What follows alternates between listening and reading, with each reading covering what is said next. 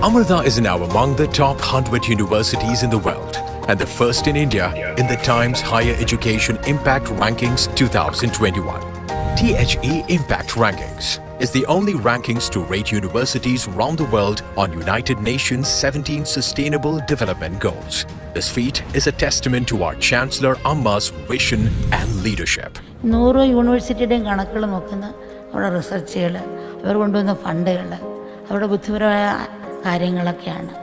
അപ്പം അങ്ങനെ വെച്ചിട്ടാണ് പ്രൊമോഷൻ വലുപ്പം നീത്. ഒറ്റ ഒരു അപേക്ഷ, ഈ നമ്മൾ കൊണ്ടുവന്ന് നടത്തിയ റിസർച്ചിൽ അല്ലെങ്കിൽ നമ്മൾ ചെയ്തത് സമൂഹത്തിന് എത്ര കണ്ട് ഉപകരിച്ചു, അല്ലെങ്കിൽ എത്ര കണ്ട് നമുക്ക് സഹായിക്കാൻ പറ്റി എന്നുകൂടി ഒരു ഭാവം നമ്മൾ ഉണർത്തിയെടുക്കുകയാണെങ്കിൽ അതൊരു സ്വർണ്ണത്തിന് പരിമണം വന്ന പോലെ ആയിരിക്കും.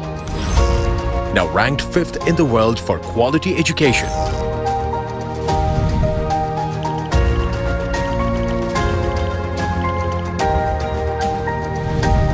Eighth in the world for gender equality.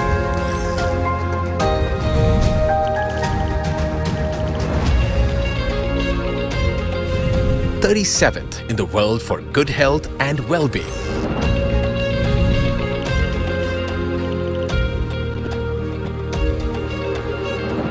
52nd in the world for clean water and sanitation.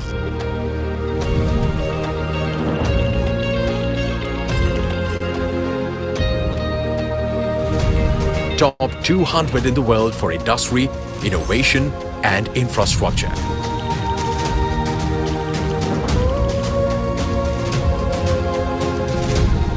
Top 200 in the world for partnerships for the goals.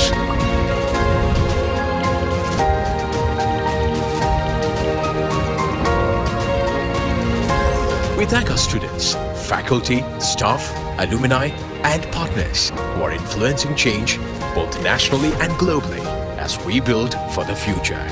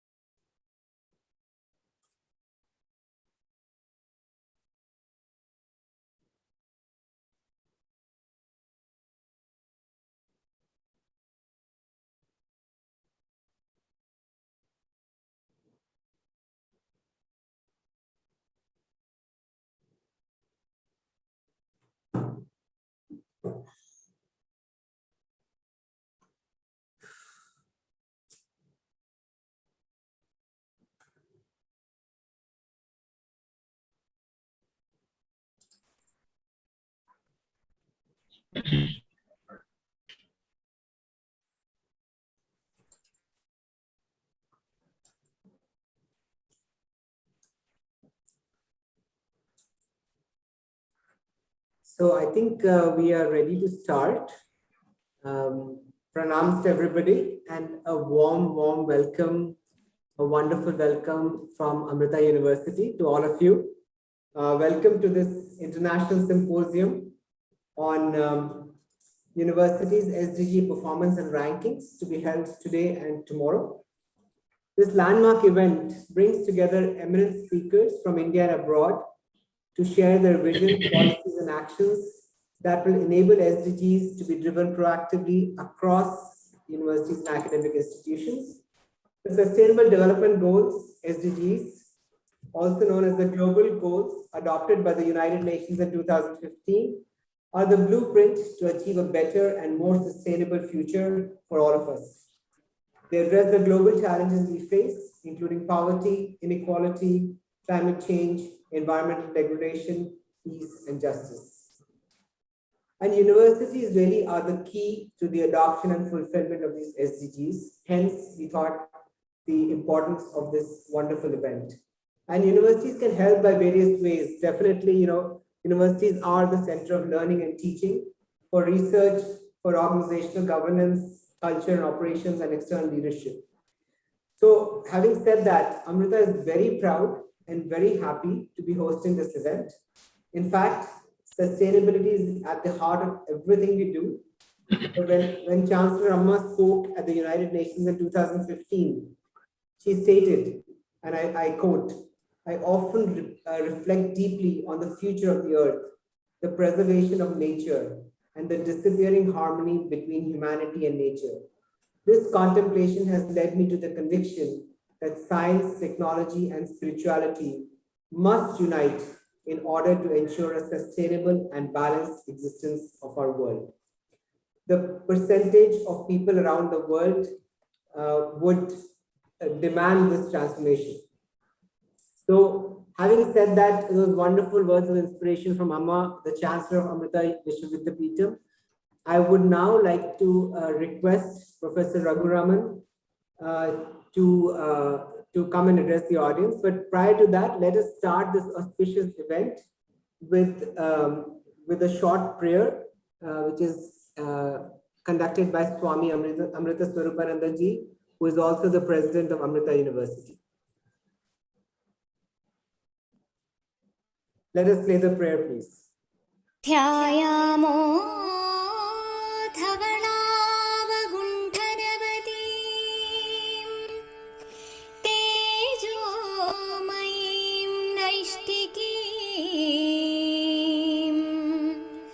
स्निग्धापाङ्गविलोकिनीं भगवतीं मन्दस्मित श्रीमुखीं वात्सल्यामृतवर्षिणीं सुमधुरं सङ्कीर्तनालापिनीं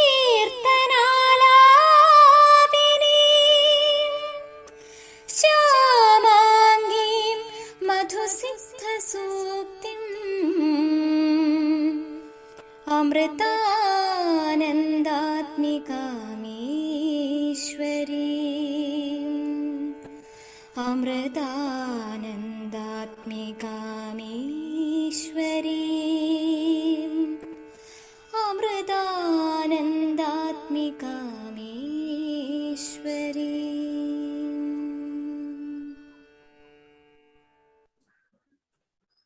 Pranams to Swamiji for inaugurating this event, and we hope that everybody will find this of immense value. Let me now invite Professor Raghuraman, Director for Global Rankings and Accreditation, Amrita Vishwavidyapeetham from India. A quick 2 lines about Professor Raghu. Professor Raghu has established the Center for Research in Analytics and Technologies for Education, CREATE, an affordable and accessible educational technology initiative pioneered by Amrita. He has also been the former CEO of Amrita Technologies, which is a pioneer company in healthcare technologies. Professor Raghuraman is also the member standing committee, National Mission on Education through ICT, Government of India, and he's on the board of directors of the Amrita Technology Business Incubator. With those short words, let me please invite Professor Raghuraman to invite our esteemed guests and commence the proceedings.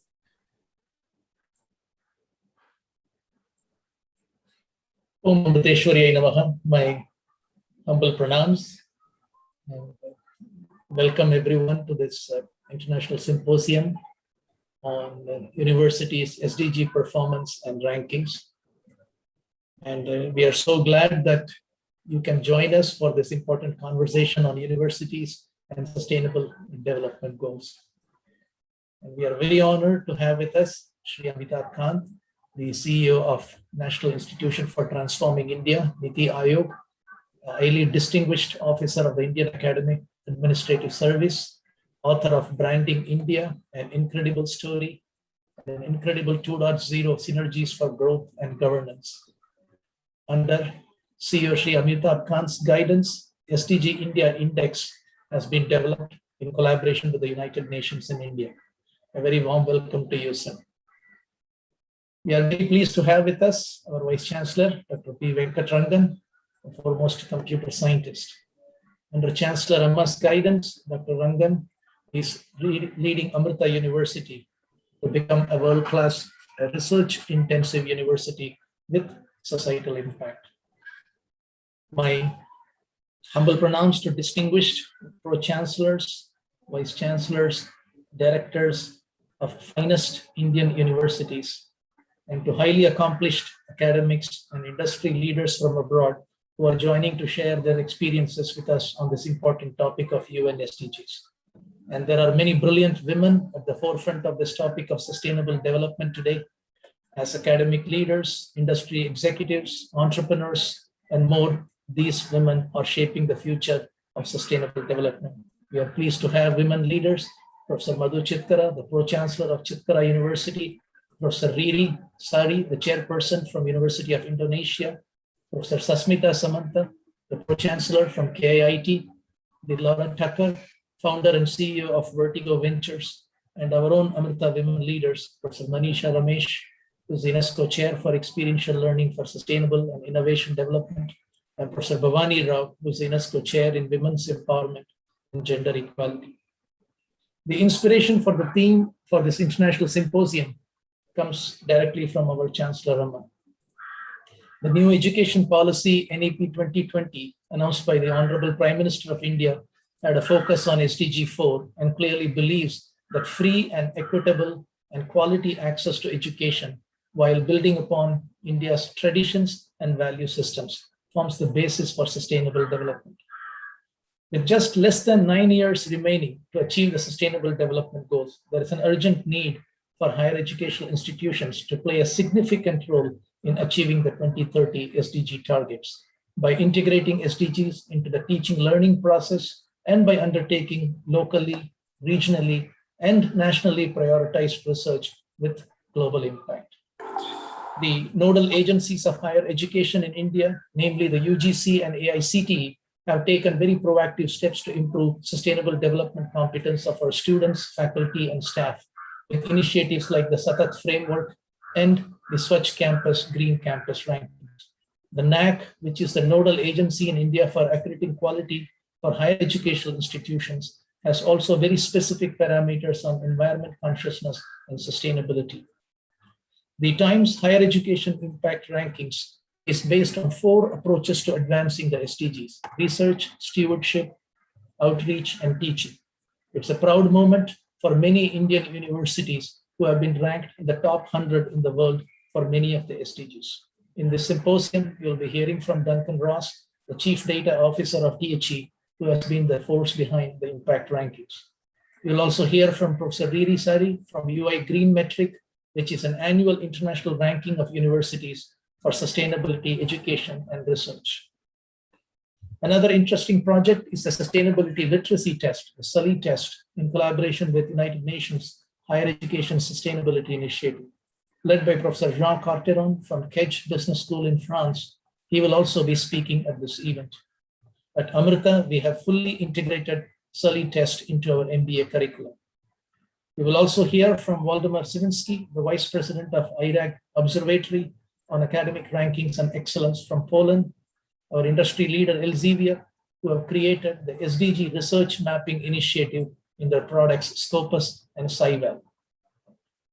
For the first time since the adoption of SDGs in 2015, the global average SDG index score for 2020 has decreased from the previous year, a decline driven to a large extent by increased poverty rates and unemployment following the outbreak of the COVID-19 pandemic. Against this backdrop, our discussion and sharing of ideas on SDG performance by universities assumes significance. With those words, once again, a very warm welcome to everyone to this international symposium on SDG performance and rankings. My humble pronouns to all of you.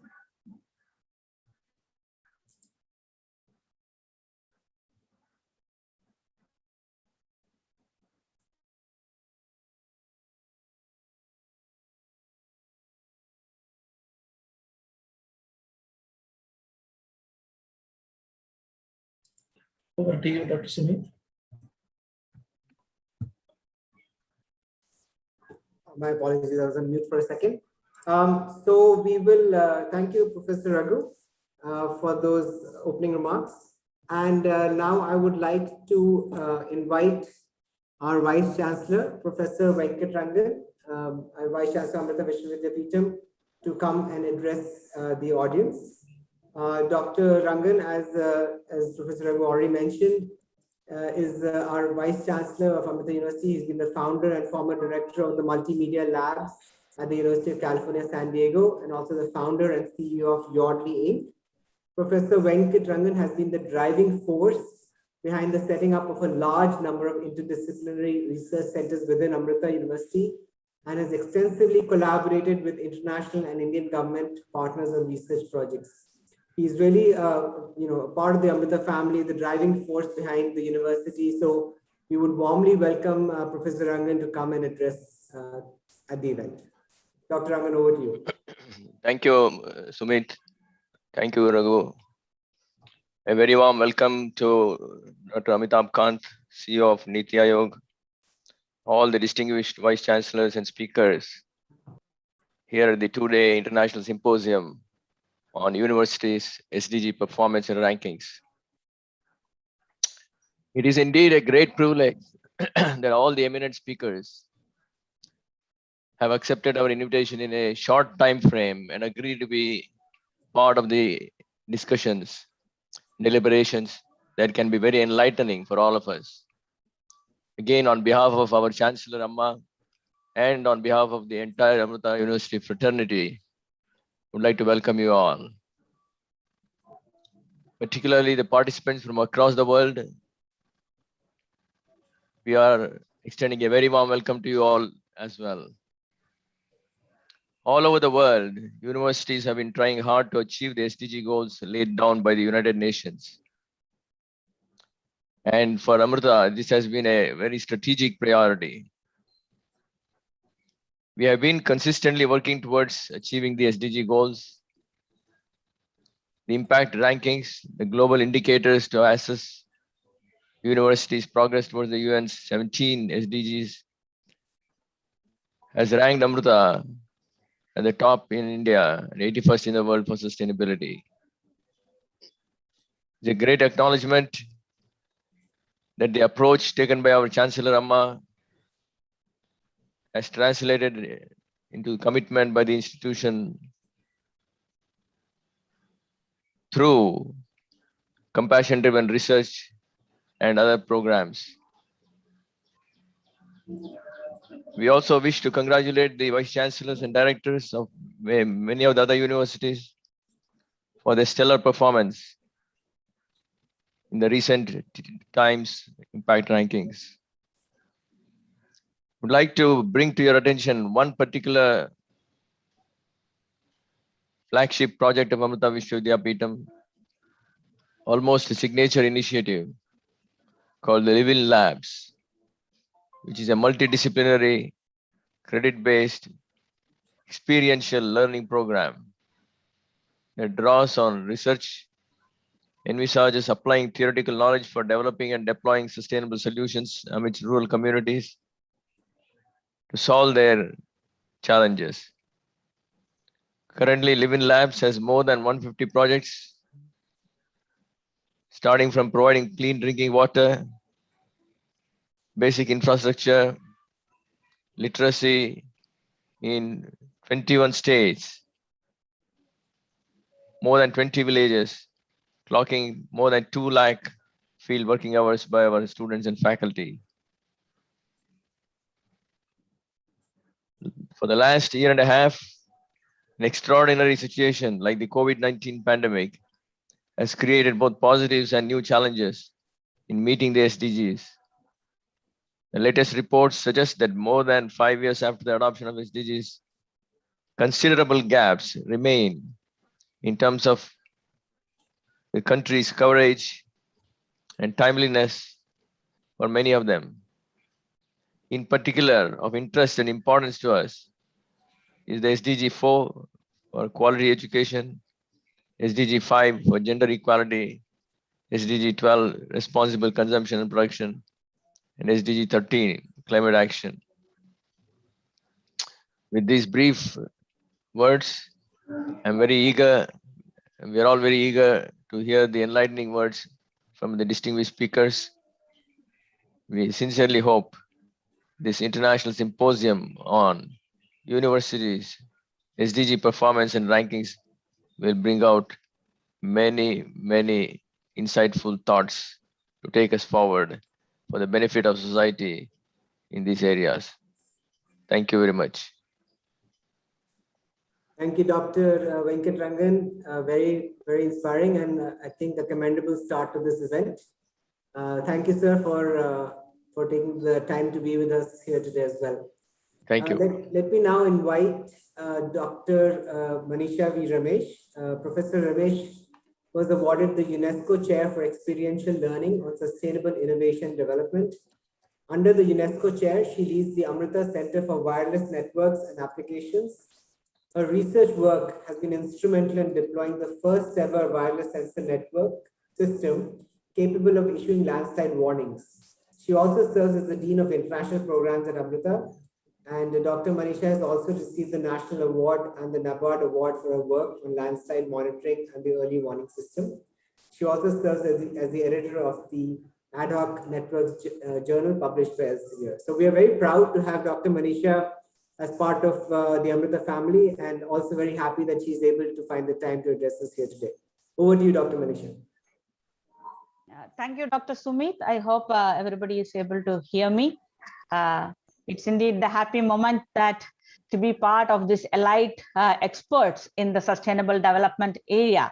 And it's a great opportunity for each of us to hear from each one of you. Let me just share my screen so that I can present quickly.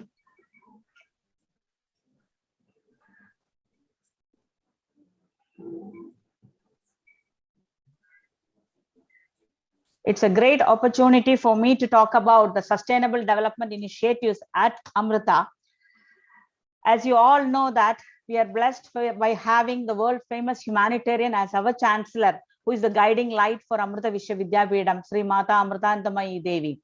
Before I start what is sustainable development, let me just go into one of the quotes which Amma had talked earlier. When we try to love or serve without understanding those whom we are serving, we often end up harming society and ourselves.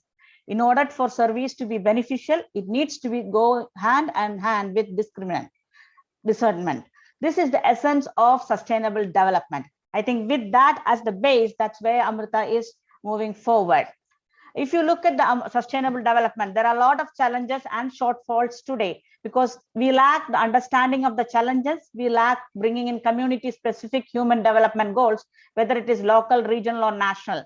And in the sustainable development, naturally, we have to look at solutions that would meet the needs of the present without compromising the ability of future generations. So for that, naturally, we have to equip our system to achieve community-specific human development goals and simultaneously sustain the ability of natural system to provide the natural resources and ecosystem services. What do we lack today?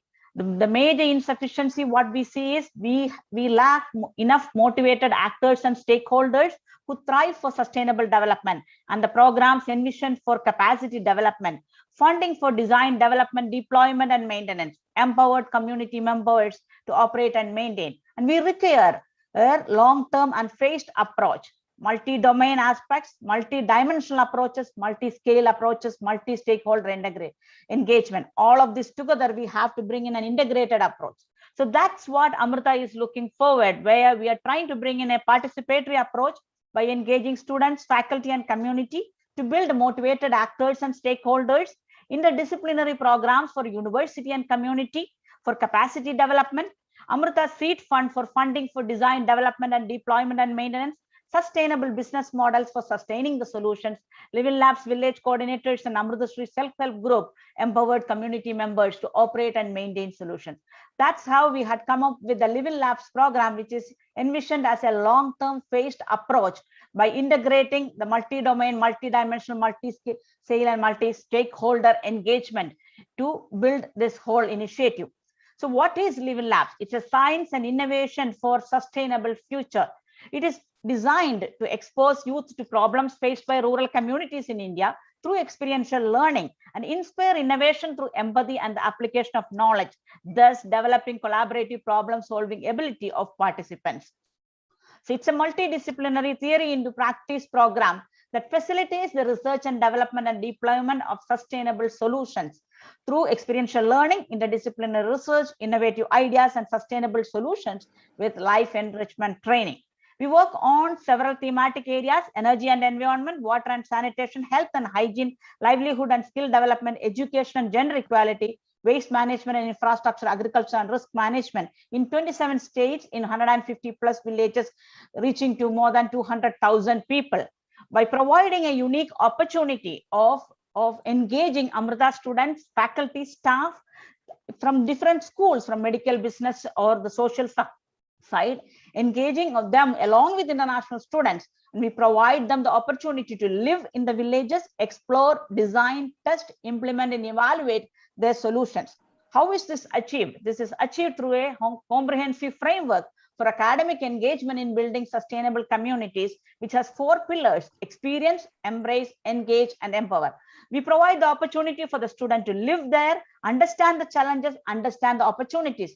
We provide them the opportunity and the capacity training to embrace the culture in the village, embrace the values, understand their challenges, be part of their systems, and engage on an individual level, on a group level, and with the community, thus empowering themselves, ourselves, and also with the community and the stakeholders. So we are looking at as a wholesome output where we use this framework to actually build the sustainable and resilient community with the basis compassion-driven research and value-based education, where if you see in the middle circle, where the teaching learning models, it involved participatory models, problems solving based models, experiential models, peer models, team building models, etc., along with bringing the interdisciplinary community dimensions like socio-cultural, economic, political, environmental, cultural, resource, aspirations, etc., by using the models from the technology, the business models, the social science, and the change models, thus enabling the innovation and the interdisciplinary integration to come out, which will provide the community empowerment, frugal innovation, sustainable solution, thus leading to wholesome learning and providing us global citizen. And at the same time, on the village aspect, you are getting a self-reliant, sustainable, and resilient communities. So the uniqueness is engaging and integrating these different aspects of interlinking them to bring in the transdisciplinary knowledge and providing the output through the approaches specified through this program. Are you able to hear the sound? Sorry, let me just. Dr. Manisha, the sound is not audible. Yeah, let me just stop the share and share once more.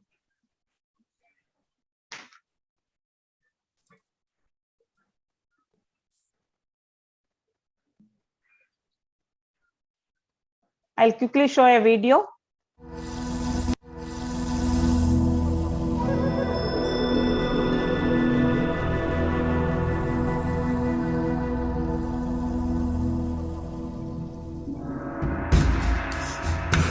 Human settlements in rural areas have always enjoyed a direct link with the surrounding natural environment.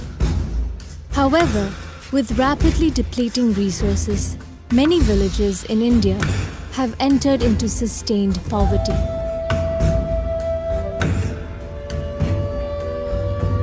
In 2013, Amrita Vishwa Vidyapeetham, guided by its Chancellor, Sri Mata Amritanandamayi Devi, launched the Live-in Labs program. We have made this program in such a manner that it has closely knitted the interdisciplinary domains together to bring in the solution. We give the students an opportunity to see the rural community, be in that environment, in the rural community, along with them, live with them. So automatically compassion will be generated in their heart, which provides them an opportunity to find out what are the challenges they are facing and how their technical knowledge can be used to provide it as a solution. The Live-in Labs program continuously strives to achieve the UN Sustainable Development Goals by fostering self-reliant communities. Bachelor's, master's, and PhD students from all over the world can spend 2 weeks to 6 months working with Amrita faculty and students at one of the program sites. After a comprehensive orientation session and team formation, program participants will live in and explore the village to identify challenges and co-design a proposed solution. Implementation, evaluation, and making improvements will happen after testing the solution in the university's labs. For any technological solution to be viable, to be sustained, you need to be with the community in designing the solution. That is one of the major things we train them in the whole process, where they work with them in coming up with the design. They look into it, what is their needs, so that they can come up with affordable, adaptable, sustainable solution, which will make sure that the technological solutions will become a success.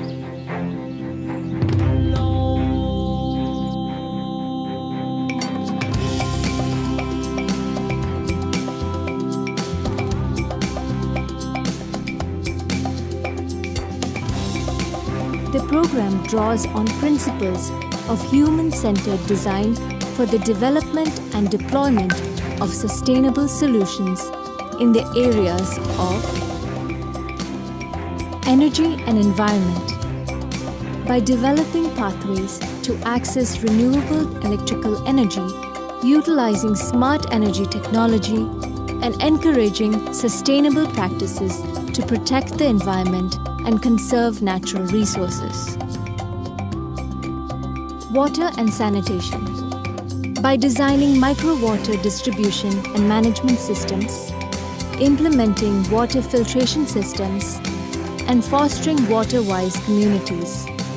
These are joined by initiatives in rural sanitation, which develop sustainable models for toilet construction fostered through democratic participation. Health and hygiene. By implementing hygiene awareness programs to increase community health and well-being, developing low-cost technologies, diagnosis units, micro healthcare management devices, a rural health management system, and epidemic management and detection programs. Livelihood and skill development.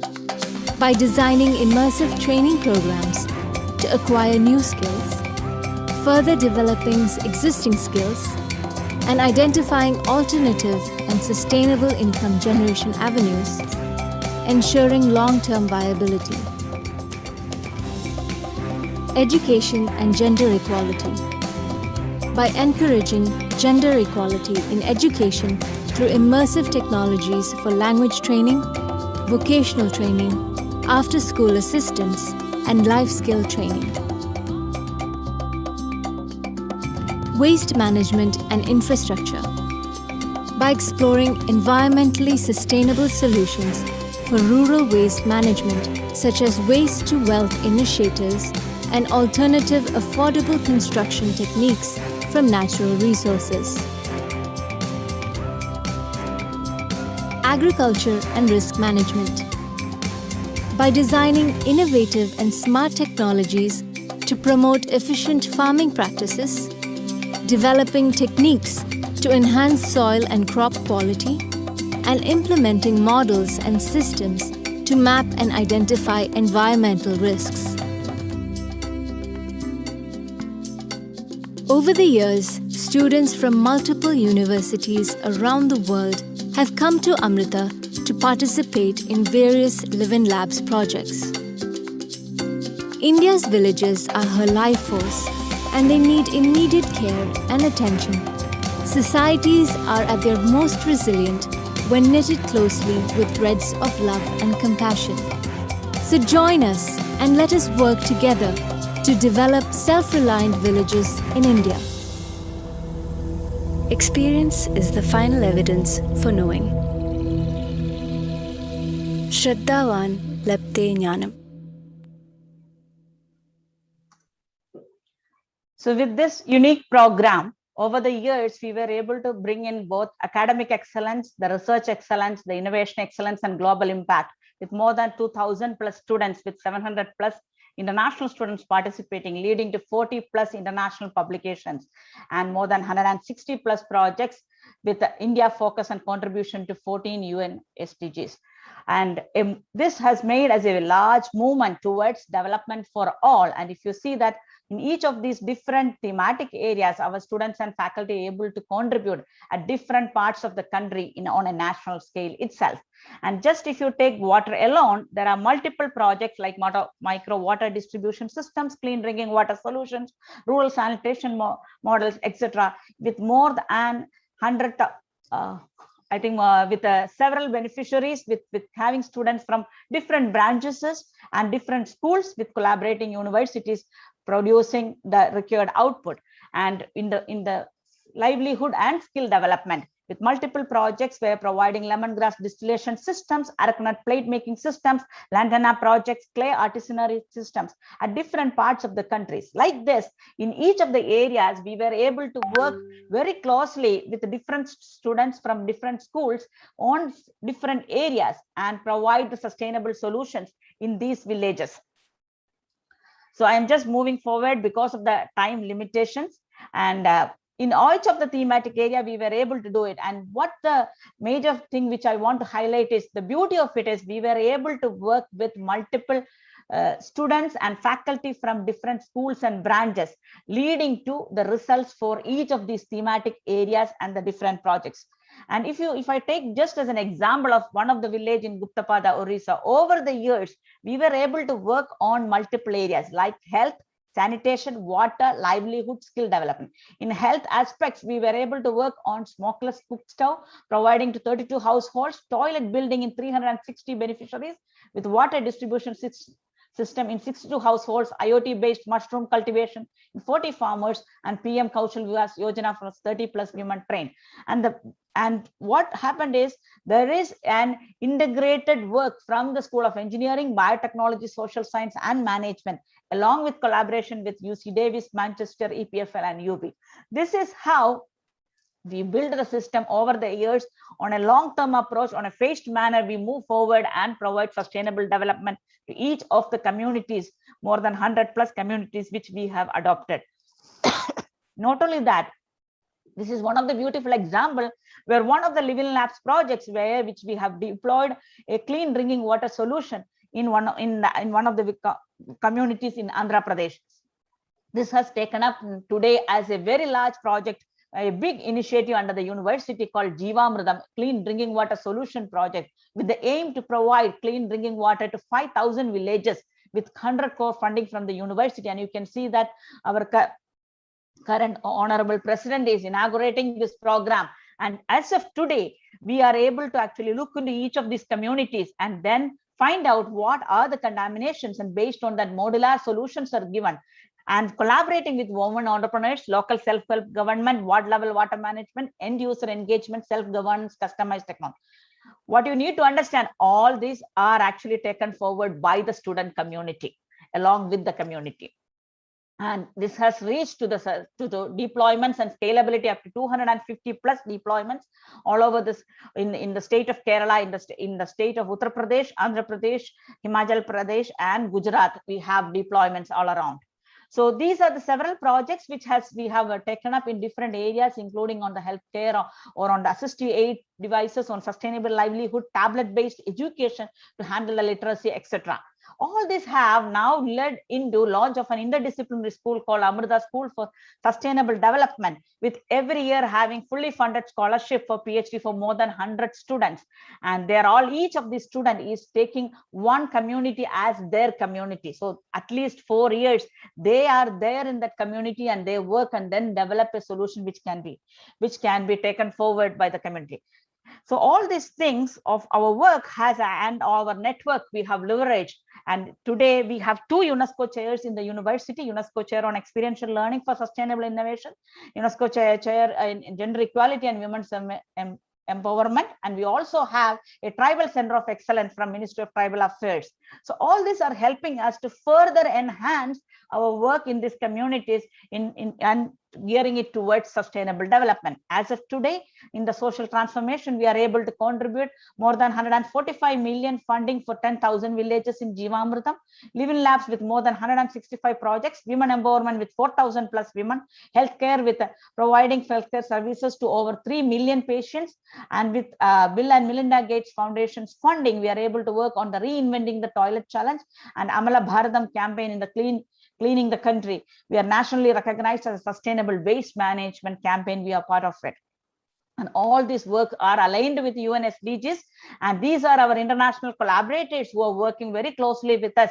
All this have led over this short span of time to rank first in India and in world's top 100 in the 81st as in the THE impact rankings of 2021, with SDG 4, 5th in the world in quality education, in gender equality, 8th in the world, in good health and well-being, 37th in the world, and in clean water and sanitation, 52 in the world, and top 200 in the world for industry innovation and partnership for goals.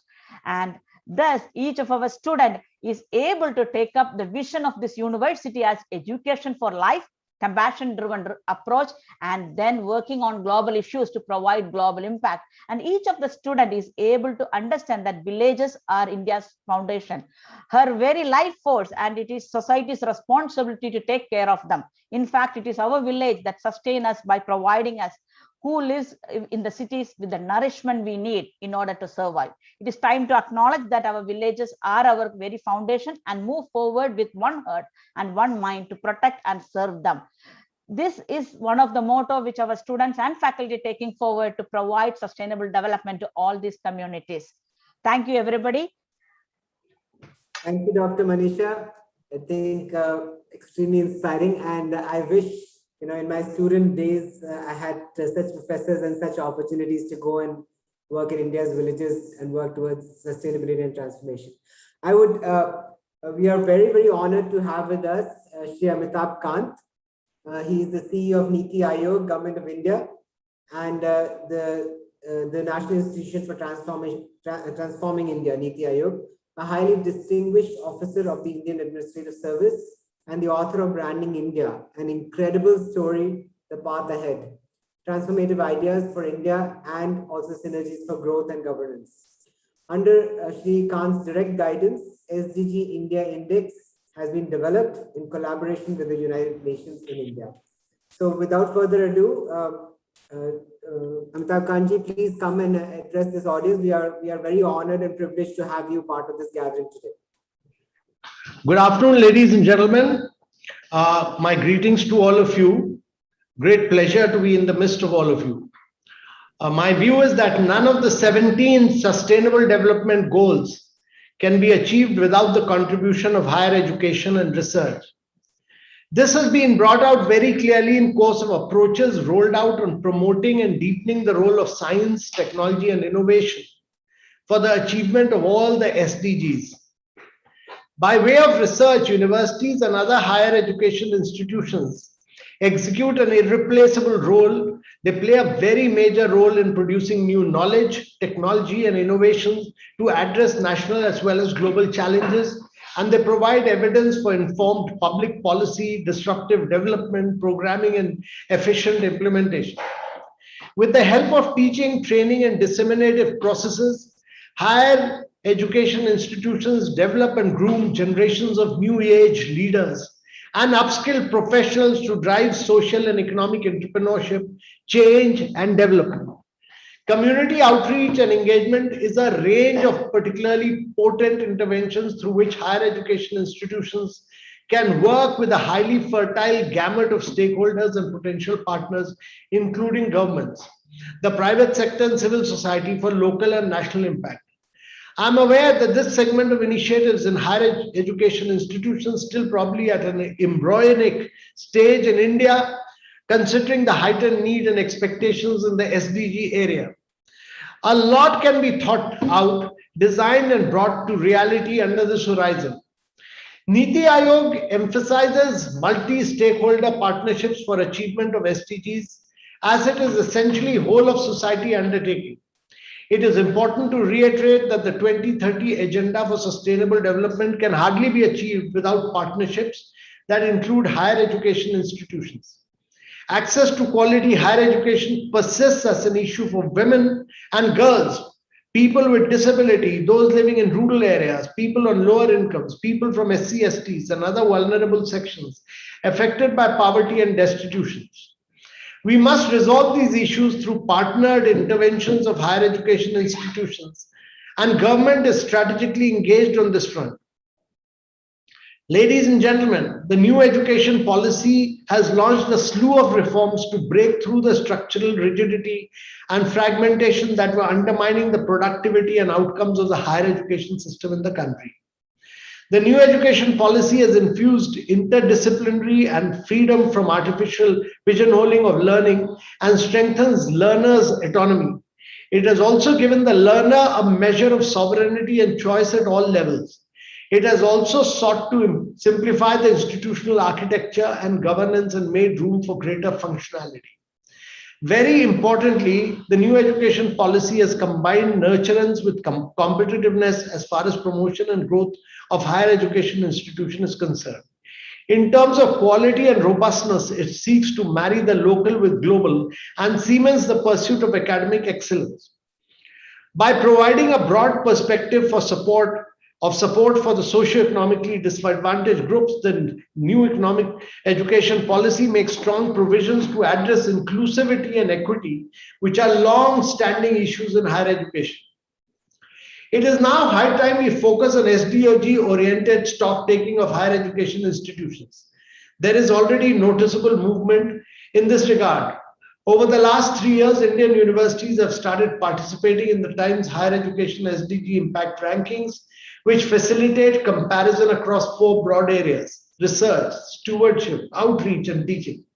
However, there's a need for national ranking system for higher education institutions, which can potentially replicate what has been achieved in the case of state governments and UT administrations through the SDG India Index. Let me now give you some perspective as well as highlights in respect of the SDG India Index that is being led by Niti Aayog since 2018. The SDG India Index aims to provide a holistic view on the social, economic, and environmental status of the country, as well as the states, union territories individually. The index tracks the performance of all states, union territories on select SDG indicators. The purpose of this exercise is to guide states, union territories on the SDG priorities and to ignite a healthy competitive ethos for better performance in development, planning, and implementation. Over the 3 years, the SDG India Index has succeeded in firing up the SDG monitoring process across the states, UTs, and generating significant gains in terms of achievements. There's a consistent upward trend across a majority of indicators in the majority of states and UTs. The index has helped in identifying action areas, conducting focused policy dialogue, and chalking out evidence-based corrective measures. The SDG India 2020 index is far more comprehensive and robust in terms of the coverage of SDGs and related targets. While the first edition measured progress of the states UTs in 2018 on a set of 62 indicators across 13 goals, the current edition is based on 115 indicators spread across 16 goals. The index is available online on online dashboard on Niti Aayog's website for increased outreach. The finding of the SDG India Index and Dashboard 2021 are encouraging, especially when we are in the middle of a fight against the COVID-19 pandemic. They show that our progress on the SDG is still pacing ahead. Although much of its metrics have not yet fully captured the impact of the pandemic, it indicates that we grappled with the pandemic on a stronger footing. The increase in India's overall SDG score on a scale from 0 to 100 by 6 points, from 60 in 2019-20 to 66 in 2020-21 is backed by remarkable progress in 4 very crucial goals. Goal 3, good health and well-being. Goal 7, affordable and clean energy. Goal 11, sustainable cities and communities. And Goal 12, responsible consumption and production. Further, the outstanding momentum in Goal 6, clean water and sanitation, continues. I would not like to burden you with information from the SDG India Index and rather invite everyone to take a close look at the index. Suffice it to say that the Indian policy space is increasingly geared up for performance on the SDGs, and a monitoring tool like SDG India Index is very useful in abetting performance. Before I conclude, I would like to say that higher education institutions must start taking coherent and organized steps to monitor and improve their contribution towards SDGs. A national ranking of higher education institutes can be an important and useful stride in this direction, and Niti Aayog will be happy to be part of this conversation. I thank the organizers for this very productive interactive session, because the higher education space has experienced considerably less churning out on the SDGs goals so far. I look forward to your fruitful deliberations, and I look forward to receiving your recommendations. Thank you all very much. I deeply appreciate my interaction with all of you. Thank you very much, sir, and very inspiring, actually very informative to know about the index that we are aware of, but the fact that you've gone to so many parameters, and it's just amazing that it's such a healthy debate across all of India, and the fact that we are able to see the progress happening across all the states and UTs. So thank you very much. And we are obviously very encouraged that the government is so supportive and taking all these steps to move forward towards India's SDG goals. So thank you very much for taking the time to be with us today, sir. For our next speaker, let me invite Professor Jay Mishra. Professor Jay Mishra is the co-director of the Amrita Center for Sustainable Future. And Professor Mishra is an MBA from the Harvard Business School. He's been teaching at the Amrita School of Business since 2002, mostly focused around entrepreneurship and business. He has also been a faculty member at the Stanford Graduate School of Business and has been nominated as the best teacher at Stanford as well.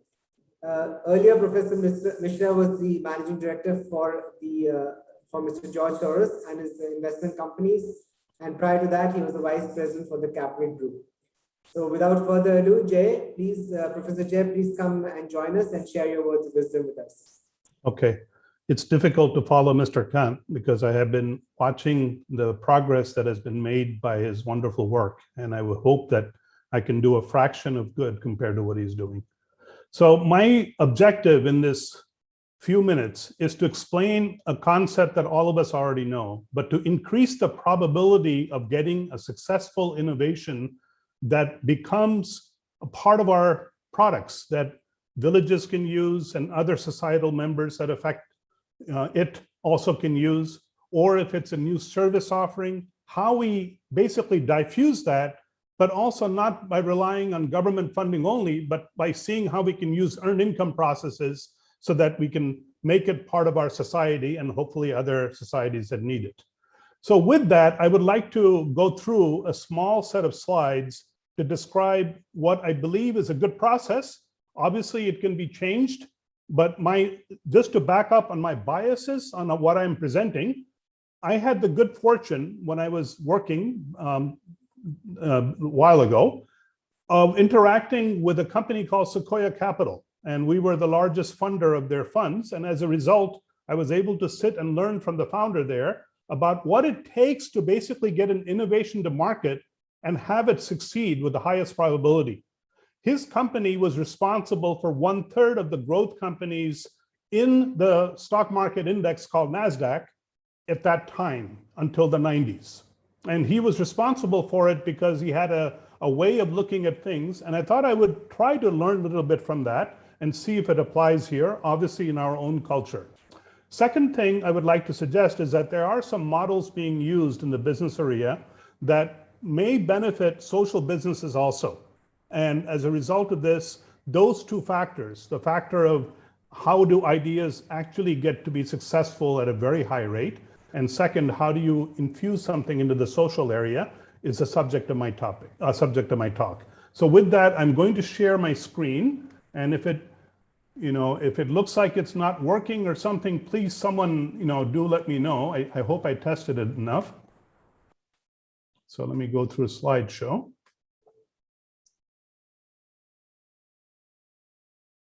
Can anyone comment? I see. Is it okay? Can you see everything? Can you see a slide? Yeah, Jay, we're able to see it. Okay, so let us begin. My hope is to basically create some ideas inside the audience on how not only to do academic research, academic studies, but also to build practical things as a side effect of all that work. Obviously at Amrita, we have live-in labs that we are doing quite well. It's an incredible offering. MIT, for example, has something called Design Lab as another offering that some of you may have heard of because of its longer tenure, and there Stanford has its Innovation Lab. So all these type of things are actually trying to add to the field of study by giving you innovative topics, but also to do some innovations that hopefully will help our 2030 agenda. It is difficult to imagine that we are going to be able to achieve all that in the 2030 arena. So my agenda is, how did we get here? I mean, why do we even need a 2030 agenda? Briefly. Second, taking a look at the SDI for the 2030 agenda. Are they something special? And I think they are, but can they be enhanced by academics? I believe they can. Third, once we decide that we can enhance those STIs, what is the innovation process that might make sense given what we have learned from businesses and also other social businesses? And finally, to perhaps ask for your humor, in saying that maybe we have some foundation STIs that will affect all the SDGs much, much more than the individual STIs that affect one or two or three of the SDGs today. So that is my agenda. I hope to cover everything in the next 10 minutes. So if you were to take a look at the original author of the 7 social sins, Gandhiji, all the things that are listed on the right-hand side, he wrote and told his grandson, and every one of them we're doing as a society, not as individuals, but as a society. We're doing all of this. But the final thing I'd like to add is number 8, is that the problems that we have created as a society, not just in India, but elsewhere, is that the problems we have created from these 7 that we have not done in a good way is we have become overwhelmed by all the effects of everything that has happened. The pandemic is too big. I'm not going to wear a mask as one evidence of it. And I would like to say these blunders that we have done are actually the reason we're talking about all this. And to reverse the blunders obviously will take a lot longer than our time horizon probably, but we should start. We have nothing else to do that's better. So if you look at the STIs today, they are development and diffusion driven. And with all the due respect to Kanchi, he is doing what he needs to be done. There's no doubt. And in India, if I see the mass PFX and what are the things that we are looking at per SDG and the processes that have been put in place, they're wonderful, but we need help. And I think he's going to give us a very, very good set of ideas. So the first thing is STIs are being done for the right reason. Second, there are some challenges. What do we do about the incumbents that are there? How does the transition happen? I believe that research area is incomplete, and also from a practical innovation area, it's very incomplete. And this is one category for where we can look at when we go to the next slide and describe what the process for innovations are.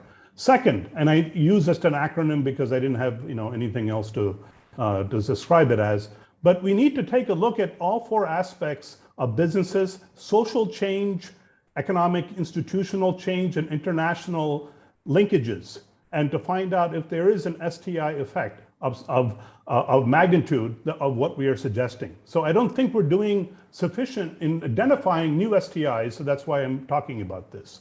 And finally, if you take a look at an example of what the UN has given for the STI ideas, there are obviously many targeted STIs for each of the goals, but for individual ones, we have pharmaceuticals being identified for one, but can they be made broader? And is this too product oriented rather than an effect oriented? And so on. All of these seem to be very product driven. And I believe that what we need to do is to take a look at a solution sequence of what we need to do in order to get impact on the 2030 agenda from several SDGs being improved at one time. So if you look at, as an example of that, transport versus reduced petrol or diesel use, agri-reform versus only considering arable water as an individual element. Consider agri-reform also as part of that. So with that, let me also show that in the literature, it's a recent survey. If you look at the type of sustainable development goals that are being impacted, there are a few that stretch across different parameters of the 17 SDGs, but most are focused on 1 and 2. And if they are focused in more than that, they tend to be softer issues that may not be as equally reproducible from village to village or from one location to another part of the country, etc.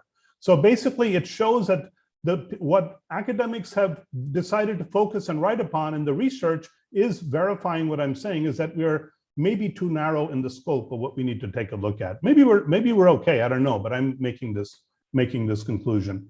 So what is a successful innovation process? Well, first of all, if you take a look at this diagram that I have driven, it is process driven. Okay, it is driven by looking at the solution first, and then in parallel developing the products and services for it. So the 3 stages of doing that solution is to find the problem, and you do have to spend enormous amounts of time. We use many, many good principles of human-centered design. Others have used, obviously the Gates Foundation has made a lot of progress with design thinking methods and have enhanced it considerably, especially in the quantitative scales. So that's a good first step. But then after that, to explore solutions, we don't do as much of the lean methods that are done in work today in the business arena. So the lean methods basically say, produce something of minimum viability and take it out to the people that need to be served that you have just gotten your design from and see what they say. And there are other techniques which I didn't describe because otherwise this would become a class. Okay, so this basically looks at the first stage feasibility. Let us say that you've already gone past that and you have a technology that's working that you would like to modify for another location. Then you skip the first stage of finding the problem because you sort of know it.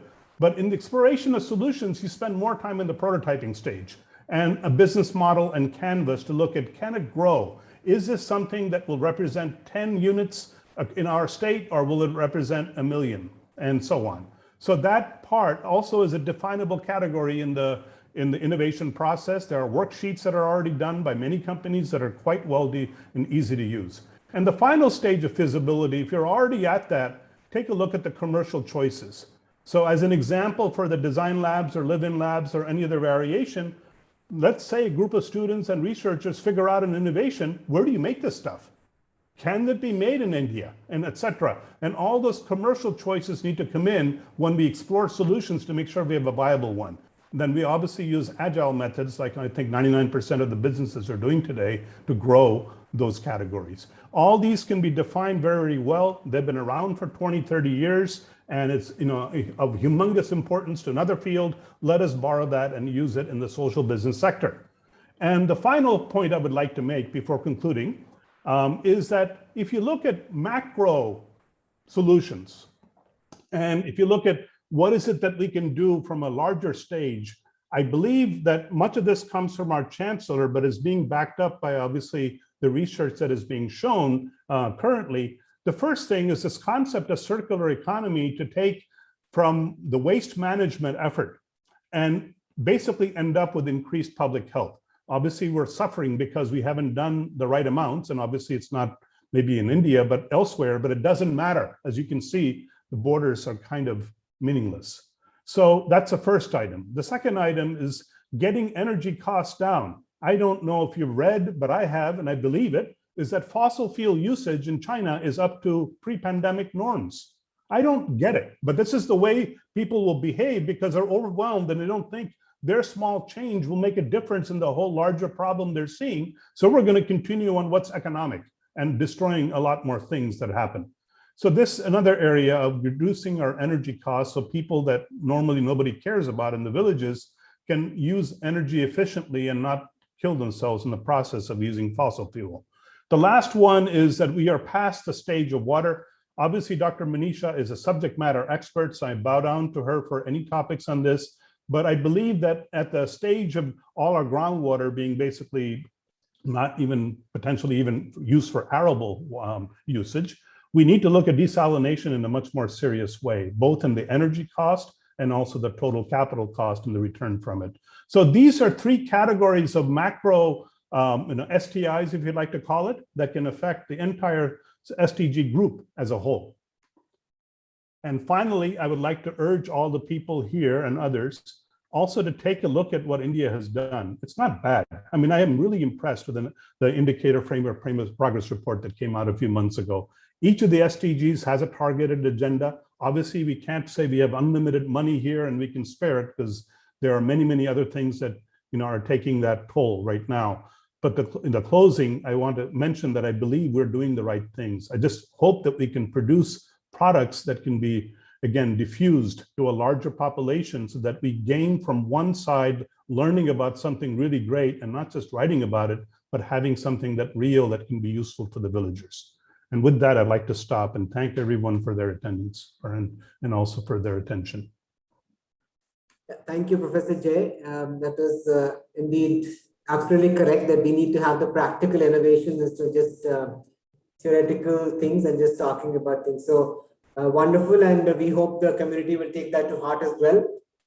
So now we have, moving forward in the program, we are going to have a short video introduction by the Chancellor of Amrita University, Mata Amrita Nai, a short clip about her.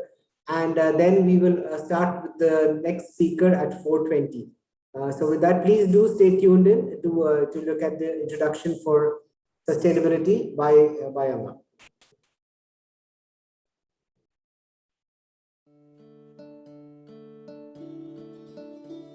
Shri Mata Amritanandamayi Devi, affectionately known as Amma, dedicates literally every day of her life to consoling suffering people all over the world.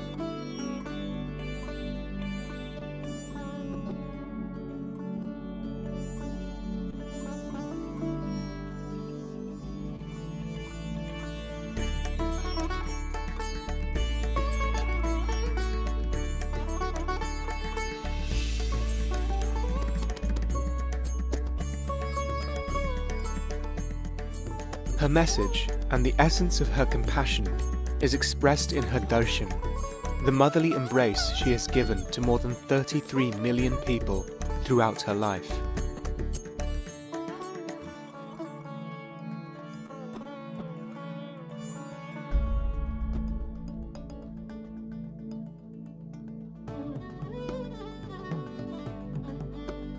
We call it darshan. When Amma hugs people, we call it darshan. And our Amma would give darshan to 3,000 people. So I can It's imagine. 1 per second.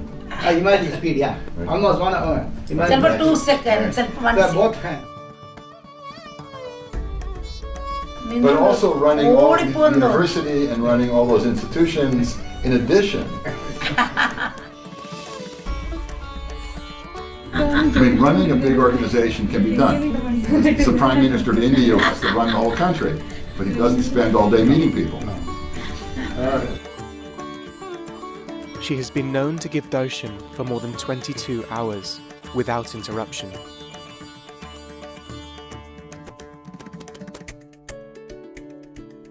Receiving Amma's embrace, many feel inspired to offer selfless service to those in need.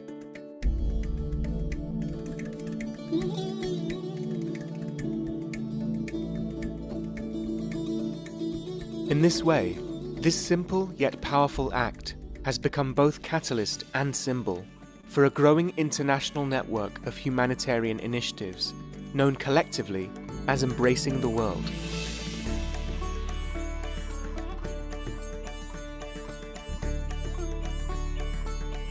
The deeper one experiences both the people around her and Amma herself, the more captured one is by the commitment to helping people.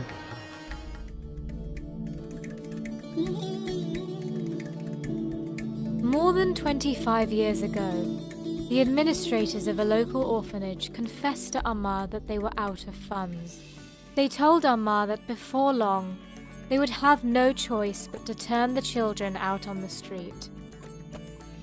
Amma diverted the money that had been saved to build her ashram's first prayer hall and used it to assume care of the orphans. With this, Embracing the World was born. Amma immediately began caring for the children, rebuilding the orphanage and re-establishing the school. Inspired by Amma's profound concern for the children's well-being, Embracing the World completely renovated the orphanage and transformed its atmosphere. Today, there are 500 children living at the orphanage. With the nourishing food and loving care and encouragement they receive from dedicated staff, the children gain the confidence and the strength to move forward in life.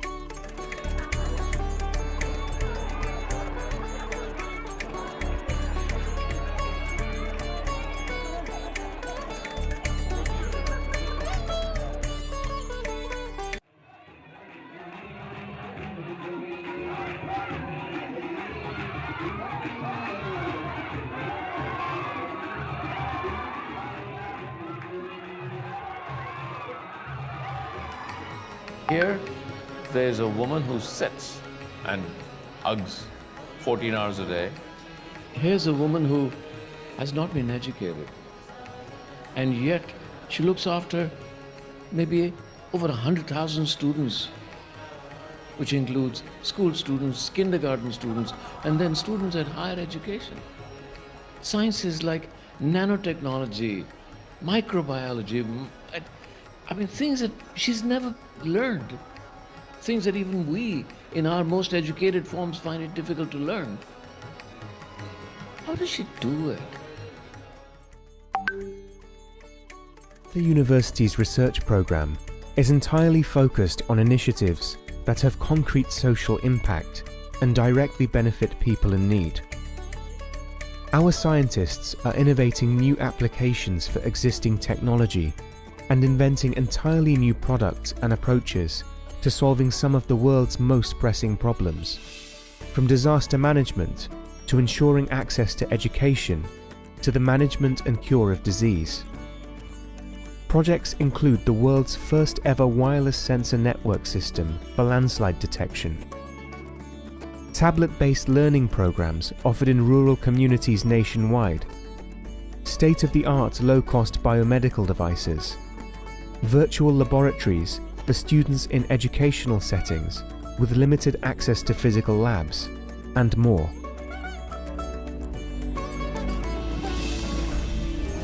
Prabha is an ultraviolet disinfectant robot. Because it's remotely operated, there is no need for the person or the operator to come into direct contact with the ultraviolet radiations, which are harmful to eyes and skin.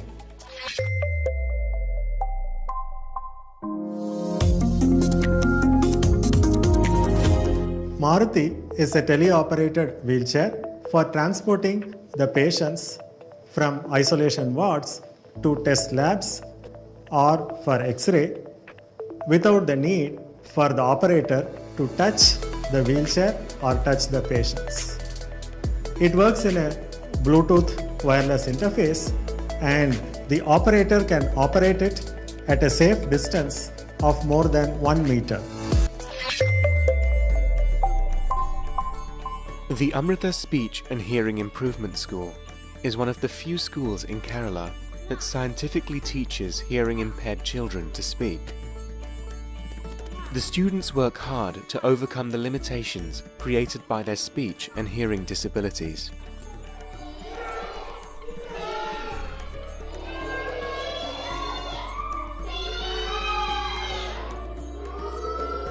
The Amrita Institute for Differently Abled is dedicated to providing education for differently abled children, including those with Down syndrome, epilepsy, autism, and intellectual developmental disability. The programs provide these children with basic life skills and fundamental concepts that will help them function as independently as possible on a day-to-day basis. That while the children may not excel academically, they possess hidden talents. Properly cultivated, these talents can be nurtured into skills they will be able to use to make a living in their adult life.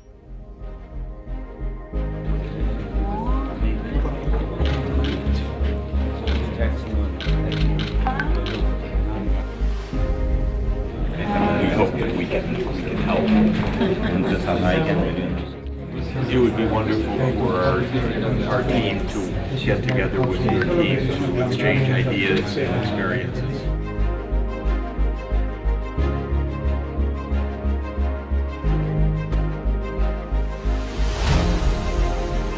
Jagdamba जगन्माता आपल्या देशाच्या संदर्भात आपण भारत माता म्हणतो, पण खरी भारत माता कोण आहे? त्या भारत मातेचं रूप काय आहे? मला ती भारत मातेला पाहू शकेल का? तर आपली अम्माच ती भारत माता आहे.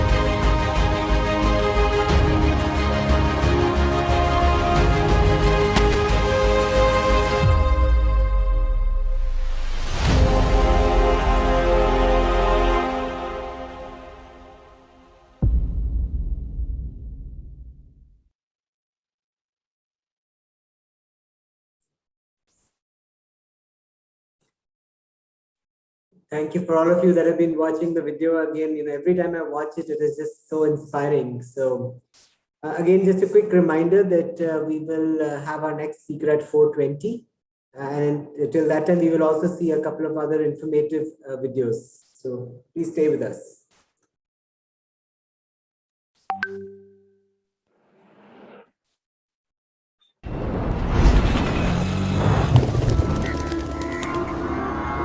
Education has the mighty power to move millions of minds from darkness to light, from limitations to limitlessness, from finite to infinite. Our country is believed to have had a higher education system as early as 1000 BC. But today, only 26.3% of the total eligible population enroll for higher education.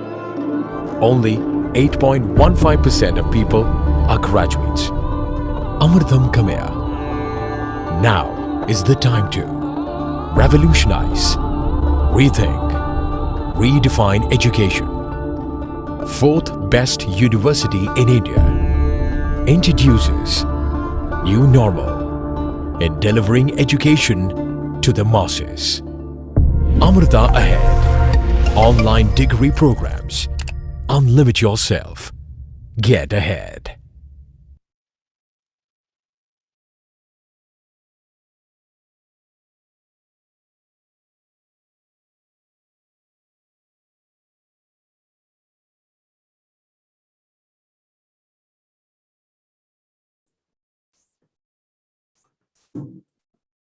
So again, a quick reminder that we will be back with our next speaker in 8 minutes. So till then, please do stay with us and watch some more videos with us. Thank you.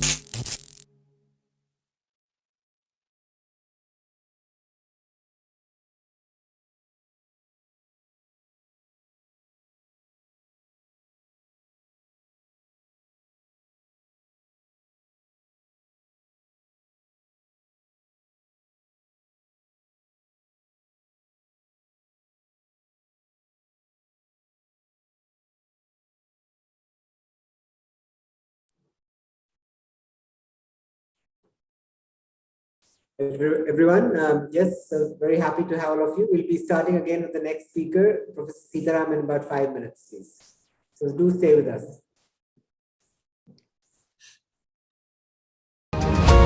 Amrita is now among the top 100 universities in the world and the first in India in the Times Higher Education Impact Rankings 2021. THE Impact Rankings is the only rankings to rate universities around the world on United Nations 17 Sustainable Development Goals. This feat is a testament to our Chancellor Amma's vision and leadership. 100 യൂണിവേഴ്സിറ്റിയുടെയും കണക്കുകൾ നോക്കുന്ന അവരുടെ റിസർച്ചുകൾ, അവർ കൊണ്ടുവന്ന ഫണ്ടുകൾ, അവരുടെ ബുദ്ധിപരമായ കാര്യങ്ങളൊക്കെയാണ്.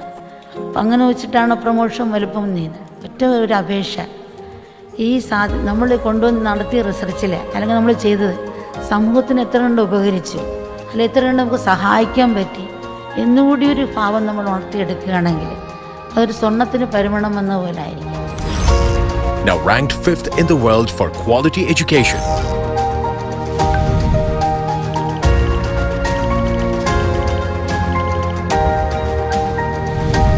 Eighth in the world for gender equality.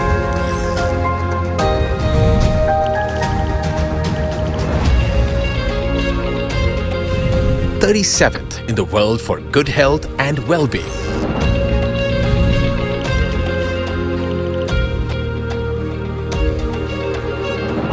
52nd in the world for clean water and sanitation.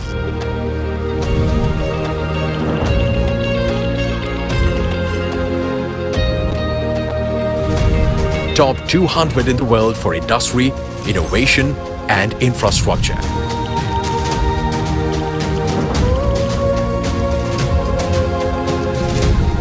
Top 200 in the world for partnerships for the goals.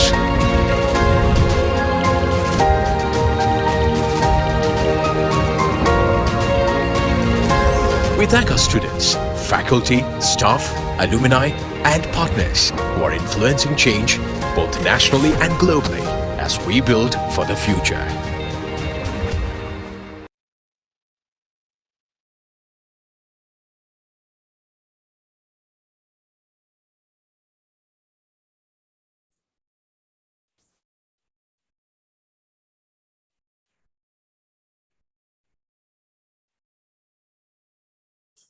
So pranams everybody and welcome back to our session.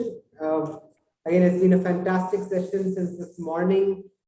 We've had a host of very reputable speakers, and I think what's really inspiring to me that everybody's been talking about how we can actually practically implement SDG solutions, try to have a healthy competition among all the participants across the country, across internationally, and somehow enable each other to aspire for higher achievements in SDG goals. So it's been very, very inspiring. Amazing talk by Shri Amitabh Kanji to talk about the policy initiatives of the Indian government. Very informative sessions by Dr. Venkatrangan, by Dr. Manisha, by Professor Jay. So again, I'm very much looking forward to the next set of sessions. And I know for the participants, we can see the chat from various people. It's been many people are asking questions, many people are sharing their comments. So again, I would encourage all of you to keep doing that throughout the sessions as we move along. So thank you. And also we have a host of international participants as well. So thank you for participating. I know it's a different time zone for all of you. So again, many, many thanks for being a part of this great event. So with that, let me hand this over to Professor Sitaram. Professor Sitaram is the Director and Professor at the Indian Institute of Technology, Guwahati in India. He's taken over as the Director at IIT Guwahati, Assam in 2019 and has also been holding the additional position of the Chairman, BOG of IIT Guwahati. Presently, he's the Honorary Professorial Fellow at the University of Wollongong, Australia from 2019 to 2022 and the Distinguished Professor at Hankow University International Innovation Center in China. Professor Sitaram, we are really, really honored to have you, sir, with us. Humble pranams and thank you so much for joining us today. Over to you, sir. Thank you. Very good afternoon to all of you. Let me share my screen first.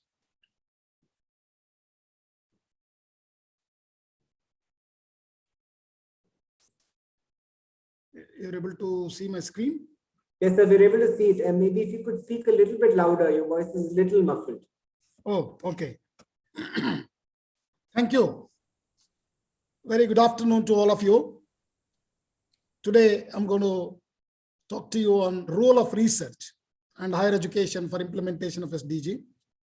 It would be a daunting task after hearing such very distinguished people earlier to me. Let me make a humble effort to put forth my thought process on how education for sustainable development can go along. Friends, harnessing science, technology, innovation to meet the SDG goals is the key. Scientists, innovators, technologists should meet with representatives from government, civil society, the private sector, and all people should come together to realize the potential of science, technology, innovation to achieve the SDGs. Science, technology, innovation help to advance human progress, live up to the promise of leaving no one behind. We have heard many people speaking earlier to me, and also efforts which have been taken on SDG, particularly by India. Many countries have committed to prioritize the progress for those who are furthest behind. The SDGs are basically designed to end poverty, hunger, AIDS, and discrimination against women and girls. You have seen how Amrita has done. It was really very remarkable. Thank you for showing those videos, beautiful videos. The creativity, know-how, technology, and financial resources from all society is very necessary to achieve the SDGs in every context. To achieve basic levels of goods and services for all, better redistribution of wealth and resources, both within and between countries, and equitable access to opportunities, information, and rule of law, new approaches that build capacities at all levels of society are very much essential. These 17 Sustainable Development Goals, which are also known as global goals, recognize that action in one area which will affect outcomes in others. And the development must balance social, economical, and environmental sustainability. Friends, at IIT Guwahati, some of you may not know where it is. It is in the northeastern part of state of Assam. Okay, only IIT in the 7 states in the northeast. Actually, we are connected to India by just 2% of our boundary. Rest of the 98% boundary we share with international boundary with Myanmar, China, Bhutan, Bangladesh. So that tells you a lot. So till very recently, maybe till 2000, accessibility to Northeast was very, very great difficulty. Today, there is a government of India's focus on the Northeast. At IIT Guwahati, we have started a course, very unique course on sustainability, particularly UN Sustainable Development Goals. It's a compulsory course for BTech and B Design students, and we've introduced in 2020. Tackling sustainability challenges is very high on IITG's research and academic agenda. Faculty members of the institute are involved in several research related to sustainability and sustainable development goals, such as SDG 1, 2, 3, 4, 5, 6, 10, 13, and 16. I don't need to go on. We need to involve the young minds too in this endeavor in transforming the world towards sustainable development. So in this process at IIT Guwahati, where we get the top cream of the country, I've thought that we should introduce them. What is about sustainability? How do we really meet them? Sustainability is a way of life, and it requires rethinking our own actions everywhere.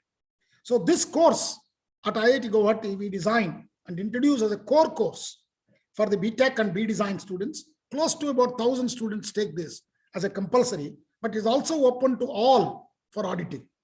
Now, it is not a course to increase pressure on the students, but to make them responsible citizens. The course encourages students to engage with one another and also through a discussion forum. What is interesting about this course is, even though this is a course number called HS200 from humanities, it's been offered, but The unique course is, it is being taught by 8 different departments of the institute: biotechnology, civil engineering, chemistry, chemical engineering, electronics and electrical engineering, mechanical engineering, design, and physics department. Faculty are involved in teaching this course from 2020. Faculty members from each of these departments jointly conduct this course. Students are exposed to the technological, economical, ecological, and societal aspects of 17 Sustainable Development Goals.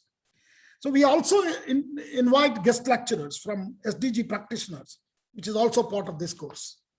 So very subtle, feedback we got last year during the pandemic, from the couple of BTech students. I would like to share.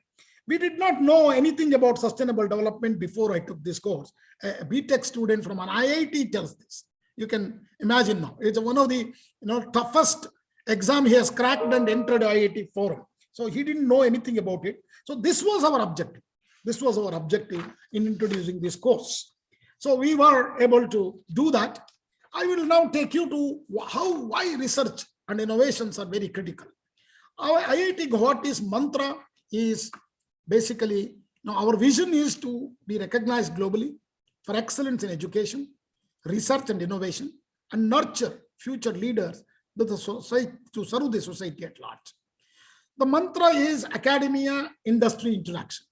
After I joined as the director at IIT Guwahati, we have created a completely different group called Industry Interaction Special Initiative Cell, wherein we could tie up with, starting with startup to entrepreneurship to consulting to all other activities to meet the goals of bring out our innovation and incubation and translation for growth. So you could see IIT Guwahati started in 1994. It's one of the youngest institutes among the IITs. IIT Guwahati is the 6th IIT after the IIT fraternity.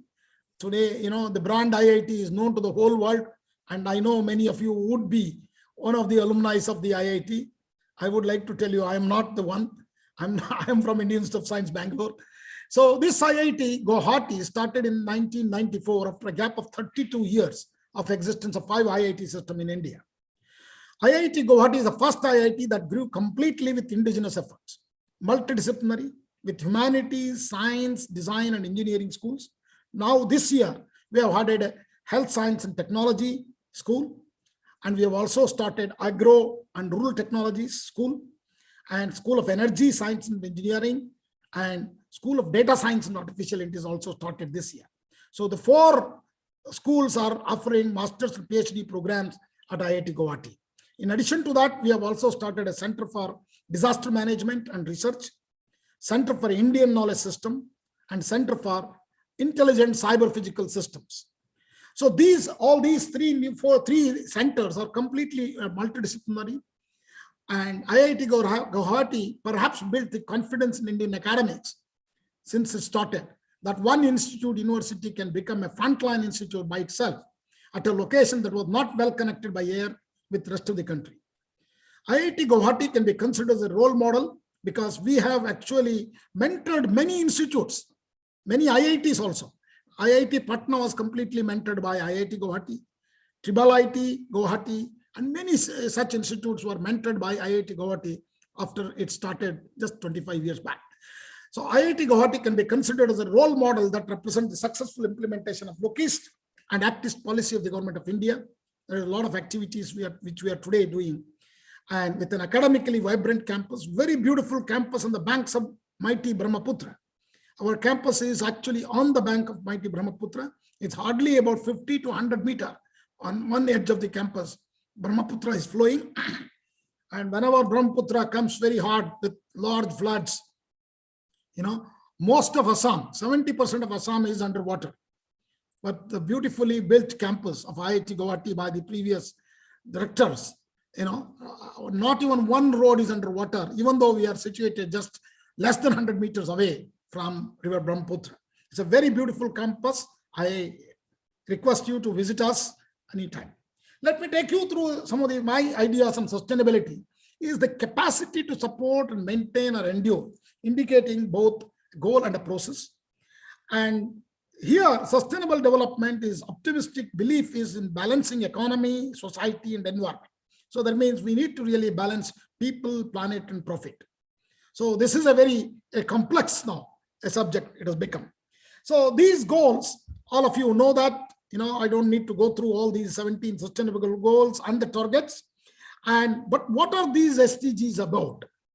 It's about inclusive economic growth, inclusion with resilience, reduction of mortality, rising living standards, adaptation to climate change. Education for sustainable development promotes development of knowledge, skills, understanding, values, and actions required to create a sustainable world, which ensures environmental protection, conservation, promotes social equity, and encourages economic sustainability. So, but there are some large questions, which I don't think we may be able to answer now or in the future. Very tough questions to answer. Economic growth possible without the increase in consumption of natural resources. It's a win. It's really a balance which is very difficult to really meet. So these are all very contradictory, but somehow we have to live with the reality. Can poverty be removed without increasing resource consumption? Human population growth can be reversed. So we need to do something in this, growth of human population in the world. So growing health and wealthy population, prospering business, and environmental integrity, can it happen at all, or can it happen at a time? All these are very complex issues, and we need to somewhere balance it out. If you go to the goal 4, which is quality education, which ensures quality, inclusive and equitable quality education and promote lifelong learning opportunities for all. So if you look at the target by target response for the goal 4, and you can, I don't want to read this, but this is a very mix of many activities which we need to do, not only the interfacing with the different goals, and also there will be different targets which will also be interfacing. The many other SDG goals are also being intermixed even with the education, like health and well-being, gender equality, decent work and sustainable growth, responsible consumption and production, climate change. And all these, are very important to meet. So thanks to the Government of India, National Education Policy 2020, which was really adopted on last July 29th of 2020, we have completed 1 year of successful year of implementation of NEP 2020, based on the principle that education must develop not only the cognitive capacities, both the foundational capacities of literacy, numeracy, and higher order cognitive capacities such as critical thinking and problem solving, but also social, ethical, and emotional capacity and disposition.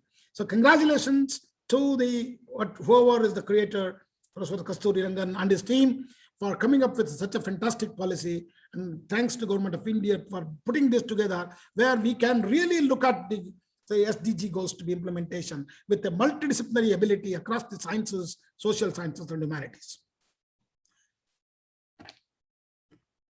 So this is the era of the NEP 2020 has actually brought disruptive innovation in education, which is a global, because India is going to be a global knowledge market. And it is also a challenge for India, but also an opportunity. So if you look at the programs of Government of India, like Stand Up India, Startup India, okay, and Swachh Bharat, and also the programs, other programs of Swayam, Teke, PMRF, NIRF, all these, NEP 2020 will drive knowledge economy to inspire, create, and move our society forward. So there is a robust demand, and there is a competitive advantage, and excellent policy support by the Government of India, and with a sustainability focus. So here, sustainable goals, development goals, and university ranking, I would like just to say a few words. We have heard that the ranking, the world ranking, impact ranking has come, but prior to that, universities are ranked mainly based on funding, number of papers published, academic and employer reputation, international and faculty student ratio. However, it is important to evaluate research that can serve the lowest and most vulnerable strata of society, as Amma was also highlighting in her speech, what we heard through the videos. So if you look at the QS world ranking, even though there is a competition here, I just wanted to bring that because it has recently been announced. Our overall score is based on the international student ratio, international faculty ratio, faculty student ratio, citation per faculty, academic reputation, and employer reputation. If you look at all these indicators, I think the citation per faculty is one significant indicator, which is actually takes a look at the research potential of an institution. So in the recent QS World Ranking 22, IIT Guwahati is actually ranked number 2 in the citation per faculty, next to Indian Institute of Science, and 41 globally. If you look at the list of top 41 institutions, okay, out of 100 out of 109 institutions, including Indian Institute of Science, has got. But IIT Guwahati has got 94 marks. Overall, we are still very far away because we are a very younger institute. We are number 7 in the overall ranking in India, and 395 ranked in globally, and jumped actually close to about 100 ranks in the last 2 years from 2020 onwards. So the Times Higher Education Impact Ranking are the only global performance table which takes care of UN Sustainable Development Goals, and they have come. They recently announced 2021 impact rankings and the 3rd edition, but we participated. IIT Guwahati participated only this year, where in 1,117 universities from 94 countries participated in that, and they explore impact ranking for individual SDGs as well. And if you look at the IIT Guwahati has done reasonably well in the top 200 globally in SDG 4, SDG 7, SDG 9, and top 400 globally SDG 6 and SDG 10. And it is all other ranking. I will not go on explaining this, but some of you can go to the Impact Global Ranking 2021, and you can see how Indian Institute of Technology Guwahati, which is also in the Northeast, which is very far away from the mainland, is also performed reasonably well. And even in the other rankings, institutions, will take pride in this ranking because if it is all consistent in all the other ranking, even in the other nature index ranking also, IIT Guwahati is ranked very top in the, and QS World University ranking, subject ranking also, we are in the top 100. We are very proud to say that. And you can see different subjects, whether chemical engineering, or petroleum engineering, environmental science, we are reasonably in the top 100 in many of those 1 or 2 indicators. The recent Outlook in India magazine, looking at Indian institutions, overall rank, IIT Guwahati has been ranked 7th. Through the NIRF also last year in 2020, they are both in engineering institution as 7th and 7th overall category, jumping basically 2 ranks from 2020, from 9th in overall to 2019. So we have reasonably performed very well even during the pandemic time. And technological progress at IIT Guwahati, if you look at it, whether it is starting from theranostic devices to silk conduit to grow nerves and microfluidics, all areas, many of our faculty, close to about 500 faculty, including visiting faculty, are there at IIT Guwahati with 7,000 and odd students, with 11 departments and 4 schools and 4 centers working at IIT Guwahati, academic centers. They have done tremendously well in many areas.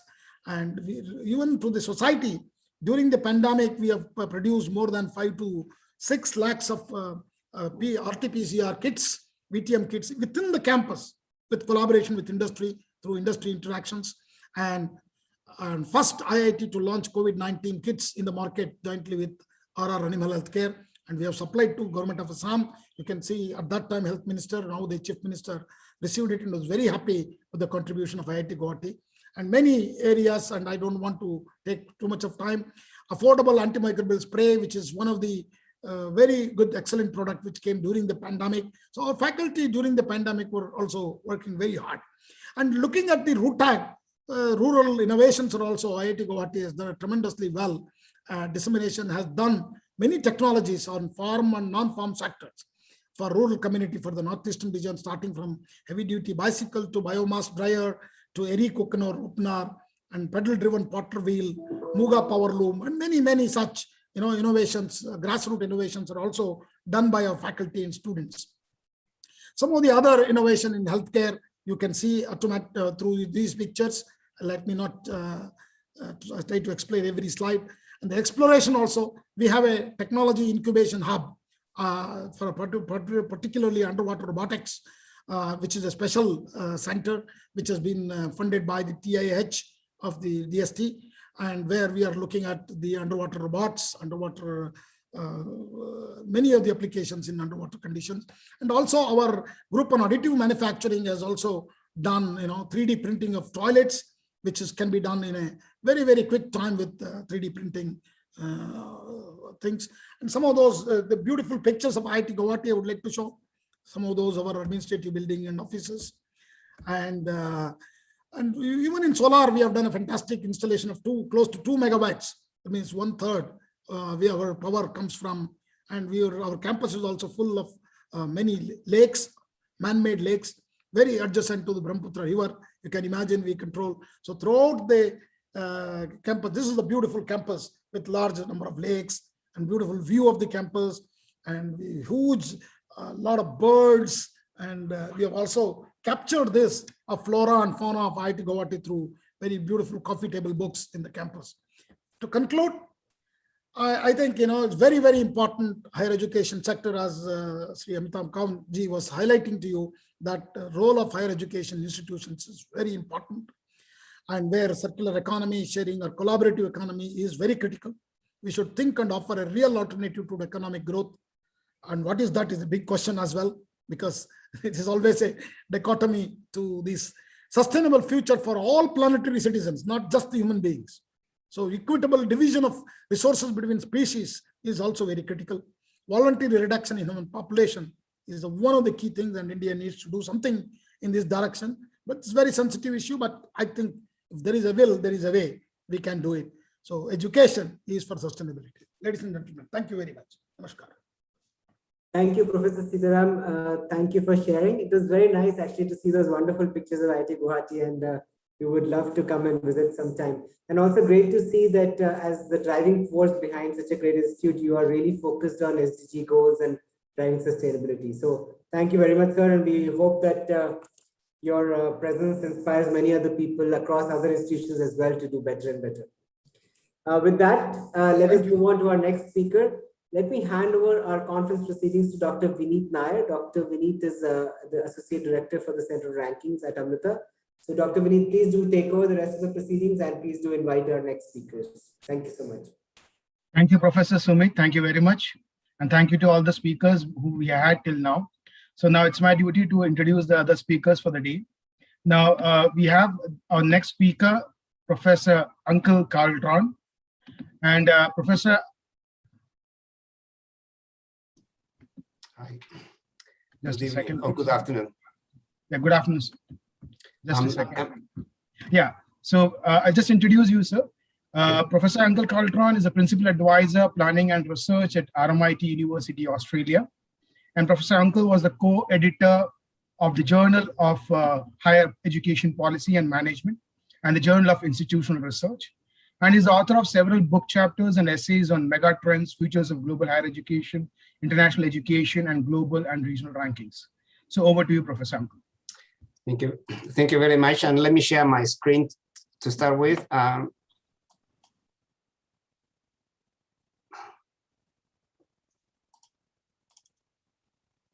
Okay.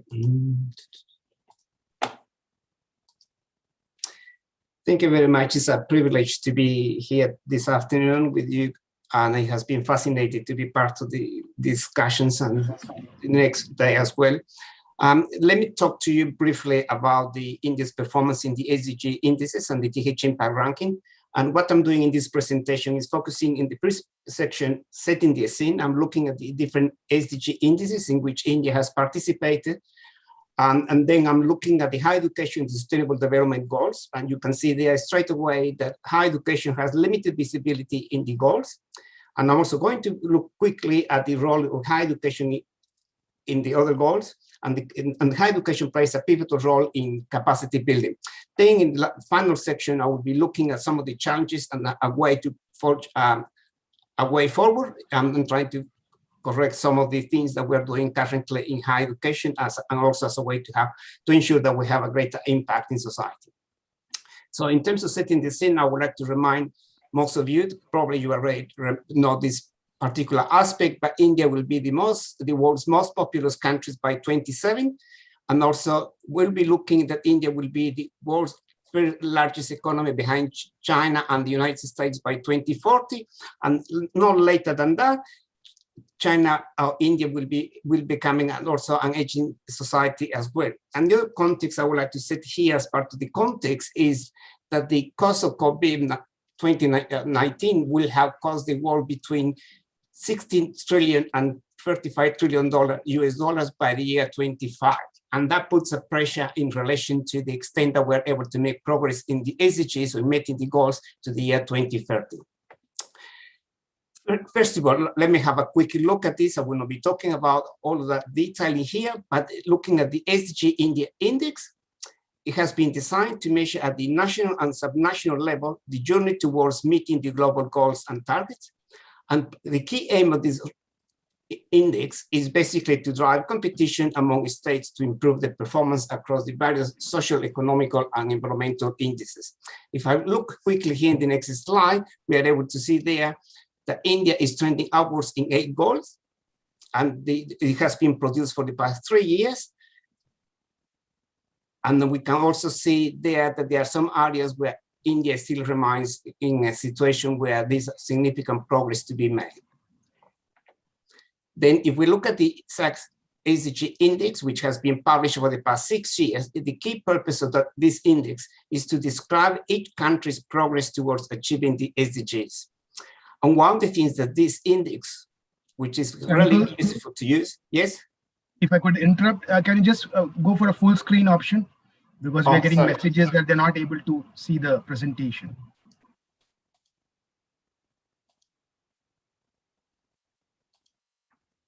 Okay, so what I need to do is,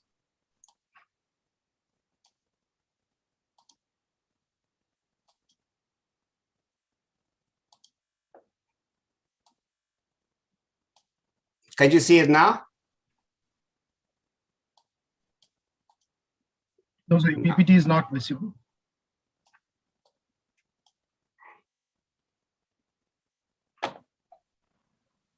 Let me change the screen. So let me start again and share the screen, and I go.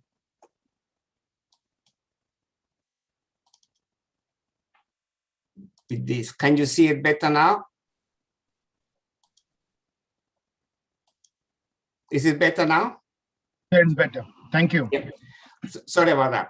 As I was saying, India ranks 860. Sorry, in the.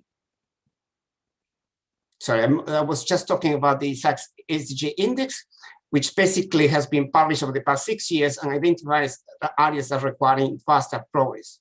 And the SDG's trend dashboards indicates whether a country is on track to achieve a particular goal by 2030 based on its recent performance on giving indicators. So what I have done in here is extract the information for India to see how it is performing in some of those goals that are in there, and pretty much you can see there that India has major challenges in 11 goals. So there's a significant work to be done in relation to these SDGs. What I have done in this slide now here is to put in context in relation to other countries in the region, and also the country that ranks first in the SDG index, which is Finland.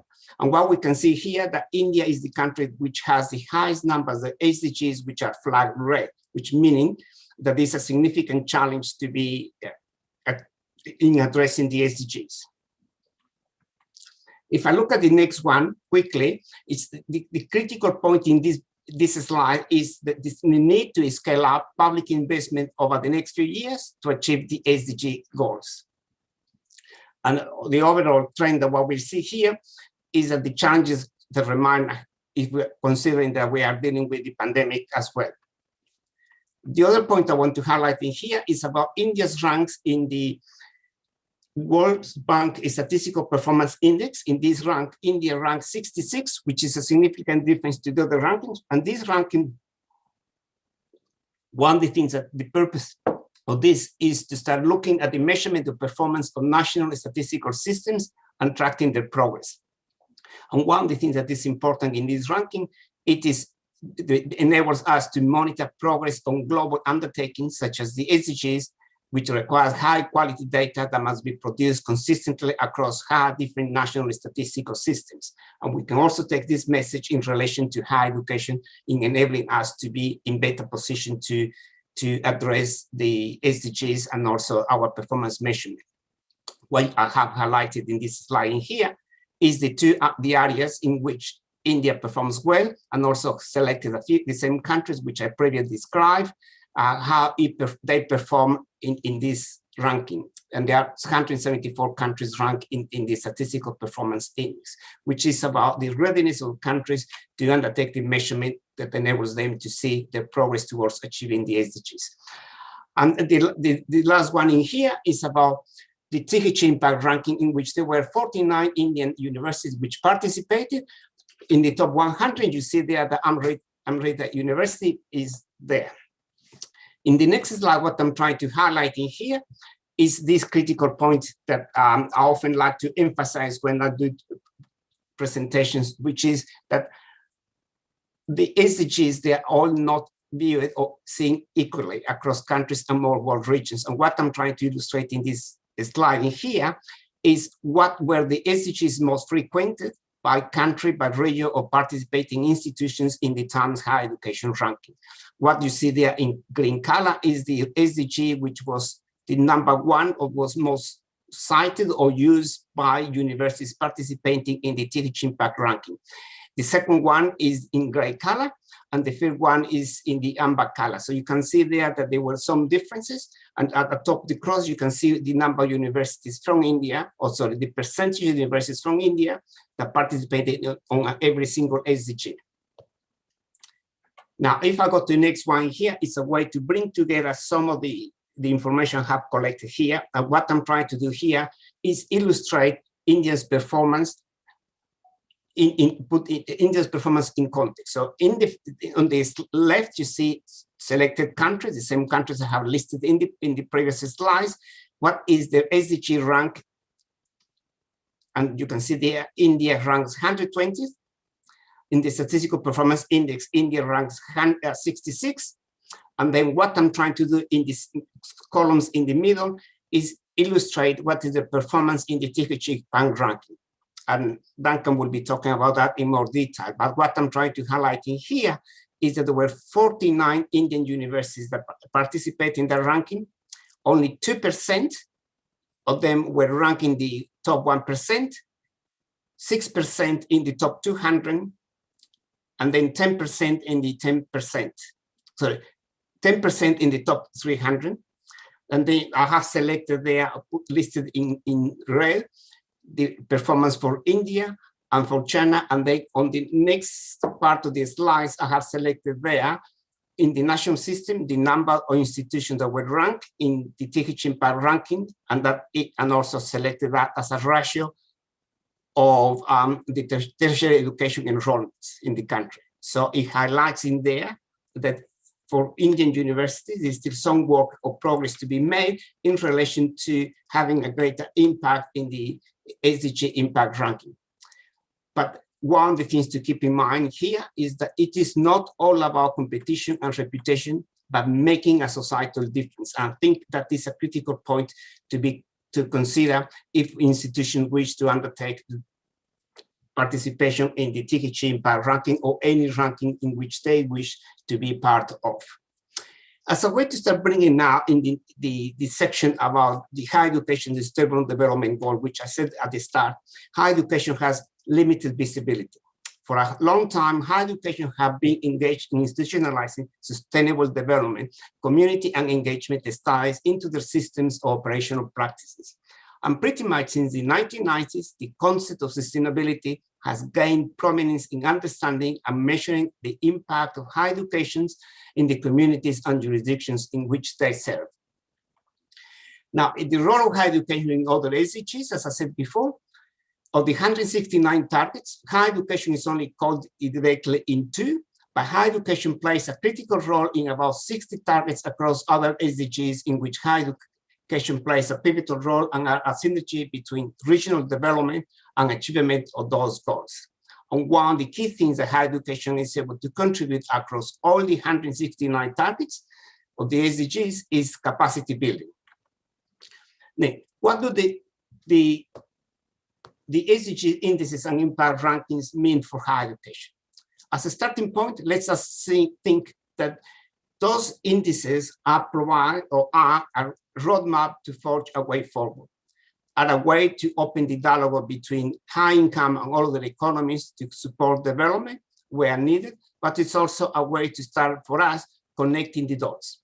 And we also need to keep in mind and recognize the need to contextualize what is the need and what is of the surrounding ecology. We cannot all expect to perform and participate and do as well in every single SDG. And this is a critical aspect that I found fascinating about the Indian specific SDG index, because it is tailored not so much at the national level, but also cascades down at the states and territories. So universities and higher education institutions are able to respond according to the local need, the regional, and not so much about the world or regional settings.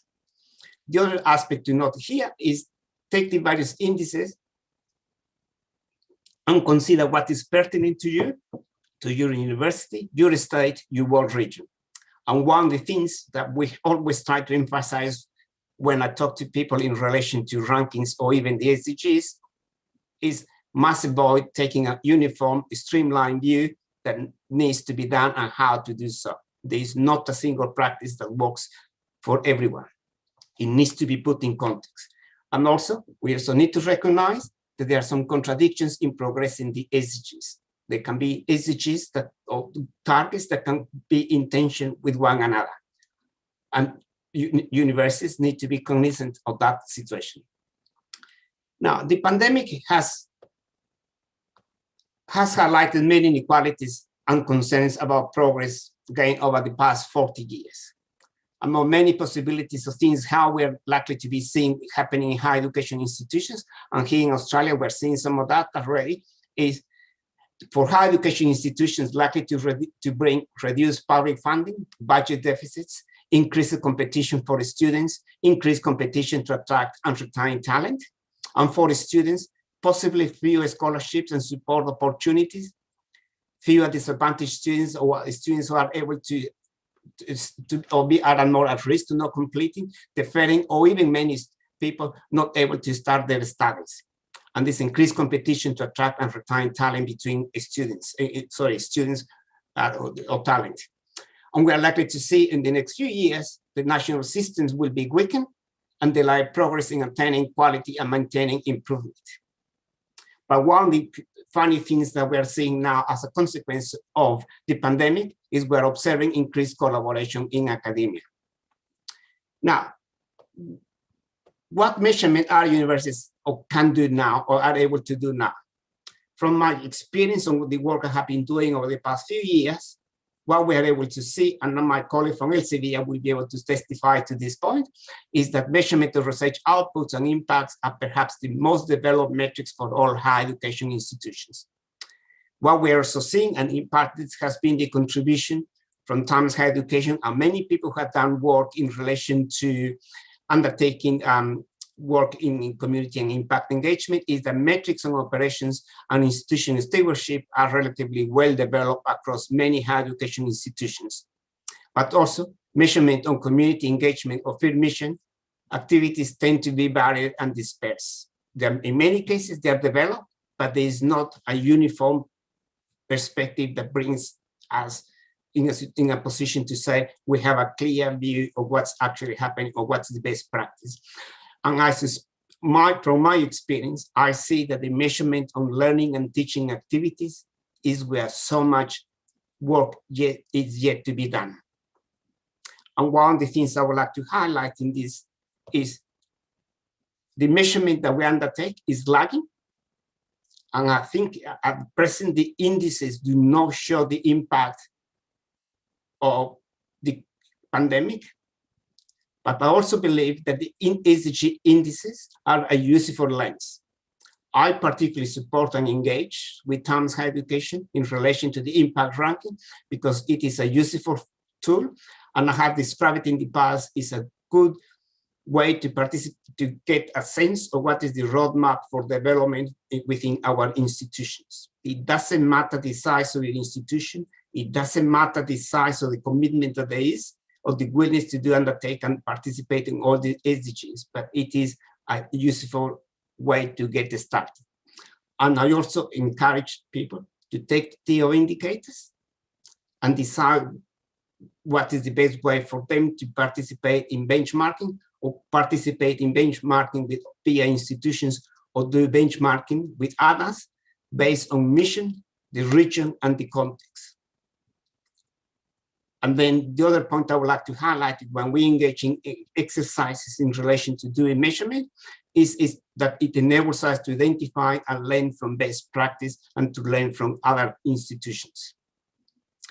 As a way to finish in relation to the parting thoughts, I think higher educations are likely to embark on a sustainable development journey like we have not seen other in history.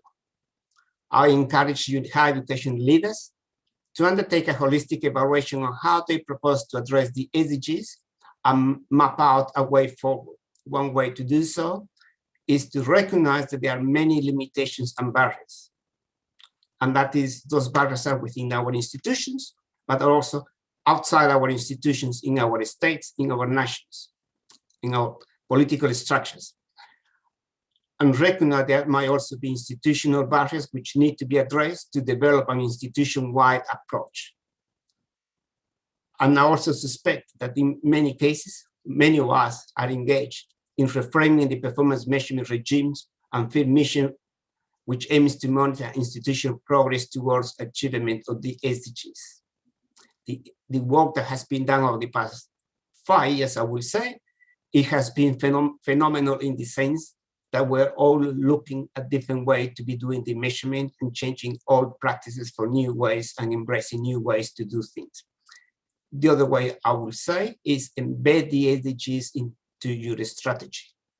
Make the SDGs as a central point of your day-to-day ways of working and doing things.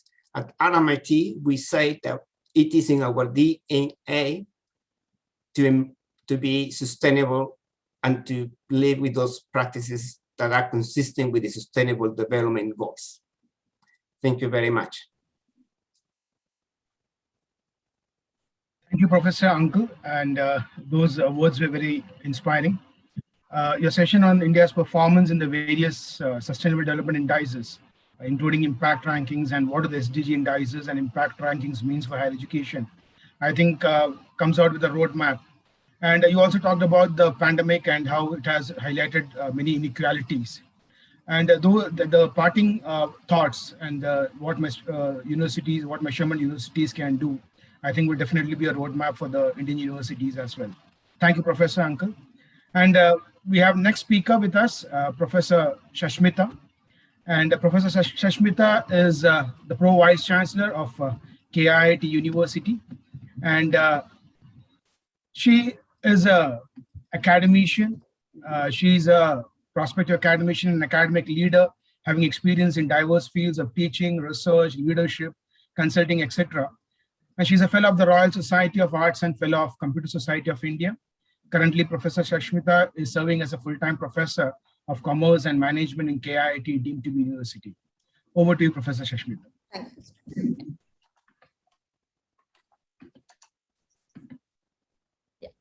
First of all, I would like to thank Professor Raghu Raman, the Director of Research of Amrita University, for inviting me for this session.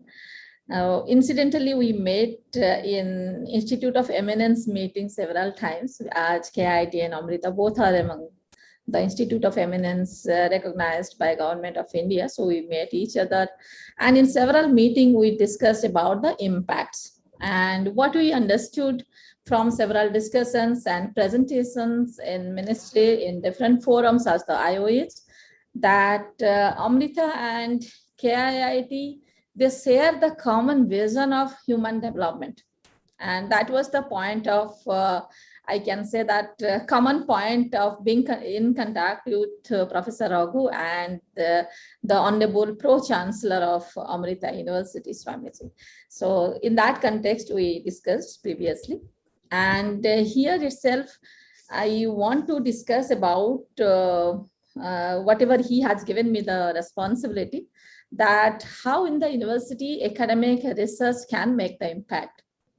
And coming to KIT, I would like to mention here that KIT was established by one visionary person, Professor Dr. Achyutananda Samanta, when in his mid of 20s, he decided to establish one institution to serve to the people. And industrial training institution for providing the skill development opportunities to the youth of this country. And just after a few months, he decided to have one institution to serve to the indigenous people of the state of Odisha. The speakers, those who are from India, they must be knowing that Odisha is a state which is predominantly dominated by the indigenous people. Around 1/4 of the population of the state of Odisha is dominated by the indigenous people. So he established two institutions. One is for the quality skill development. While he started, I remember I also joined just after a few years, 1-2 years of his establishment of the organization. Incidentally, both of us belong to the same place, same village. So he came and said that he has established two institutions. One is for quality education. Second one is for the development of indigenous people. In that way, both the institutions started, KIT and KISS. And while working with him in first 4 or 5 years, many times while we discuss about the institutions, its growth, its expansion, and the focus of the institution, what really KIT wants to do in future and how it wants to come up as the institution itself, as an academic institution itself. So every time he says that I am having the vision of serving to the humanity. I am having only one vision, serving to the people of this globe. And for that, I think whatever knowledge I am having in my life, that education is the most powerful tool, which is having the capabilities to transform the lives, and which is the most powerful strategy to bring the changes in the society. And I want to use that for the development of the human people in this globe. So many a times he spoke to us in different meetings, different forums.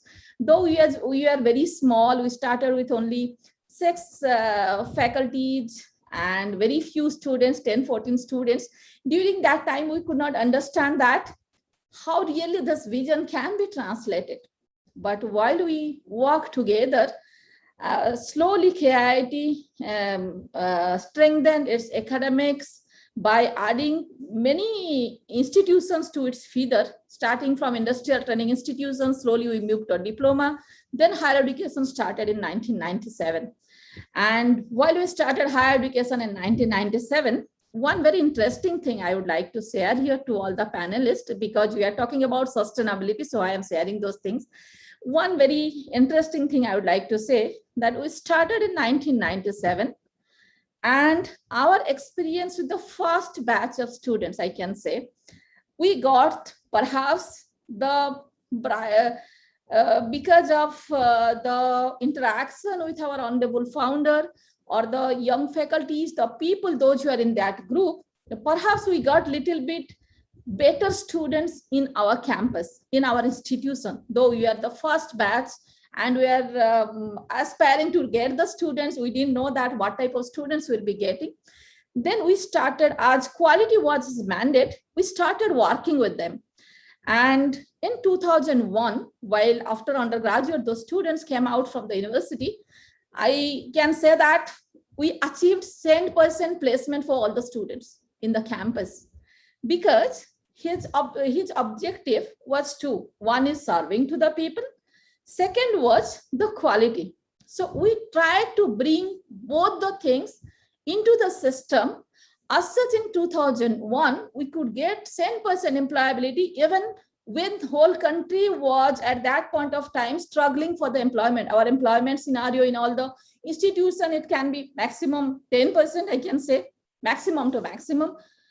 In average institution like ours or any new institution, 5 to 10%, we could achieve that. So, and it happened. And now when we talk about the excellency, the achievement, we always say that this institution has never struggled for the existence. KIT has never struggled for the existence. We have always struggled to get the excellence in the campus on very first day, because quality was our mandate, and we know that how to go about this. And slowly today in KIT University, we are having 200 programs in place. And through those 200 programs, we do 4 things. One is we educate the people. Second, we do the research of relevance. It can be regional relevance, it can be national relevance, it can be global relevance, but impact is always our major concern. Whatever we do, we want to see the impact in that. We have brought that culture in the university system itself. So one is education, second is research of relevance, third one we emphasize in the campus, that is innovation. It's yes, we are having perhaps the best technology business incubation center in the campus. We have got the award from President of India before 2 years. We have got many more awards because of that technology business incubation center.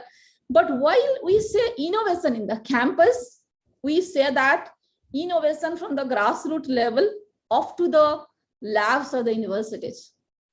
We say the innovations in the community level up to the labs of the university and translating the findings of the labs to the land itself. So we wanted to bring innovation in each and every area.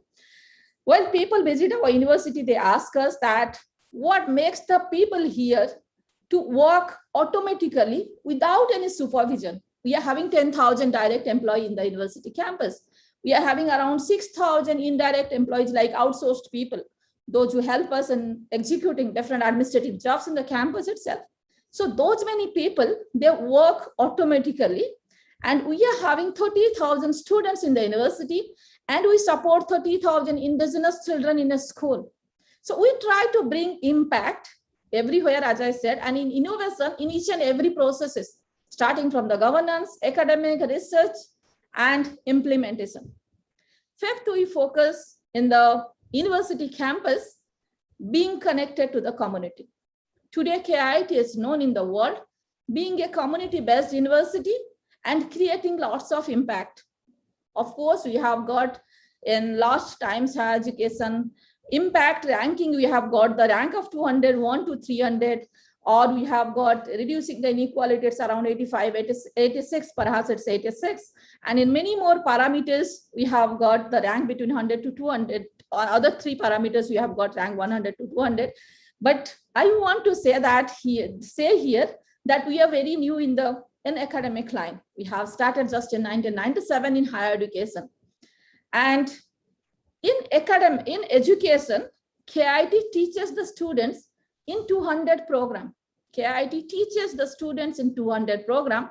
And while teaching the students in the university, 3 things we want to bring to our academic curriculum. One is our academic curriculum should be robust to match to the requirement of the globe, match to the employment scenario of this globe. As such, all my students can get the employment. Odisha being one of the not very economically very strong state in the country, we are very much concerned about the financial position of the parents of the students. Because being the parent, I know that educating a child on today's date, anyone invests 1/3 of his or her salary, his or her savings. 1/3 of the savings is spent on the child's education. So after education, if a child is not getting a job, then it becomes, for the low middle class or low middle class family, it becomes a matter of concern.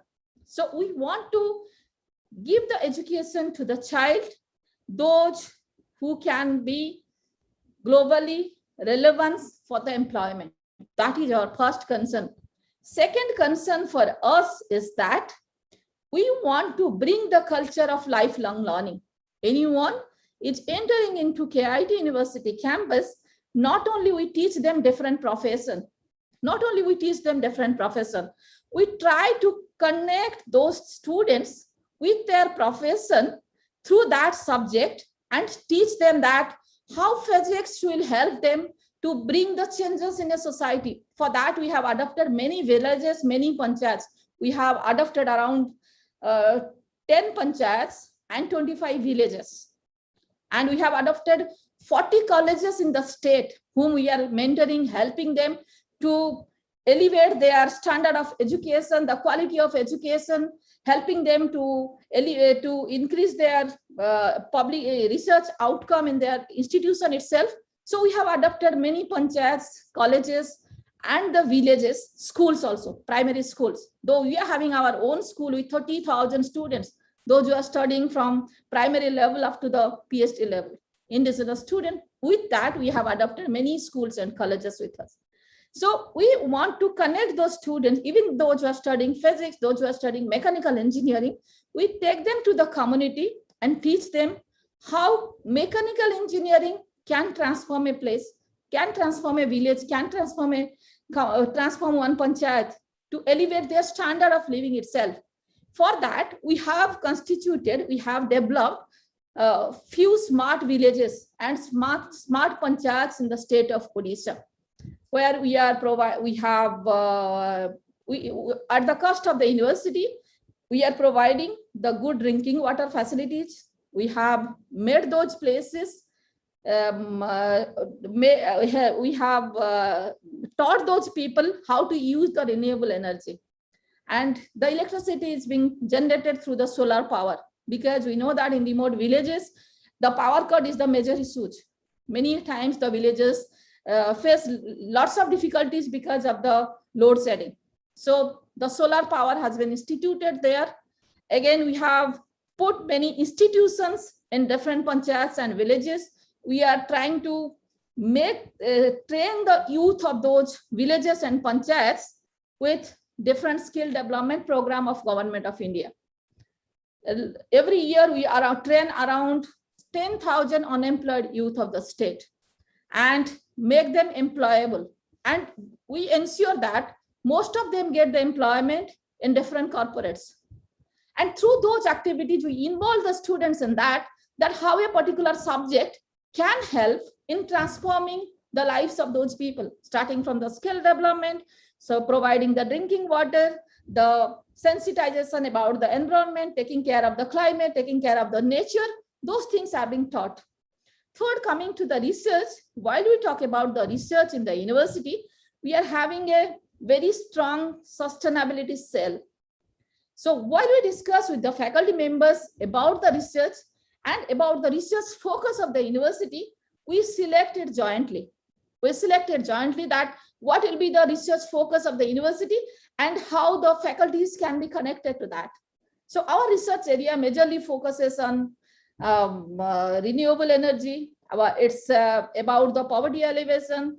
It's about indigenous technology, indigenous science, indigenous culture, because we are having strengths in that, and about information technology, healthcare, health technology, and biotechnology. And many more other strategies, leadership are connected to different areas itself. But sustainability and relevance become the core of the whole research. And coming to the innovation, as I said, we are having a very big technology business incubation center where around 150 incubators are working with many more incubators. Around 500, 600 incubators from around the country, they're working in this incubation center. But apart from that, we are having a very big entrepreneurship cell, because we are having 60,000 students with 30,000 in higher education, 30,000 indigenous children. What becomes the place for experimenting the knowledge, and what helps us to connect the innovations in science and technology, and to connected to the indigenous culture and the tradition of this country or the state of Odisha. And slowly we develop many technologies by using the traditional technology and use of the AI and IoT, and help them to grow in their traditional profession itself.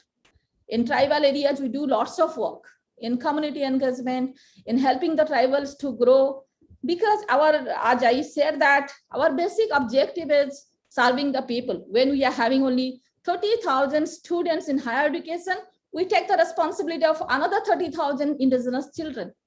So through the education, through research, through community engagement, KIIT is trying to transform the world and transform the humanity.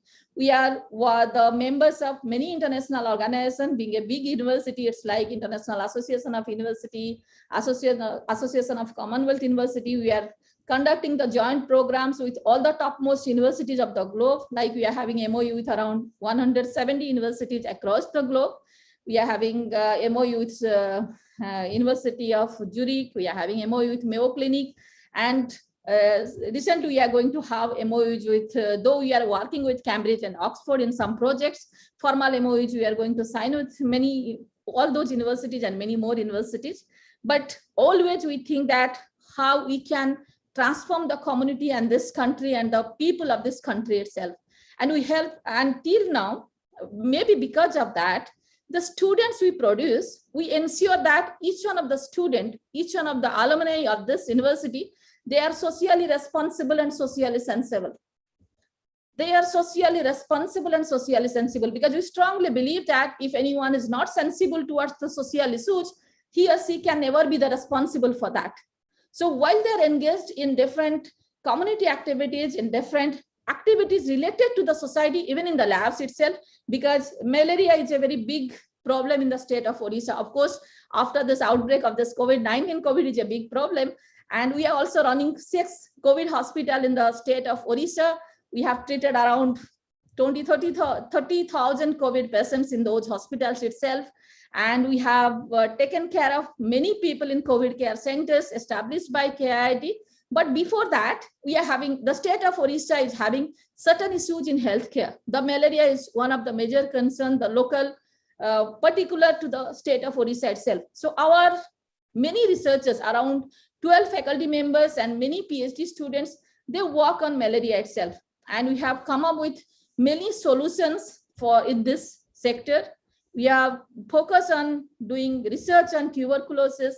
We are having focus on research on different medicinal effect of different indigenous medicines and all in the people. So our few professors are working on that. So whatever we are doing, like we are also focusing on sustainable manufacturing, then IoT and AI-based solutions in healthcare, and AI and IoT-based solutions in agricultural engineering. These are our major focus, and we are trying to give strategic and leadership consulting to the many farms. We are helping the new comers to the state of Odisha, those who are interested to have their own business in the state of Odisha, how to establish them, handling them, how to establish and how to grow with that business ideas. So many more work is being done by KIIT University. Actually, each one of us in the campus are very much grateful to our honorable founder, Professor Dr. Achitananda Samanta, who is having a clear vision. So we proudly say that the vision of KIIT and KISS is so broad that even if anyone is coming to visit the campus, anyone is coming to do the research in the campus, everybody love to get associated with that vision and to contribute for that purpose. And we believe that we are a purpose-driven university.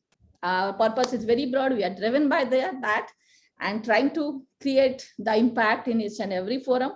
Our students are working in 70 countries, in many areas, in many professions, because we are having courses starting from engineering, medicine, management, law, social sciences, and many more. So whatever is possible on the part of the university is trying to bring the transformation in the society.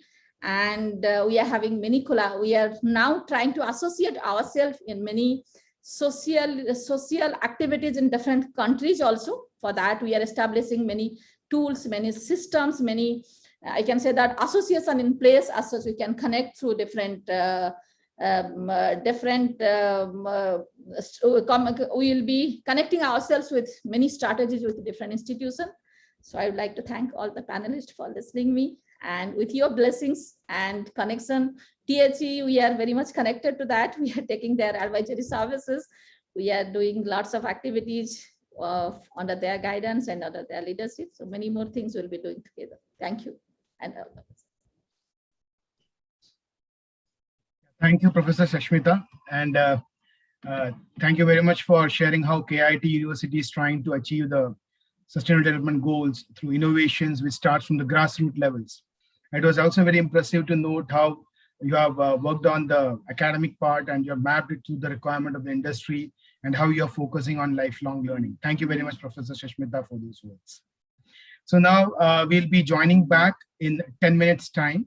We'll join back after 10 minutes and the session will be taken by Dr. Anders. So we'll meet after 10 minutes.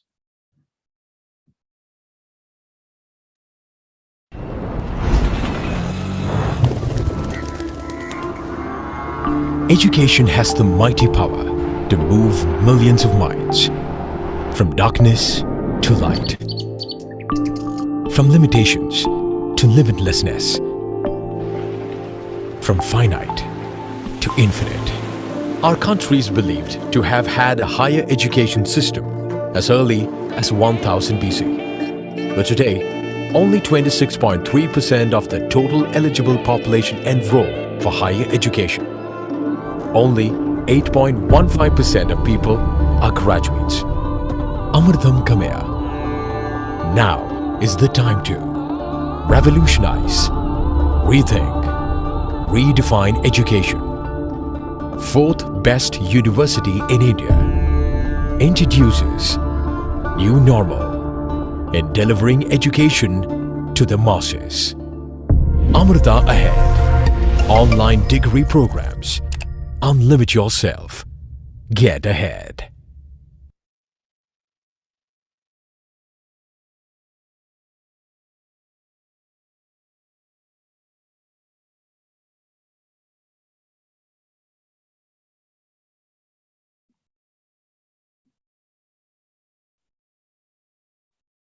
Is now among the top 100 universities in the world and the first in India in the Times Higher Education Impact Rankings 2021. THE Impact Rankings is the only rankings to rate universities around the world on United Nations 17 Sustainable Development Goals. This feat is a testament to our Chancellor Amma's vision and leadership. 100 യൂണിവേഴ്സിറ്റിയുടെയും കണക്കുകൾ നോക്കുന്ന അവരുടെ റിസർച്ചുകൾ, അവർ കൊണ്ടുവന്ന ഫണ്ടുകൾ, അവരുടെ ബുദ്ധിപരമായ കാര്യങ്ങളൊക്കെയാണ്. അപ്പം അങ്ങനെ വെച്ചിട്ടാണ് പ്രൊമോഷൻ വലുപ്പം നീത്. ഒറ്റ ഒരു അപേക്ഷ, ഈ നമ്മൾ കൊണ്ടുവന്ന് നടത്തിയ റിസർച്ചിൽ അല്ലെങ്കിൽ നമ്മൾ ചെയ്തത് സമൂഹത്തിന് എത്ര കണ്ട് ഉപകരിച്ചു, അല്ലെങ്കിൽ എത്ര കണ്ട് നമുക്ക് സഹായിക്കാൻ പറ്റി എന്നുകൂടി ഒരു ഭാവം നമ്മൾ ഉണർത്തിയെടുക്കുകയാണെങ്കിൽ അതൊരു സ്വർണ്ണത്തിന് പരിമണം എന്ന പോലെ ആയിരിക്കും. Now ranked 5th in the world for quality education.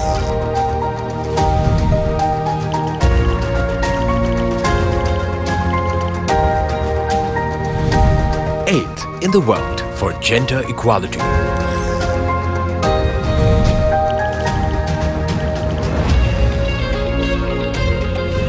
(37th in the world for good health and well-being.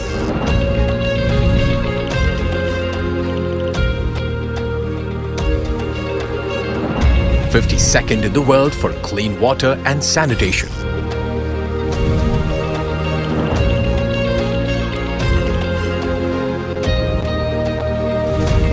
Top 200 in the world for industry, innovation and infrastructure.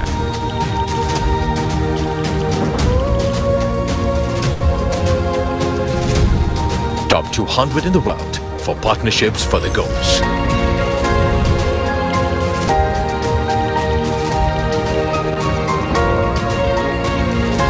We thank our students, faculty, staff, alumni, and partners who are influencing change both nationally and globally as we build for the future.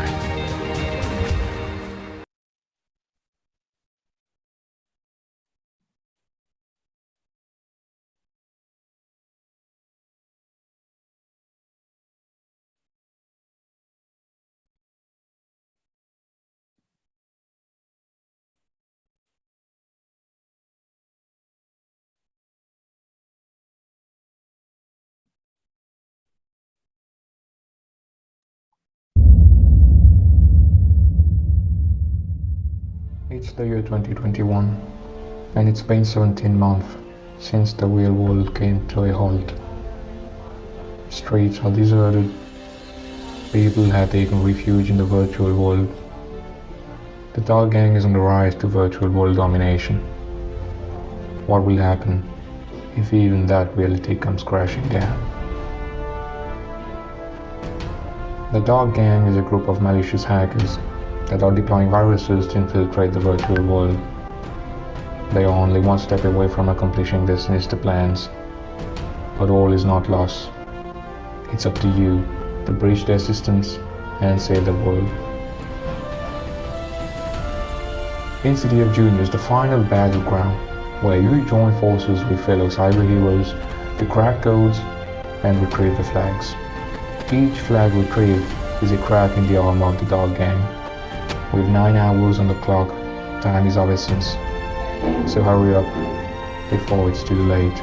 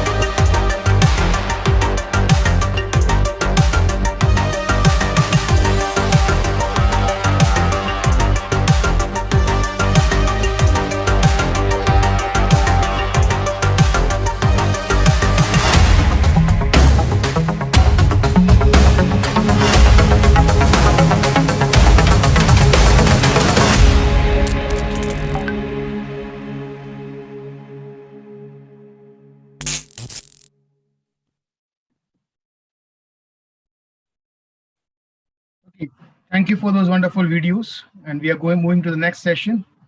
So next session, we have Dr. Anders Carlson. Hi, Dr. Anders. So Dr. Yes, Anders good is, good evening.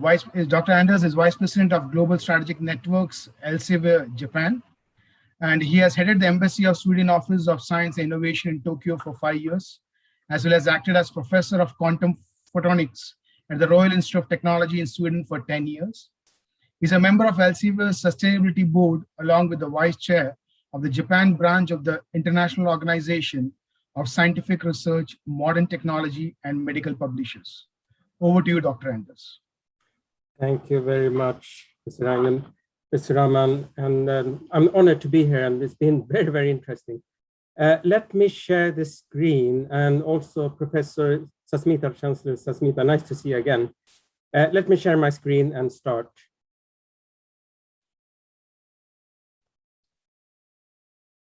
So, can everyone see my screen, full screen right now?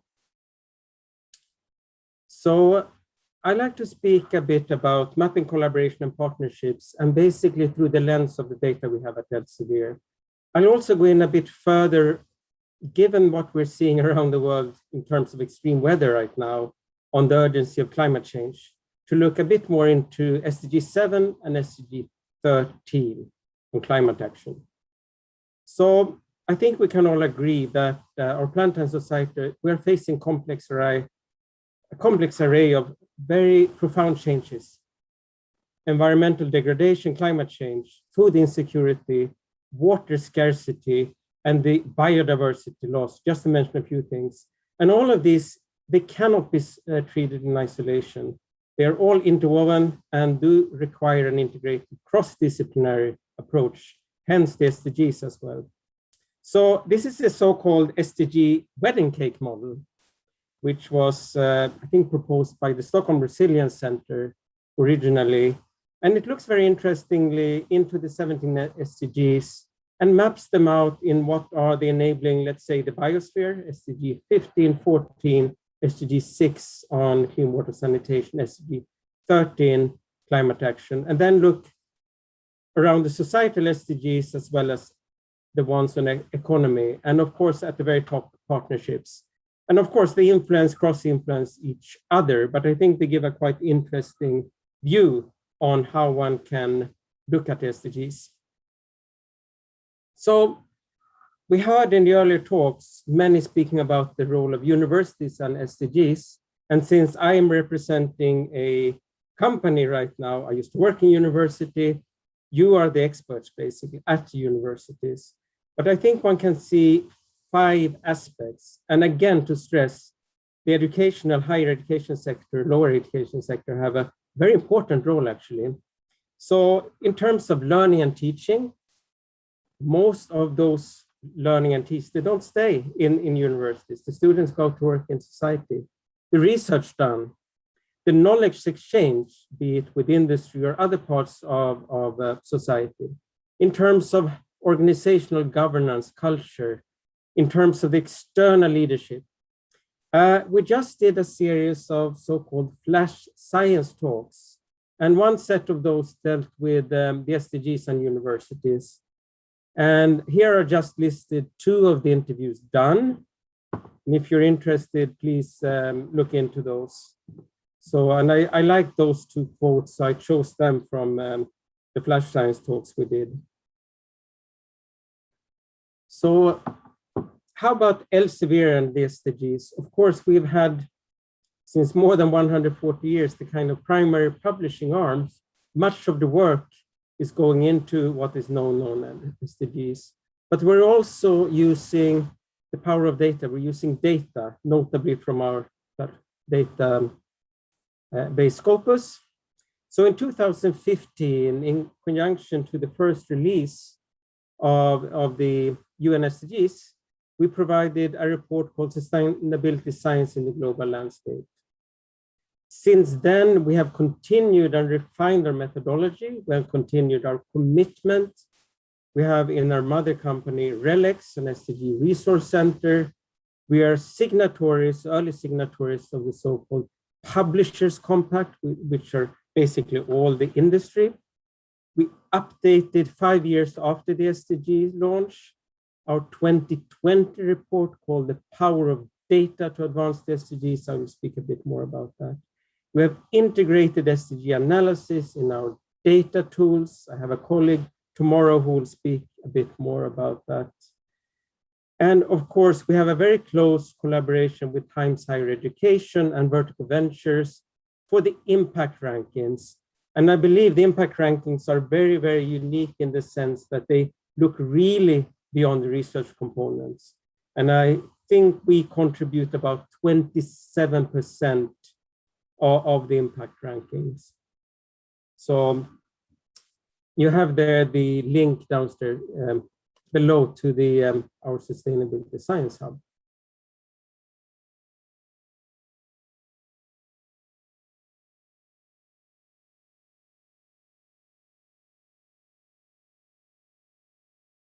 Now I'm unmuted. Okay, I'm back. Was I lost for a long time or just now? I take it I was just lost now. Okay, so in 2020, in our new report, The Power of Data to Advance the SDGs, we looked into detail into 16 of the SDGs, looking into basically a keyword type approach to do search. What is the research done? We also produce for each of the SDGs infographics. And I just want to mention here that these can be quite powerful tools to look into the performance on the research side on what is done around SDGs. And I encourage anyone listening in to look into this report. We had a number of interviews as well. So I'm going to give first a few small examples from that report. see. So we're actually seeing quite a divided world in terms of SDG research. So in most cases, the three largest publishing countries would be the United States, China, and United Kingdom. They were ranked with the top three for almost all the SDGs. And if we look with respect to high-income countries and low-income countries, so for SDG 16, Justice, Peace, and Strong Institutions, and SDG 5, high-income countries have the highest proportion of papers, 78%. And across all SDGs, the lowest income countries actually had just under 2.1%. And that actually says something also on the importance of partnerships for the SDGs. Because as we do know, many of the consequences, notably around, for instance, climate change, are affecting many of the low-income countries the worst. We have seen that also from other work we have done, for instance, around the topic of disaster science. Another thing we looked into is that clearly, if we just think about it, the impact around SDGs will affect men and women differently. So we wanted to look into to what extent is sex and gender research factor into the research done on the SDGs. And we looked into 16 of the SDGs, not SDG 17. And of course, you would expect SDG 5, this is a sort of a litmus test, that more than 95% of the papers on SDG 5 were looking into sex or gender aspects. Whereas if you look at the other SDGs, it's becoming very, very few. And for instance, on climate action, although you may have realized that it affects men and women differently, only 4% of the papers looked into sex or gender aspects of the research. So clearly there is a gap here, and you see that as well for some of the others as well. So more work to be done in this case in order to be inclusive. If we look at SDG research in India, and here I'm actually going beyond what's in the 2020 report. This is basically new, fresh data which we extracted from our database, SciVal. So what I'm looking here at is the relative activity of work. And this is basically measuring how active, in this case, is India in research on a certain SDG compared to how active is the world in the research on the same SDG. And we normalize to the total publication of India and of the world for the two. So it means that a relative activity of 1 means that you're publishing on that SDG the same amount as the world average. And in this case, you can see that India, if you can see my screen, is publishing quite strongly, more active than the world on SDG 2, SDG 6, 7, 9, and SDG 12. Perhaps a bit as expected, but it gives some insight into how India, in this case, is focusing its research. And you can do the similar things for other countries, and it will look quite different, actually. So this can be one interesting indicator to look at. So let me a bit shift gear and move on to discuss a bit on the urgency of climate change. And here I must say, and I think all of us who are here would agree, that science is very clear. If we have higher green gas emissions, this will lead to a higher temperature rise in the atmosphere on land.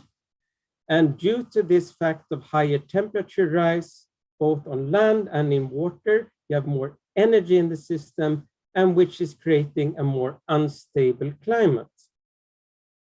And it's interesting, I saw some stats, is that for India, actually 69% of the greenhouse gas emissions in India is from the energy sector. So hence why SDG 7 could be interesting as well. So just to give some facts here, this is not Elsevier data, this is from the Our World in Data. Just to understand where different countries are with respect to the share of greenhouse gas emission. So what you see here on the x-axis is the share of the global population, and on the y-axis is the share of greenhouse gas emission. And what you can see there is that countries such as the US and China, Russia, and most of the high-income countries, they have a much higher share of greenhouse, in this case, CO2 emission, than the low or middle-income countries. So you can see here India, for instance. So these countries really need to do more. Let's put it like that, if you want to have a very simplified picture. That is not to say that all other countries, including India, also need to do its fair share. But clearly the US, clearly China, and quite a few others. You would have Australia, for instance, with a very high CO2 emission per capita as well from the near region.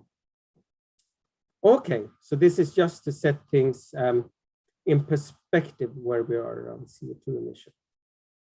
So let me zoom in a bit on SDG 7 and SDG 13 and India.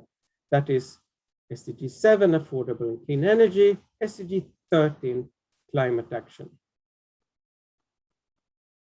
So if we look at the research volume, interestingly, this is done using the data from our data tool, Saival. You can actually see on affordable and clean energy, India is actually number 3 in the world in volume of output. And on climate action research, India would be number 6 in the world. So these are both actually quite high, notably number on SDG 7. So quite interesting, quite promising. If we then go to some stats, this again is not Elsevier stats, but this is the SDG 7 performance of India overall. And this is done from I took this from one of the United Nations web pages from India. You see the link down there. And it's quite fascinating to see the program to bring electricity to all the villages, for instance. This is really remarkable. And you can see if you compare globally, 12% globally still lack access to modern electricity. I mentioned energy standing for quite a lot of greenhouse gas emission globally and as well for India. And I think I saw some other stats that said that 52% of electricity production in India came basically from coal. So again, there is quite some interesting work to be done in this respect.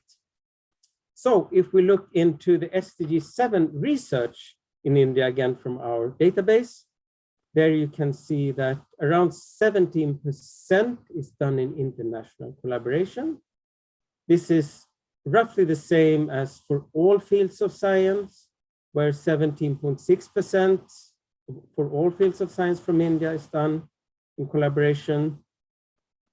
1.2% is done with academic and corporate co-publication. Case for India, across all fields of science is 1.3%. I do apologize, it's a little bit small to see, but you can get the slides afterwards. I also picked out the relevant key phrases from research.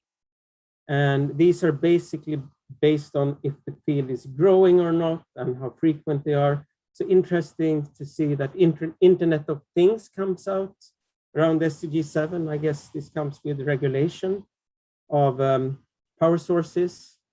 Biodiesel comes out quite strongly. You don't see that so much for other countries, I should say, some others where you see, but this can again reflect some of the works being done. So if you look into this again, you can see some of what are priorities for countries. So that was SDG 7, research in India.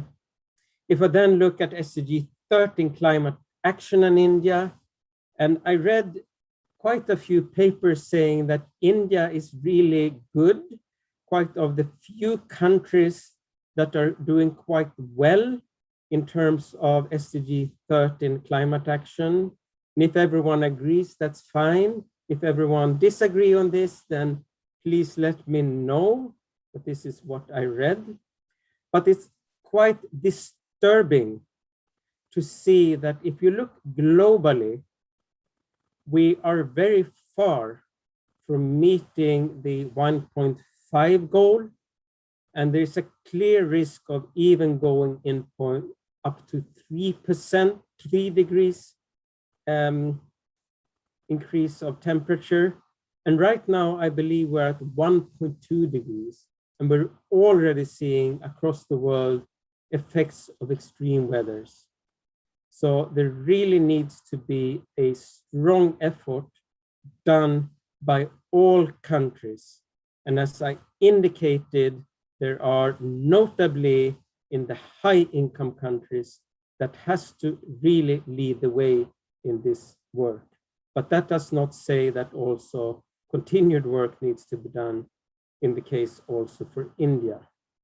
You see some very interesting stats here. And note that India, I point out, it's the 3rd largest greenhouse gas emitter right now, with about 6.9% of global emission. And as we bring further of the population into more into middle and higher income classes, there needs to be more of innovation, more of work, not to continue to increase this share too much. But again, let me stress, the high income countries, I listed the US, I listed others, Australia, China, are the largest emitters and have to do more. Maybe this was not so politically correct, but this is actually the fact. Okay, so where are we on SDG 13 research in India? So you can see that this is quite an internationally collaborative area. 25% of the work is done in collaboration with other countries, again, higher than for all fields of science. It's the same amount of academic corporate collaboration as you have for across all fields of science. And it's interesting to see some of the top keywords. I do again see the words around biodiesel, diesel engines appearing here. So if you, as experts, you are more experts than me, dig more into this, you can actually see what are the research done across different areas in India. So again, you will get these slides afterwards. If you're interested, you can just email me as well. Okay, I'm almost done. I have 2 more things. One, just to say, and actually, if you take your mobile phone and take your mobile phone camera and point it to the QR code, you will get to our corporate responsibility page around climate action. And we have just declared as a company, including our mother company, Relex Group, that we will be no later than 2040 net zero with all our carbon emissions. This was a statement made just right now. And we also have just established a climate advisory board. We are looking very carefully across all our greenhouse gas emissions.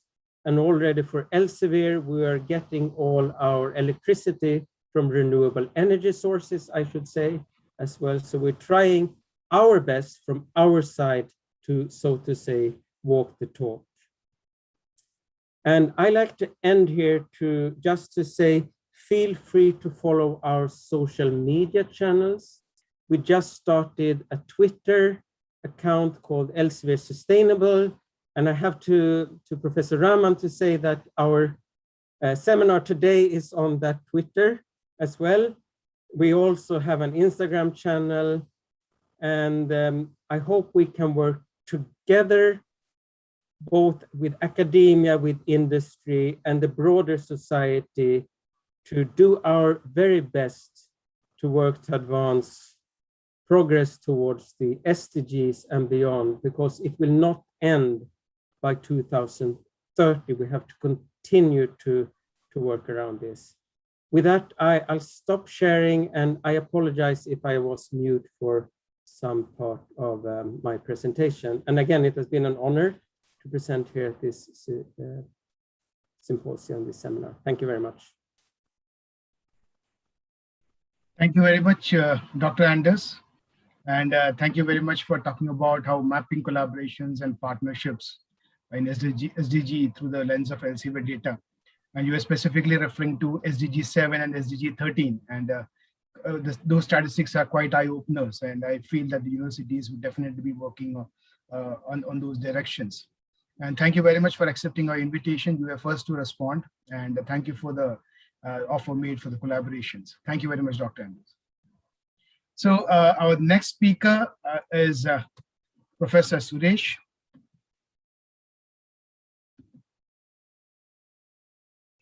Yeah, I'm there. I'm here. Yeah. So Professor Suresh is a Pro-Chancellor of JSS Academy of Higher Education and Research. And Professor Suresh has many awards to his credit, and he's the chairman of the scientific body of Indian Pharmacopoeia Commission, and he's also the recipient of the FAPA Ishide Award 2004 and Doctor of Science honoris causa, and serves as the executive member of Commonwealth Pharmaceutical Association, and is also the delegate member of many national and international institutions. Professor Suresh also is a man behind promoting the pharmacy practice concept in India, and has the unique honor of having introduced the postgraduate program in pharmacy practice and PharmD program in India. So we're indeed privileged to have you, sir. And over to you, Professor Suresh.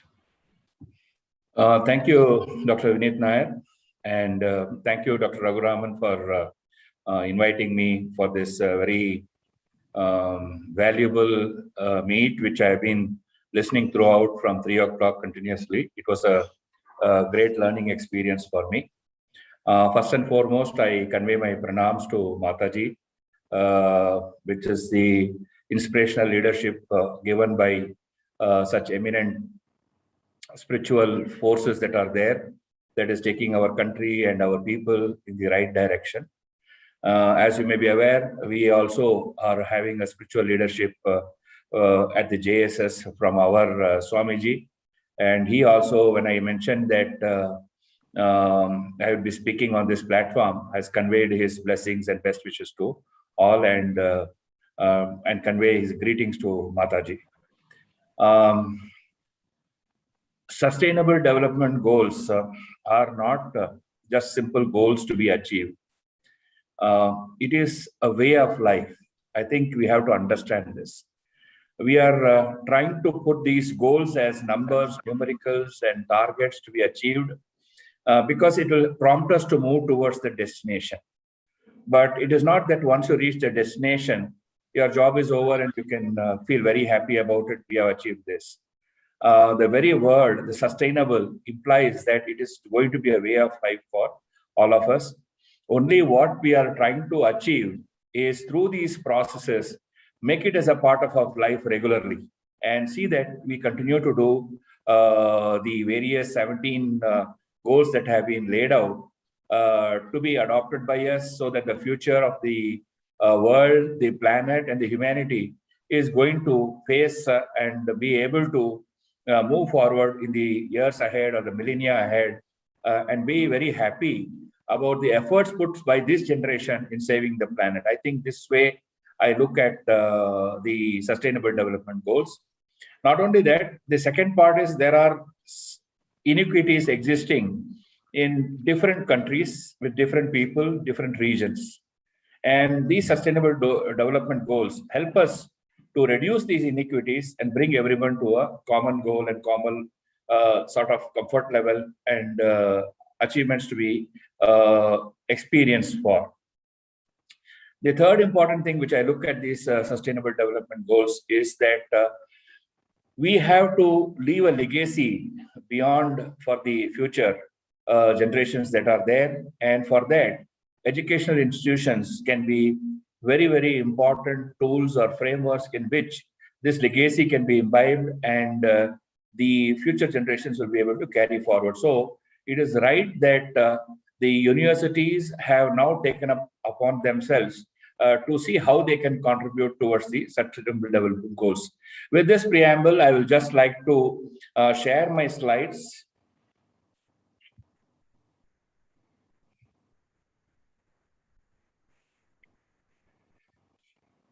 I think my slides are visible and my voice is clear. Yes, sir, it is visible and clear. Thank you very much. So what in this next few slides, which I'm going to do in the next 15 minutes is try to share the journey of JSS-AHER in seeing that how education and research can help in the implementation of JSS development goals. See, everybody needs a story to believe in a particular policy or take forward the journey. So what I am trying to do is to share the story of JSS-AHER here, so that those institutions or universities or higher education institutions which are aiming to adapt and be a part of this great initiative of realizing the Sustainable Development Goals can learn from some of our experiences and be able to emulate and even do better than what we are doing and be able to guide us also in future. So that is the whole idea of trying to share the journey here rather than just talking about a few stories about what we can do. Moving forward, I'll just try to tell. We all are familiar with these 17 goals, so I would not like to spend time trying to explain this. We all have been hearing as well as being achieved, but this becomes a part of our life wherever we go now. At least in our university, this is a very, very familiar sort of picture across the campus that everybody knows that they are a part of this journey and they have to, they are playing a role. Each one of them is playing an important role in this. So that type of a culture or perception which has been built into the system. And we all also are aware that these Sustainable Development Goals were initially in 2015 between different countries present there, were able to decide that these 17 goals are important for protecting the planet, ending poverty, and ensuring by 2030 all people will enjoy peace and prosperity. It's a very laudable objective which is kept at the end: enjoy peace and prosperity. Now, these 17 SDGs are integrated. We may look individually one by one, but I think one cannot exist without the other. I think this is something which we have to look at, and we should not think in isolation that this SDG should be achieved, this SDG, because they all are interconnected is one of the things. And we all as countries have committed ourselves. So India also has committed. We heard Dr. Amitabh Khan telling that how the index, SDG index of India is being monitored and being brought forward. So we all are a part of this great journey from our country to move forward in this direction. Now, coming to the universities, how universities are going to play an important role in the SDGs. Now, what I feel is that if you look at the universities, all the cutting edge research which we are talking about, high quality education and groundbreaking innovations, they all come under the goals 4 and 9 of the SDG. And similarly, strong universities are an important part of a civil society. So we are realizing the goal 16, and they're excellent promoters of global and local partnerships. Again, goal 17. Through these contributions of these 4 goals, we facilitate achievements of all other goals. That is, focus-wise, we are looking at these goals, but when we are realizing these goals, we are trying to achieve the all other goals to be realized. I think this is what I wanted to play, that how universities are playing an important role in the SDGs.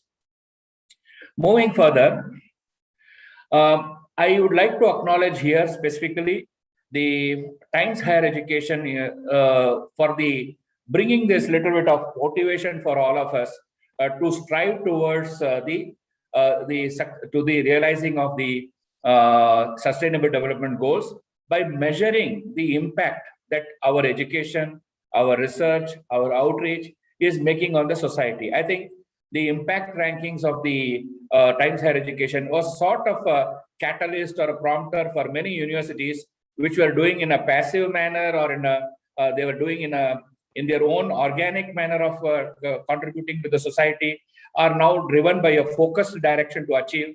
And there is also a timeline fixed. I think this I would like to acknowledge here, that Times Higher Education did prompt us to move forward. And that is why as universities now we are eager to see how our efforts in realizing the Sustainable Development Goals are compared and moving forward to achieve a better outcome. So that is what I would like to mention here.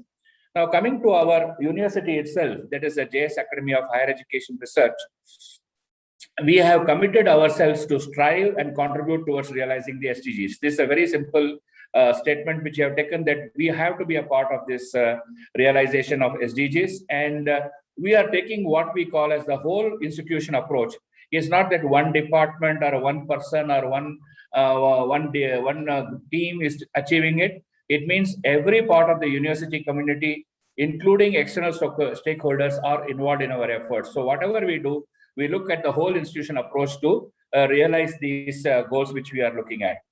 Now, as I mentioned to you, that SDGs are not new to our institution. We have a rich legacy of spiritual leaders passing 1,000 years ago, who had always believed that service to humanity is the service to God, and they had established various initiatives in realizing that.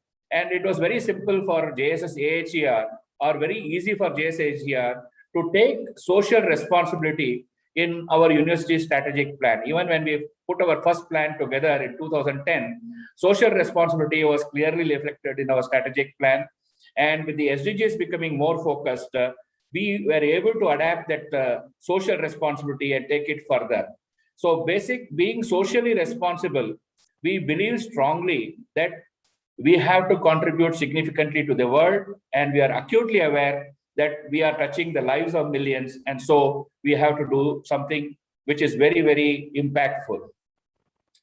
Now, I mentioned to you, the very culture in our institutions and campus is the service to humanity, is service to God. So every action, whether it's the education, the healthcare, the research, the type of support systems which you are putting in place, they all should be relating to serving the humanity in a way. So it is a culture here, it's not a goal just which we are trying to pursue. Now, coming to the JSS Academy of Higher Education itself, when we formed the focus on the Sustainable Development Goals, what we try to do is we try to find out how we can support realizing the Sustainable Development Goals by making a clear awareness among the community which we are, be it the faculty, the students, the stakeholders who may be there, the employers of our students, and make them a part of our process. So for that purpose, we started by providing a guidance document from the university, and it was given across the university to talk about practicing sustainability principles aligning with the SDGs. This was our first step. We provided a guiding document to all the stakeholders who were there. Then we started preparing educational and communication materials on SDGs, so that every student, every faculty, every stakeholder, be it employer or whoever we are looking at, is aware that how our university is striving, and they should be a part of this effort, and that brings a participation from all the stakeholders. Then next came was supporting all our colleges and university departments and integrating SDGs in their planning. If we are looking at healthcare, we started looking at that not just we are doing healthcare for the purposes of training a student, but we are looking at, are we creating an impact in the healthcare of our region? Are we able to support it? So everything was built into by supporting and integrating the SDGs into the culture of these institutions. Then providing infrastructure. See, it is easy to talk about goals and it is easy to talk about achieving certain outcomes. Then there is a structure, there is an infrastructure that is required. So then we started providing the infrastructure, the strategy, and the policy action to support and enhance the sustainable development practices in the institution. And then also we went out of the institution, we went to our district and tried to help, and we tried to see how we can contribute in the state as well as at the national level. In our own way, we tried to do what we can achieve in this goals. Then we conducted SDG focused research. I am very glad to say, even during this COVID period, our health team was so strong that they have came out with nearly 101 publications only on COVID management from their experience in the hospital, which are of great value. And now a compendium is available, which is being shared across the world, so that what we have learned in our hospital can benefit other hospitals and other healthcare providers in learning from the experiences. So that is the very important factor which we did by conducting research that will be relevant and which is very important based on the needs of the society at different times and spaces. Lastly, having consultations. That means we may feel that this is a particular way to carry out a particular activity, but there may be other ways which can be better. So it is very important. We have to have necessary consultations, initiate actions on all aspects, whether it is environmental sustainability, innovative climate action, inclusive development strategies. They were all a part of our commitment, which we took up further. Now, having put the commitments together, then the next step was for us to create an awareness. Now, the faculty, the students, and the community, we all pledged ourselves that we'll support the university's initiative in realizing this SDGs. It's a part of our life now, and every student, every faculty is committed towards this goal. Having put the commitment, having put the created an awareness, then it required the planning. How can we try to realize? Because if there was no 2030 attached to the sustainable development goals, then we can carry out at our own pace, keeping the priorities at different levels. Now, the UN SDG says that we have to achieve this by 2030. Now, unless we don't have a proper plan in realizing that, when we look at 2030, that generation would look and say that if at all they had planned properly, we could have achieved this. Like several other such numbers which we fixed about, we always say that, oh, we could have done better if we had planned properly. So I think that's what is very important, that planning is very important for achieving the goals which we are looking. So what we did was we formed the committees which will oversee and try to drive the SDGs. Training was provided, documentation was done, which is very, very important, which I'll be showing you sometime later in the slides. And year targets were tried to measure how we are doing it. And collaborations were forged, and we shared the best practices. We didn't believe that we should keep everything to ourselves. We started sharing with others so they can have a cascading effect and try to see how everyone can contribute to the goals. The planning was there. Now, once the planning is in place, then the implementation. So we set targets, assigned responsibilities, timelines were fixed, resources were allocated, implementation was monitored, outcomes were measured, and reports were generated, documentation was made.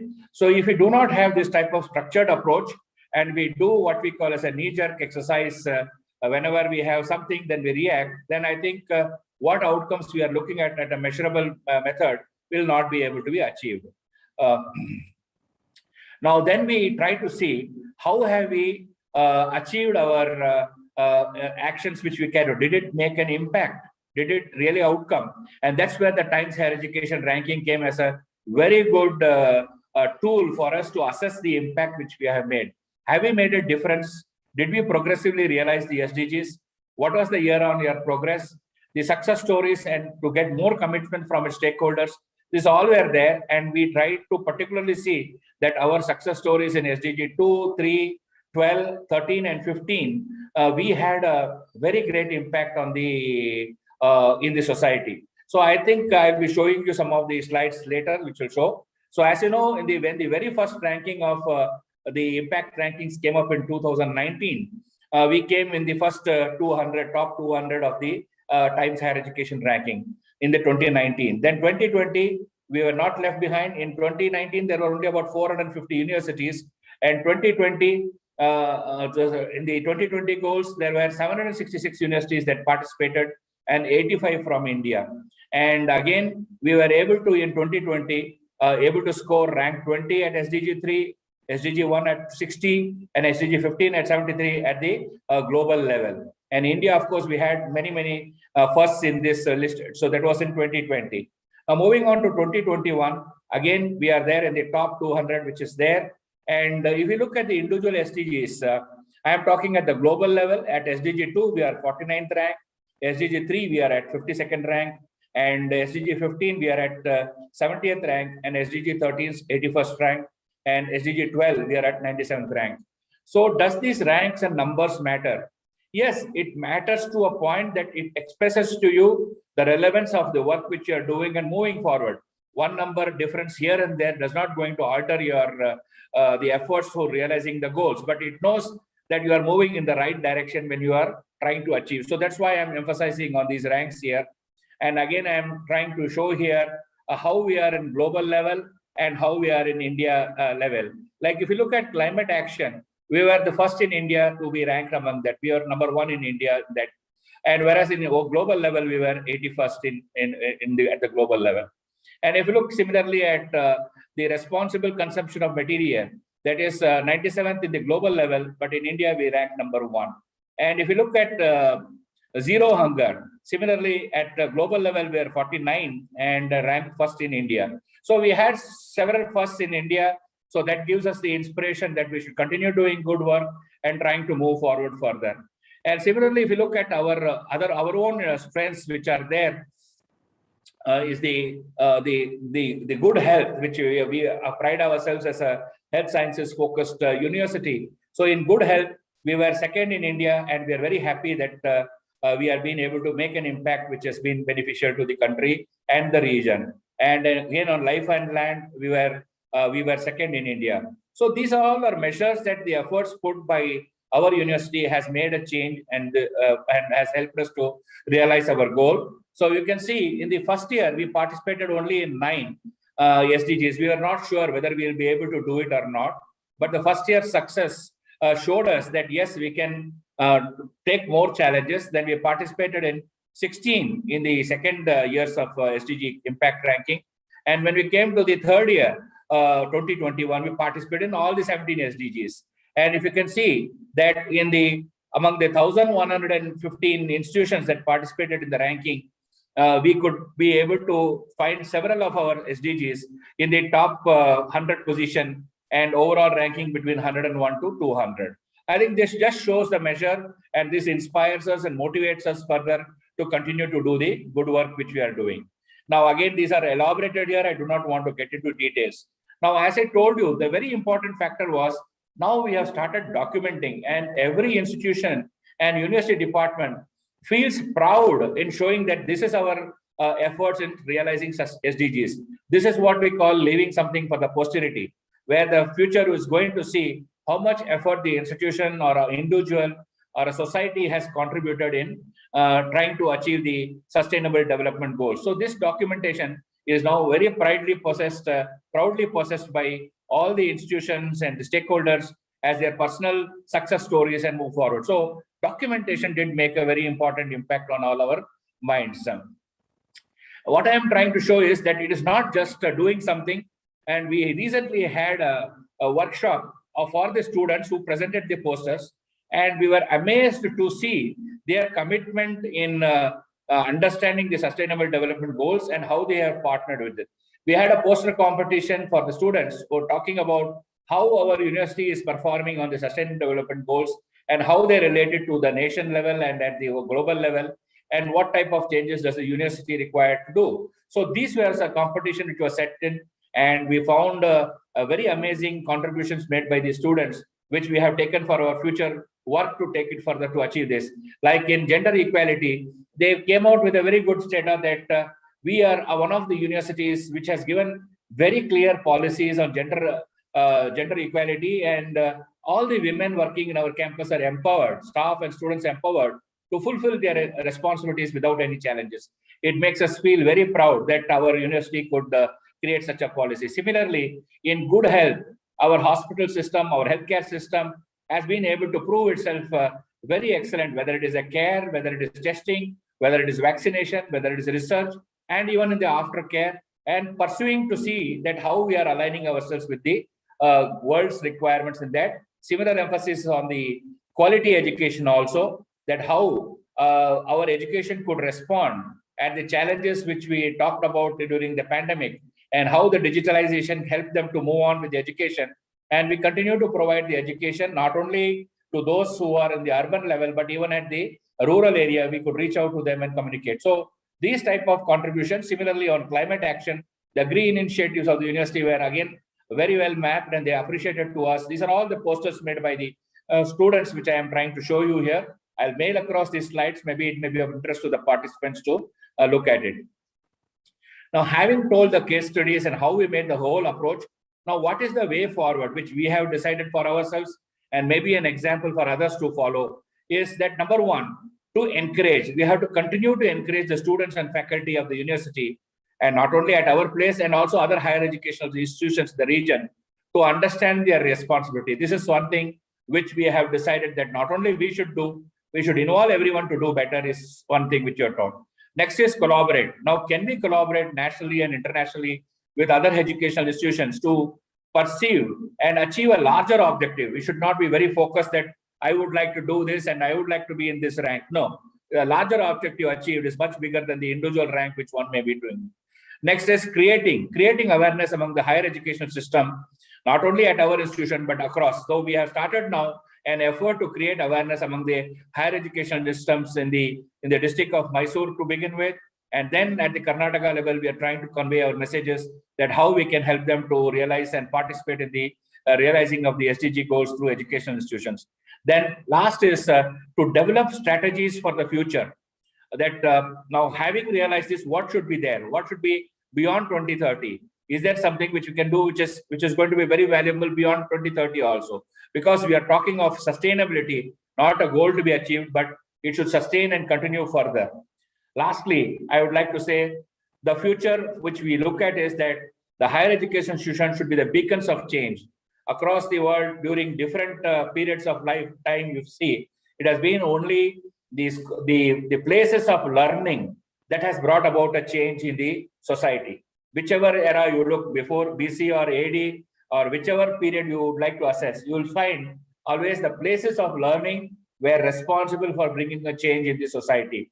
I think it is rightful that the universities and the higher educational institutions that are there, they should be the places of change. And once we try to bring this culture across, that definitely will be producing enlightened citizens who will be committed to make this world better for everyone. I think this is what I would like to say. And I just quote here an Aboriginal proverb: look after the land and the land will look after you. Destroy the land and it will destroy you. It is very simple, but it is very, very meaningful for us to move forward. So I thank everyone here. Particularly, I will acknowledge the inspirational leadership given by His Holiness Swamiji, our Sri Shivratri Deshkandma Swamiji, because he is very passionate about realizing our the efforts in the SDGs, and he has supported, and all our university leadership at different levels, at the college level, department level, they have contributed. I would like to acknowledge specifically here our Bureau of Quality and Statistics, which is after us trying to put us in pressure that how we should try to move forward, and it continues to mentor the institutions in participating in the impact rankings, because that becomes a measure for each one of them to again strive for better. I would like to also here acknowledge Times Higher Education for being the driving for us to excel more and more and move forward in the right direction.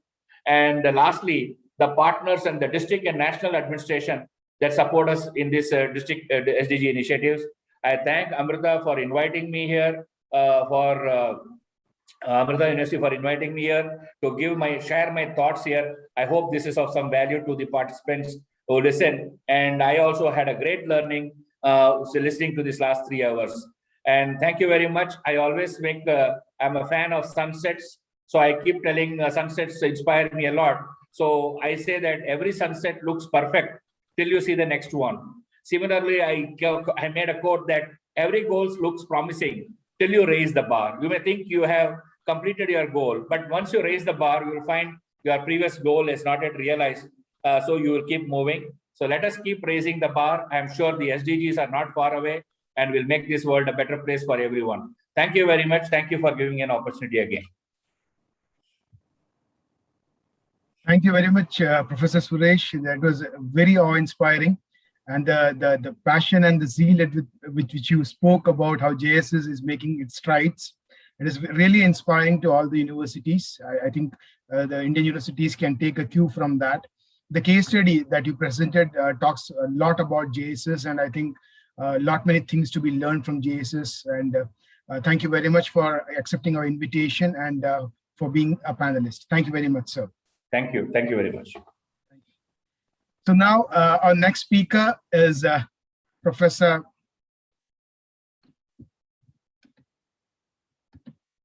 Satish Kumar Bhandari.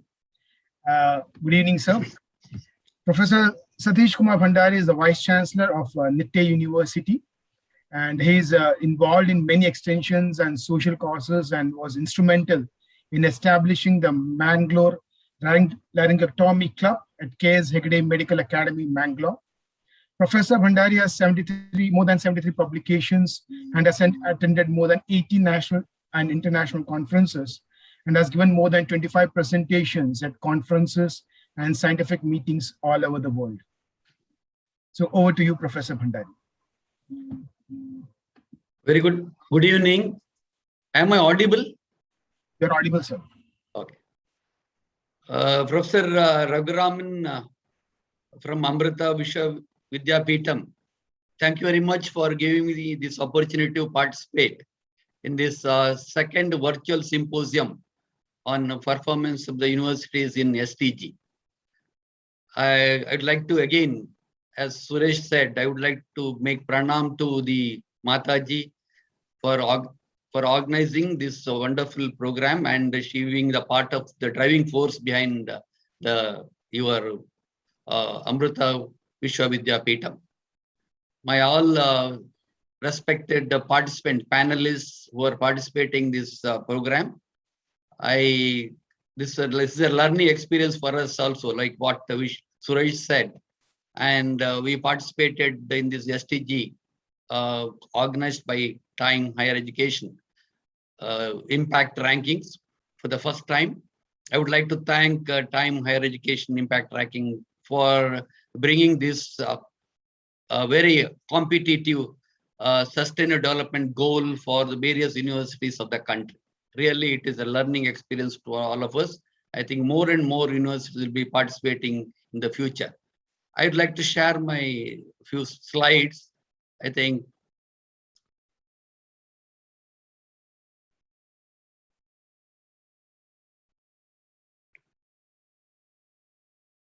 is it visible? It is visible, sir.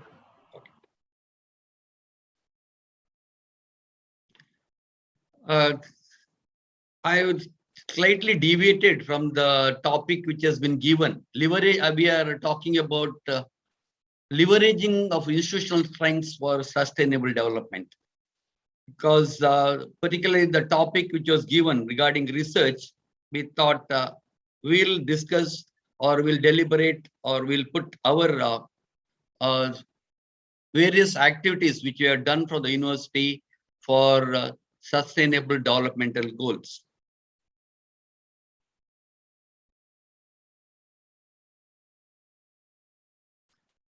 Nitte University is an offshoot of a larger education trust, Nitte Education Trust, which was started by our late Justice K.S. Hegde. He was a former Speaker of Lok Sabha and Supreme Court judge, a judicial luminary who is known for his commitment to social commitment. And after retirement, he settled on his native village, Nitte. The Nitte University, the name has derived from his village name. And he started a small school in that village to empower the village youth, particularly women. And the seed which has sown 42 years back now has grown into a large education hub. And it has got 36 institutions, more than 25,000 students spread out in 3 campuses. Its native village Nitte and in Mangalore and in Bangalore.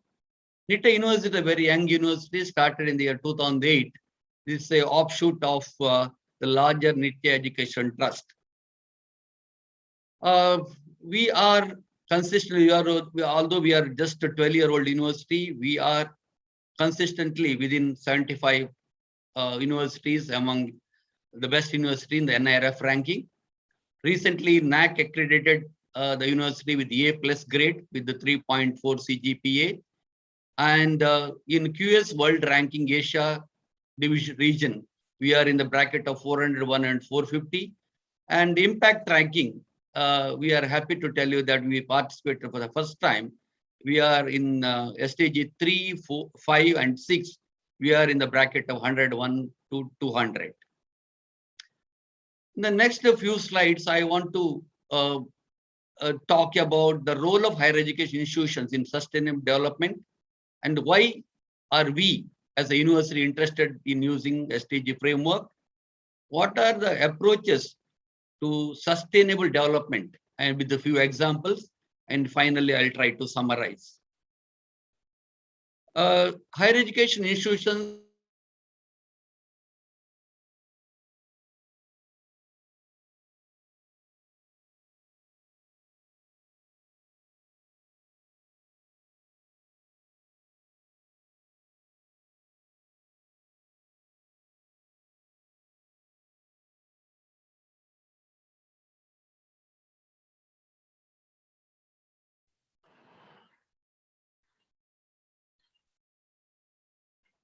Dr. Vineet.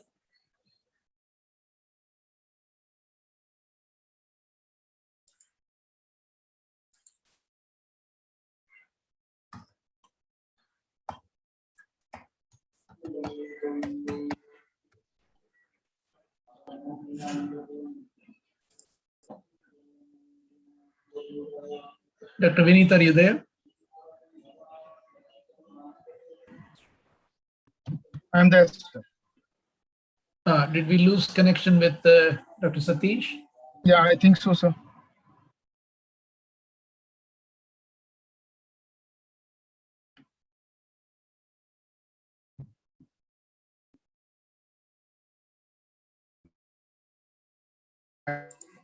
We'll just wait for a minute and see if sir comes back online.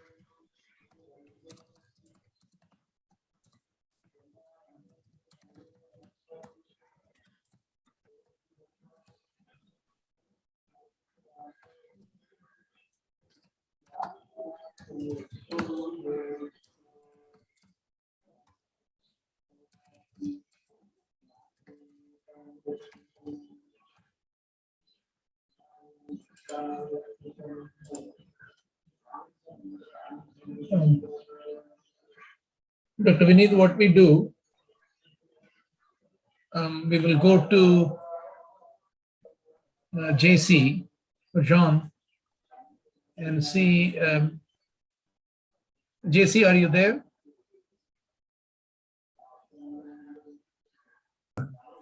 I'm here. Excellent, excellent. A fantastic background too, and you look awesome. Maybe, you know, JC, is it okay if we shift to you and then we come back to Professor Satish? For sure, for sure. Okay, over to you, sir.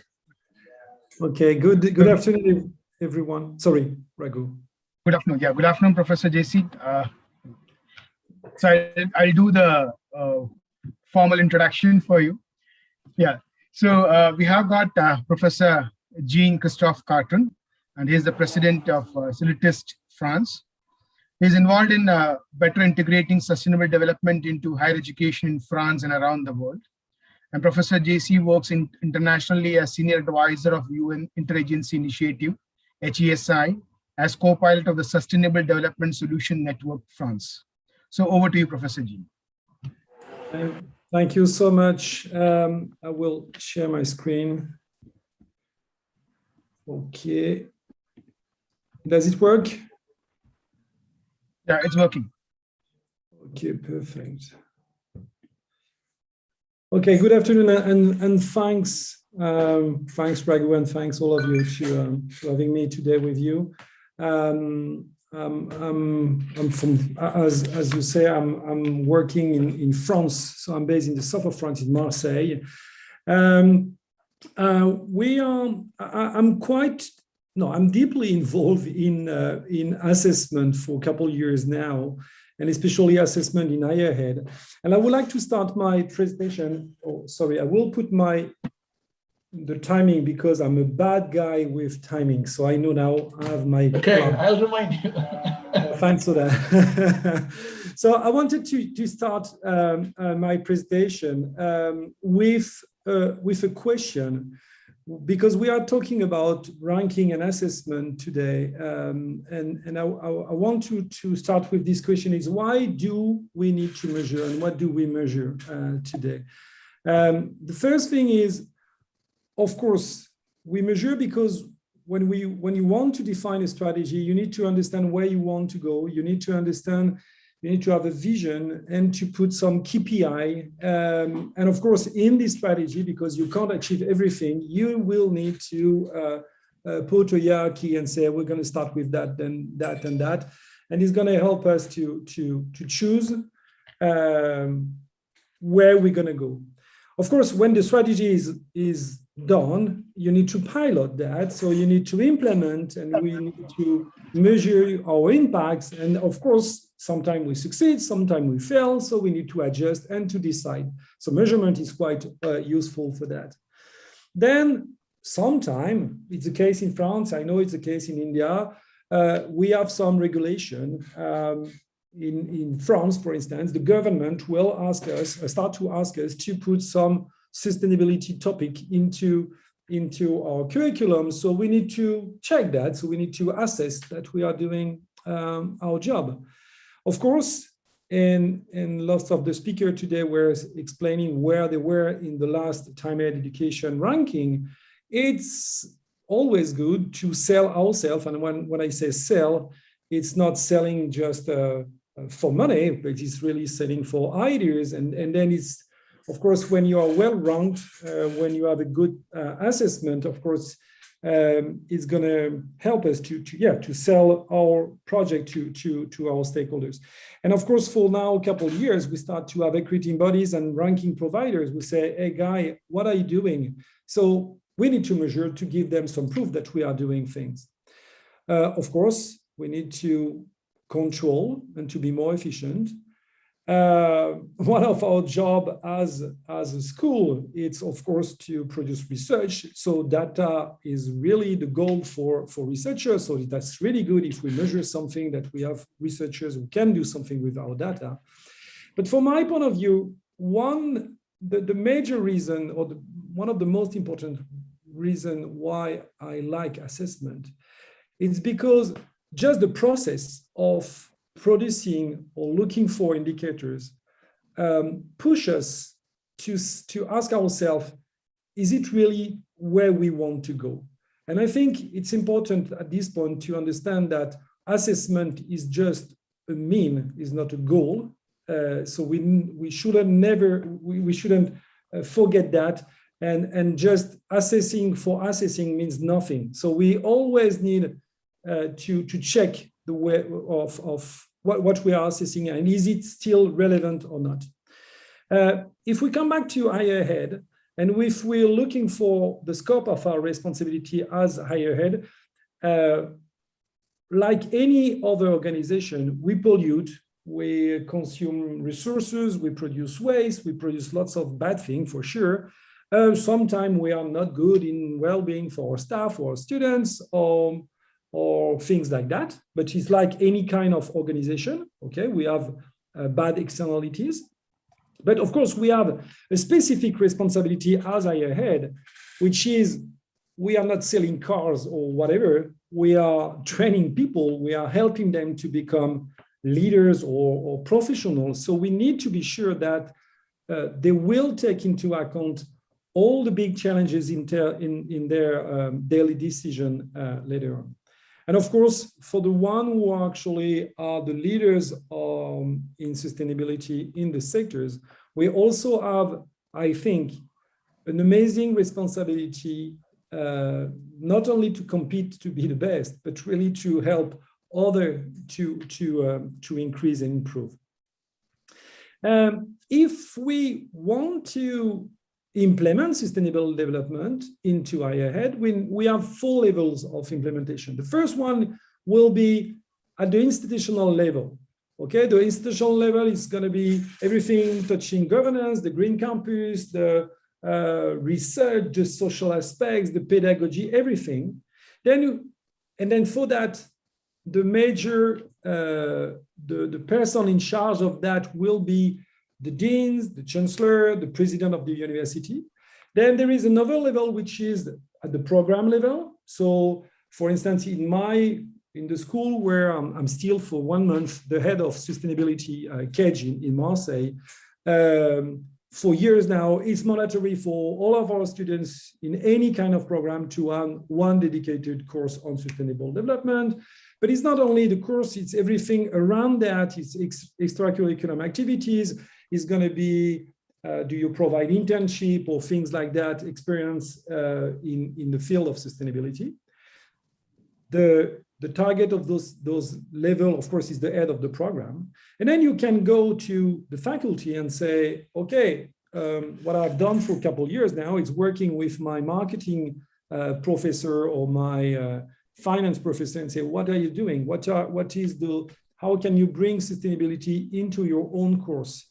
Okay, so of course, the easy way is to add a chapter at the end of your course on sustainable finance, for instance, or you can go deeply and then to really rethink the whole content of your course with the lens of sustainability. And the last level, of course, is the individual level. It's okay, we have done many things, we put things in place, courses, etc., but does it work? What is the level of knowledge, the skills and mindset of all our alumni, our students? So for that, there are few initiatives worldwide. Of course, it's just few of them, and I'm not aware of everything which is done in India, but you have at the institutional level, you have, for instance, for business school, all the ranking. For years now, CSB and EFMD are deeply engaged and try to put that into their quality accreditation. Of course, we have the time head education ranking. I was deeply involved in the positive impact rating, which was launched mainly for business school for the moment. And with Ross Ducan, the head of the ranking for the time head, I think he's going to come tomorrow. We worked last year with some UN entity or UN colleagues in ASI and try to push all the ranking worldwide to integrate sustainability in their process. And last but not least, at this level, you have also, of course, local or international label. For instance, 2/3 of the university in France, they are using something called the Green Plan, which is now mandatory and asked by the government. So they have at least to check and to assess where they are. So this is what we have at the institutional level. There are few initiatives at the program level. We've launched something quite interesting, but it's not the topic today, with SDSN at the course level. How can we help faculty to integrate those topics into their own course? And then today, I'm going to take my hat off of the president of Sulitest. I would like to focus on how can we be sure that all our students, whatever the program, have the ability, have everything in their hand to take relevant decisions. So a couple of years ago, we've launched an initiative called Sulitest, which means Sustainability Literacy Test. And our goal is really not to touch few happy clappy people who decide who are already convinced, but to touch 100% of the students worldwide This is our goal, and not only students, by the way, because we're starting to work with company, but also leaders, to be sure that they have everything to take relevant decision. So the idea we had actually start in a couple years ago in the Rio conference, Rio +20 conference, and we had this simple idea that when the economy starts to be global, every university start to ask not to be an English teacher, but to be able to speak few words of English. And in order to check that, we have seen some tests like the TOEFL or the TOEIC or things like that, which is now recognized and spread worldwide. A couple years ago, we start to have the same movement with digitalization. For instance, in my school at Cage, for now 2 years, all the students need to have a digital certificate, not to show that they are expert in digital, but at least they know how to use our stuff.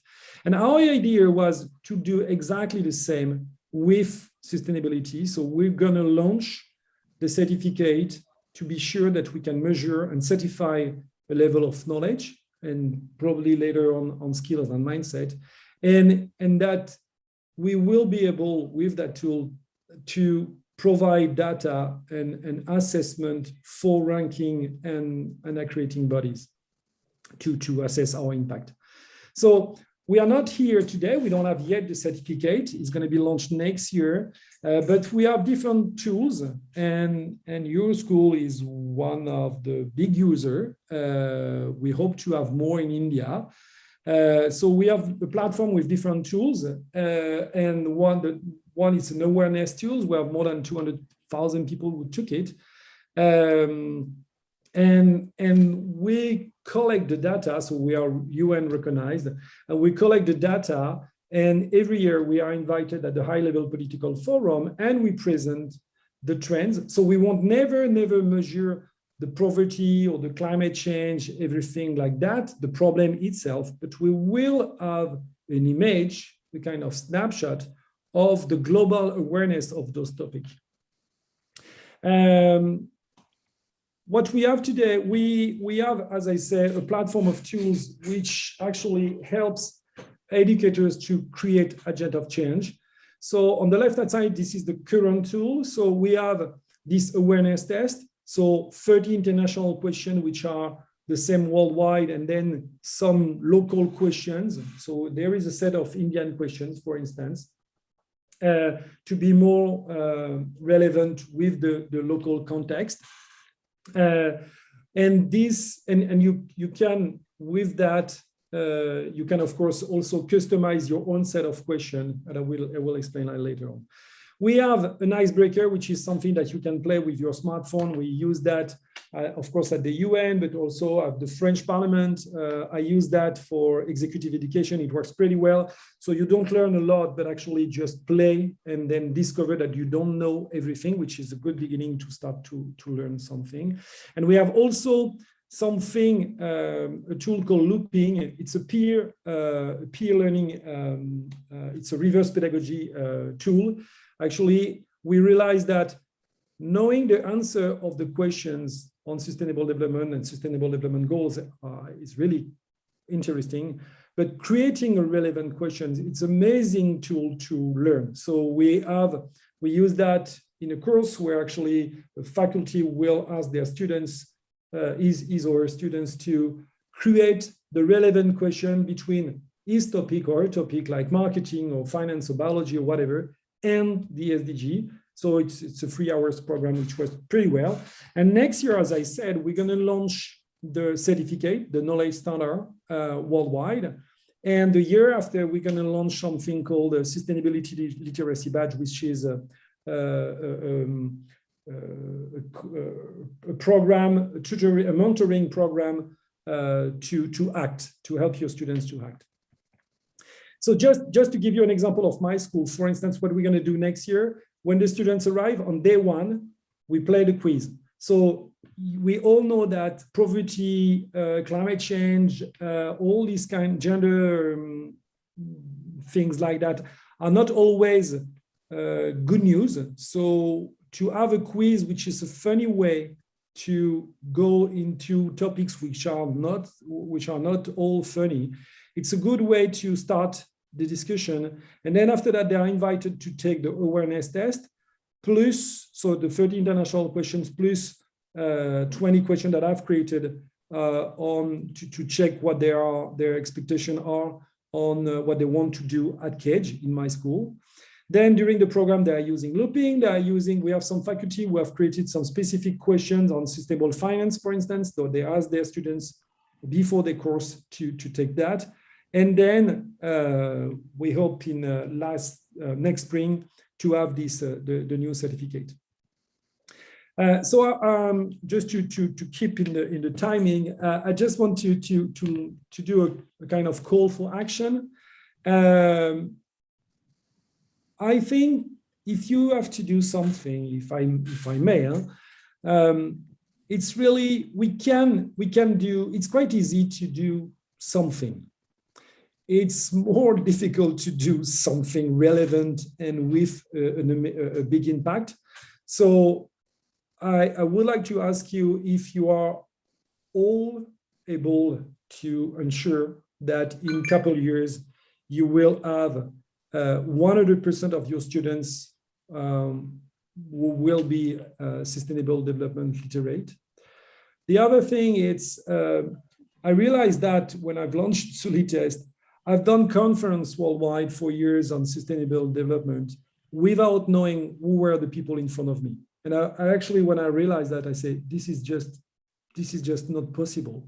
So I did some conference, and sometime in front of people who actually were better, were more expert of myself in a topic, or sometime because they were polite, they would say, yes, I understand, but they did not, I just assumed that they were aware about climate change, for instance, and it was not the case. So having a tool like the Solitest or other tools to have this snapshot when your students arrive will definitely help you to better adapt your pedagogy.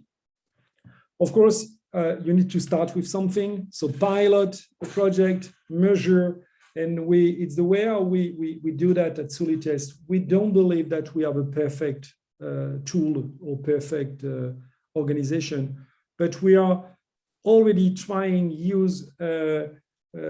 try to understand why it didn't work and why it worked, and then improve that. So please measure your impact, and again, ask yourself what is your impact and what you want. And again, I love the time-aid education ranking, but question that ranking, push them to improve themselves. If you believe that there are something which should be improved, we have this responsibility of giving feedback.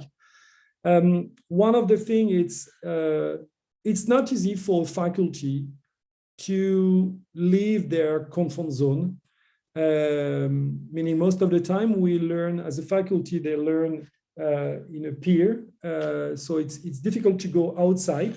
So for instance, looping, we realized that asking our faculty to create some specific questions on their own expertise, push them to learn more, and then help them to be better, or actually to improve, implement the sustainability in their course. One important thing for faculty of course, they have a key role, but they are not the only one. If you teach your students how to, I don't know, reduce the waste, and if the school doesn't do anything on waste management, you won't never succeed. So you have to teach what you preach, or to do what you preach. So integrating all your staff, and not only the faculty, into this process of raising awareness, it's, I think, a key thing. And again, measuring is not a goal, it's a mean. So what have you learned, and how are you going to act differently? I thank you, and I hope I was on time. Thank you so much. And of course, I don't know if we have time for questions, but I'm of course with you. Thank you very much, Professor Jean. And it was a very informative session. And you were what do you call it? You were talking about the Silitist framework, how and what are your thoughts on the rankings, university rankings, and definitely it brings in a different perspective altogether. So thank you very much for the thoughts, Professor G. Thank you.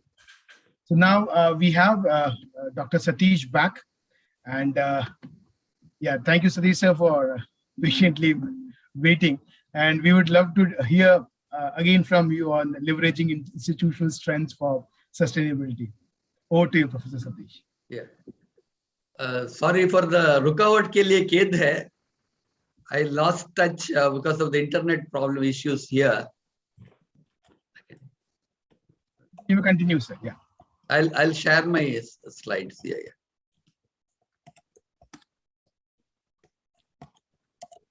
Yeah. Coming back to my presentation, I'll already narrated how we are going to deal with my talk. I restrict to 15 minutes, which has been given to me. Yeah. The education is a key factor in achieving sustainable development. All of you will agree with me that. But universities can contribute to sustainable development. What are the areas how we can contribute? Through teaching, through research. I think the previous speaker, Suresh, has talked about how research has helped in attaining sustainable development goals. Then through our outreach activities, which is our main strength of the university, inter-university, through partnership with the government and non-governmental agencies to promote development. Again, I should thank Time Higher Education Impact Rankings for channelizing the universities, the efforts towards sustainable development goals. It is quite new to the universities of this region. And how this impact ranking of Time Higher Impact Ranking is very near and dear to us, because it is the sustainable development it resonates with our organizational vision and mission.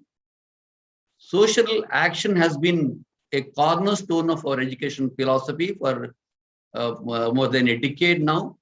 The impact rankings present themselves as a natural framework for shaping our social responsibilities. We are interested in using the Sustainable Development Goals framework to strengthen the brand NITE in the sphere of social action, for opportunities to objectively assess the outcomes and effectiveness of social impact activities. It also helps in streamlining our multiple social responsibility activities, which I'll be narrating in the next few slides. It also helps in identifying the best practices, policies, international trends, and how to adapt them to our conditions, our Indian situations, and also helps in identifying new areas for education and research. NITE, our action towards sustainable development, I can give you with a few examples. Particularly, our strength was in SDG 3, 5, and 6. And I'll restrict to these areas because, as I said in the beginning, it's an experience for us through this SDG, which we participated for the first time. In SDG category 3, because being a health-related university, providing good health and looking after the well-being of the people in the campus was our primary motto. By providing and improving the well-being of the campus. So for promoting well-being on the campus, we provide healthcare services for all students and staff, free health in the form of free health checkup, free screening, specialty healthcare, and we started an integrated medicine department. This is a very new, unique experience with providing naturopathy, Ayurveda with modern medicine. And this is probably third center in the country after All India Institute of Medical Sciences and NIMHANS. Ours is the third department of integrated medicine. And it's a new experience for us, how we can integrate the naturopathy with the modern medicine. And we also started Student Wellness Center in the campus to support all academic activities, and also for the personal growth of the students, and for guidance for coping with academic, emotional, and interpersonal stresses, help for substance abuse and deal with substance abuse in the campus. And also we have provided full-time coordinators and counselors and mentors for the students, and it's working beyond the working hours. It is open till 7 o'clock. From 9 to 7, it's available for the to help the students. Promoting health awareness is again a very important aspect, because we have to create awareness about health, about healthy lifestyle, and improving the mental health and sexual and reproductive health awareness in the campus. We conduct awareness programs, and also this also should be supported by policy support. So we have got policy against substance use and policy against tobacco products, and we have made our campus tobacco free and plastic free zone. Regarding community health services, we have again this very innovative scheme started by the university, what we call Gramakshema, well-being of the neighborhood, where our students, particularly starting with the first MBBS itself, students have adopted families in the neighborhood. 3 students are given 1 family. So every year we adopt 50 families, and again they are taken care from the first year, when they are in the second till the final year. They take care of this particular family and take care in prevention of the disease. Particularly, prevention is better than the cure. That is the mantra of this particular program. So they educate the and also give them health awareness. And if there are any requirements for treating this patient, they are brought to the tertiary care hospital and provided treatment at nominal cost or sometimes free of cost. Another important, very important, our outreach activity is having 21 rural health centers, which is spread out in 4 districts of the state, catering to the needs of about 2.5 lakh beneficiaries each year. And we spend around 4 crores as an annual expenditure for running 21 medical and dental health centers with the full-fledged medical and dental officers. And 90% of the students participate. Undergraduate, postgraduate, and interns participate. And every year we conduct more than 1,750 extension activities through these rural health centers. Another important this thing is our other activities like single-day denture camps for from the dental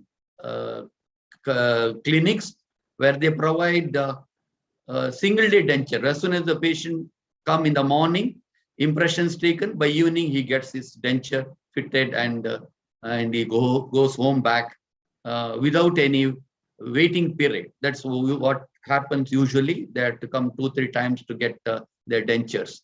Then we got a program for senior citizens in the form of Kshema Sandhya, where the elderly patients, senior citizens are brought to the campus and they're given both promotive, curative healthcare in the campus and also recreational facilities. We have got other programs like Netra Jyoti, a special child care center, what we call the UNSPEC program, where we provide multidisciplinary treatment for physically challenged children.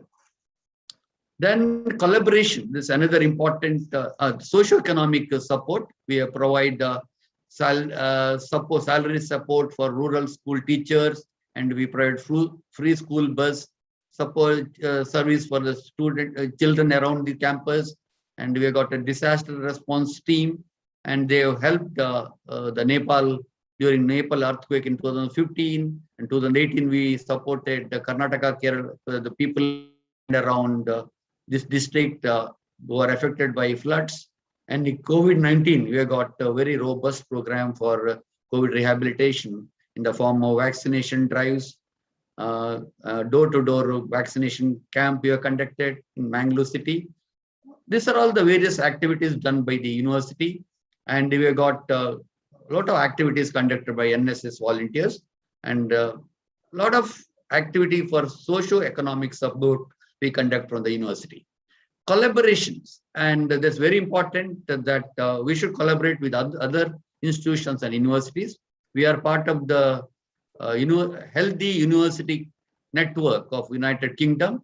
We've got collaboration with the Minnesota in training in public health school of Minnesota. We got collaboration with Spinal Train Cleft Children International for providing free cleft surgeries. We every year conduct more than 800 cleft palate and cleft lip surgeries, and we also participate in the government schemes like Unnat Bharat Abhiyan and local governmental and non-governmental agencies in providing healthcare for the community. Gender equality is also very important, important aspect of the sustainable development goal of the university. We promote gender equality in the campus by having a pay parity between the men and women, representation of women in senior positions, women-friendly campus, the security and all facilities in the campus are provided, which is directed towards friendly campus as far as women are concerned. And we provide cash facilities, breastfeeding rooms in the hospital, and women-friendly policies of the universities. Like we have got clear policy on access and participation of women in the university activities, policy against gender discrimination, policy on prevention of sexual harassment, policy on protection of complainants and whistleblowers, policy on maternity and paternity and childcare benefits. And we are happy to tell you that more than 60% of the students are women, and we have got more than 50% women are faculty, and 40% women hold senior administrative positions. Another important SDG is 6, which is very, very near and dear to us. We are providing, that's what is providing a clean water and sanitation aspects of the university. We got a water harvesting facility in the campus, in both in the hostels and the hospital block and the basic sciences block, and all the constant colleges of the university have got water harvesting facility, and we provide rainwater harvesting and groundwater protection through our maintenance department. And also we have got another scheme for purchasing harvested rainwater from the neighborhood of the university. Another important is water reuse, and to prevention of wastage of water, we have got a definite water reuse policy in the university. We provide STP capacity that exceeds the water. We are around 8 lakh gallons of water is recycled every day, and it is reused for toilet flushing and in the gardening of the university, so that we have got very green campus, and it's very important part of the sustainable development, one of the goals of the university. And also we create awareness about water resources among the students. And water education, and it's also another important aspect of the teaching. We have developed modules on water sustainability and we added in the curricula of all our both medical and non-medical subjects, faculty. And also we provide supporting for water conservation in the form of to the governmental agencies through our architecture school regarding rejuvenation of rivers and rejuvenation and conservation of backwaters to the corporation, Mangalore Corporation. And we have got a very sustainable policy on energy conservation. 72% energy requirements of the university is through the renewable energy sources. We got purchase agreement with the green vendors. We harness local climatic advantage by using solar power generation in the campus. We use Lighting, LED lighting, energy auditing is done every year in the campus. Energy and green audit and is part of the audit of the university. And also we do Save Power campaign in the university through our NSS and student forum.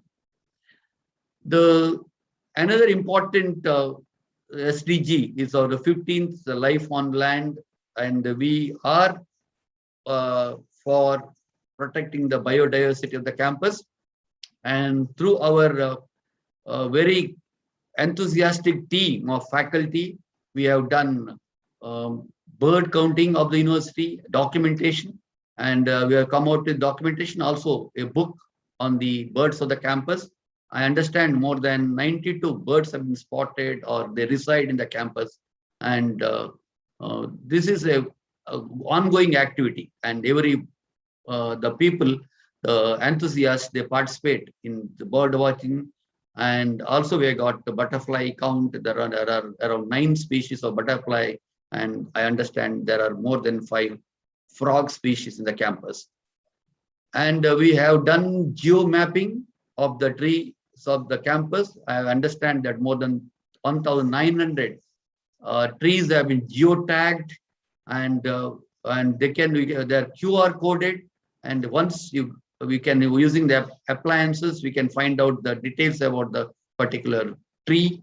And this also helps in preservation and replacement of the trees which are in the campus. And we also do drives like tree adoption and also planting the tree on your birthday. This is very interesting and an innovative scheme from the university, and faculty, just if they ask in advance, they will be provided trees and they can plant during their birthday. And this is a very interesting program. And we do planting of trees by the guests who are coming to the campus. And this has made the university campus green. I think initially when it started, it was around 18%. Now it has gone up to 25% in the campus. And these are the schemes which has helped in making the university as a green campus. And we have got green outreach activities.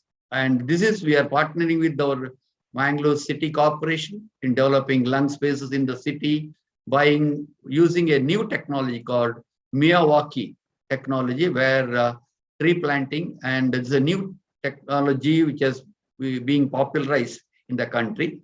And we give support to the local authorities, particularly corporations and panchayats in and around the university, in making their campus or the places green by planting trees. And this has helped the Mangalore city in achieving improving the green cover of the city. And very interesting for sustainable development goal, and particularly in this area of green initiatives and energy conservation, the university is planning to develop a new campus. After, as I said in the beginning, it's a just 12-year-old university, and we want to expand the campus in a very sustainable development module. And already the university has bought 100 acres of camp, 100 acres, and it will be award-winning eco-sensitive design, which has been adopted for water management, with energy management facilities, with by preserving water bodies which are existing in that area, and also a lot of microclimatic modifications we have adopted in this new, we are going to adopt in this new campus. And this particular, we are intend to provide clean energy in this area by having renewable and clean sources of energy like solar and biogas, so that we can reduce the dependency on natural resources. Though that is the aim of this particular campus. In another important the water management, as I said in the beginning, water management, efficient water management in any campus, very, very important, by conservation and reuse. And the water management strategy in this particular campus, we take care by a lot of innovative methods. Because this area, we got rich rain source, we got monsoon, and the possibility of seasonal flooding can be avoided. And we are planning to create lakes in this particular new 100-acre campus, multiple lakes which are connected, and so that we can prevent seasonal flooding. Another important, very important, interesting plan for this new campus is we are planning to design this campus for sustainable development, having a microclimatic modification. So that the very important aspect is this area is very humid, and we are trying to reduce the humidity through wind movement and planting trees in a different pattern. And also by this particular method, we can minimize the solar heat so that radiation of water and excessive humidity also can be reduced. And all this in this particular project, all these parameters which we are going to adopt in this particular project will be intended for ecological and biodiversity enhancement. And this particular project of 100 acres is done by a very renowned eco-architect called Ken Ang from Malaysia. According to his words, these niches aim to protect, enhance, and develop a rich and self-sustaining ecosystem that plays a small-scale but very crucial role in regional and global carbon sequestration. Our aim is to make the campus, if possible, carbon neutral, and ultimately later carbon negative. And this is the aim of the university. And if the project is supposed to be, it's already started, and and we are planning to complete it in the next 3 to 5 years. And that is our contribution for our region and for the country in having a eco-friendly campus. And once it comes up, and this sustainable development goal, one of the sustainable development goal, having a energy conservation, sustainable in the form of biodiversity, will be fulfilled. And I hope it will be a reality within the stipulated time, which you are expecting to be completed by the next 5 years. To summarize, what is, firstly, higher education institutions can contribute significantly to achieving universal humanitarian goals. I think Time Universal Impact Ranking definitely is aiming at sensitizing the higher education institutions in their goal of sensitizing for their popularizing sustainable development goals in our country. It also gives opportunity for sensitizing our students, and it's one of the important social responsibility in the campus, which should be inculcated among the students. Lastly, the Sustainable Development Goals framework can drive transformation of higher education itself in the country. Thank you very much. I thank the organizers, particularly Professor Raguraman and Mr. Duncan Rose. I understand, I don't know whether he's there in this particular during this particular presentation from Time Higher Education, for giving this unique opportunity to present our activities of the university. Thank you very much. Thank you. Thank you very much, Professor Satish. And thank you for those awe-inspiring stories about NITE University and how NITE University is trying to achieve the Sustainable Development Goals. It's a classic case study, in fact. Thank you very much for your presence. Thank you. So next we have our next speaker, Professor Bhavani. Yeah. So Professor Bhavani Rao is a director, Ammachi Labs, and UNESCO chair in Women's Empowerment and Gender Equality at Amrita University. And under UNESCO chair, she heads an academic center dedicated to participatory action research, education, and implementation that focuses on the mapping of vulnerabilities of women in underserved communities. So over to you, Professor Bhavani. Thank you so much for the introduction. And I think I'm probably the last speaker. And so I'll try to keep you engaged. And after those splendid presentations, I hope that there is still something new that you can get out of this talk. So again, hello, everyone. Very good time of the day to wherever you are, as it's regionally appropriate. So it's either good morning, good afternoon, or good evening to you. It's an honor to really address this very erudite panel. And of course, what a wonderful audience. They've actually managed to stick it through a long session. And that only makes me think that they are really committed to the Sustainable Development Goals. So hello, everyone. Thank you so much, Dr. Raghu, and the team that has organized this program. And thank you for having me here. And yeah, I think there is one thing that you have learned from these talks is that there is a unanimous agreement that the role of higher education institutions and universities is something that is critical to the Sustainable Development Goals. And most of the presentations, I think, have shown us what can be done in this area. And also the presentations on Amrita, also on our work on the SDGs.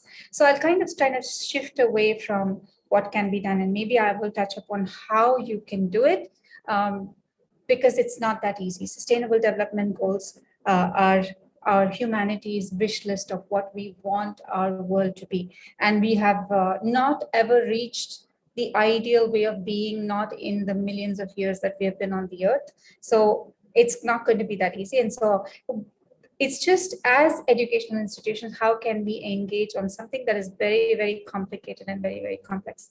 So I hope that I can touch upon that based on the work that we do at Amrita. So I'm going to go into a presentation.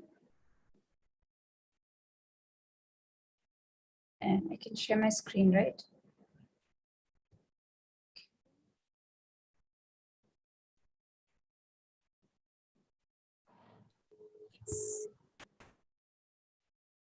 And yes, so I'm going to talk about how actually Amrita engages in a very serious and committed effort towards the SDG goals. And the speakers before me from Amrita have actually touched upon these points, but I just want to re-emphasize it, because coming back to it, why sustainable development? What is it that makes Amrita so vested in the SDGs? For one thing is the philosophy that drives Amrita. So we have a very strong three-pronged philosophy or a value system that we follow. One is education for life. There are two kinds of education. One is the education for a living. This is basically the kind of education that gives you a job and helps you live in the world, in the external world. And the education for life is basically how do you live as a human in the world with other humans and with the environment. And this is a far more deeper and profound kind of education that we feel is critical to building a good human being. And these are kinds of education, even the education for a living will kind of wind down at some point, but the education for life this is truly what lifelong learning is about. And so it's skills and abilities, but also with combined with values and definitely spiritualities. In fact, I think spirituality is, I think SDGs is a fancy word of saying spirituality, because you really have to have that value set within you to be able to achieve the Sustainable Development Goals. And so how does the other pillar within Amrita is compassion-driven research. And our chancellor says there are two kinds of poverty. One is the poverty that's caused by a lack of food and clothing and shelter. And the second one is a lack of love and compassion. And she says when you deal with the second kind of poverty first, you automatically address the first kind of poverty. And this is something that is super profound. If you think about it, we all are people who have, I mean, the fact that I'm even talking to you on a virtual reality thing. This means I have a computer, I have education, I can speak. There are so many things. We are the people who have things. And the question is, if we have and we can awaken that love and compassion within us, then we can definitely do something. We will want to do something for those who do not have. And so the creating this need and this understanding. Sorry, did somebody really freak out about what I said? I thought I heard somebody yell behind. May I request others to please mute your mics unless... You're done that, ma'am. You're done Thank you. Thank you. Okay, well, that was a little alarming. And the third pillar is, of course, global impact. Again, we are all in this together, right? So the SDG says, leave no one behind. And nothing really brought that thing to our face like the COVID pandemic. No one is safe till everybody is safe. And we know that, and we are still going through it.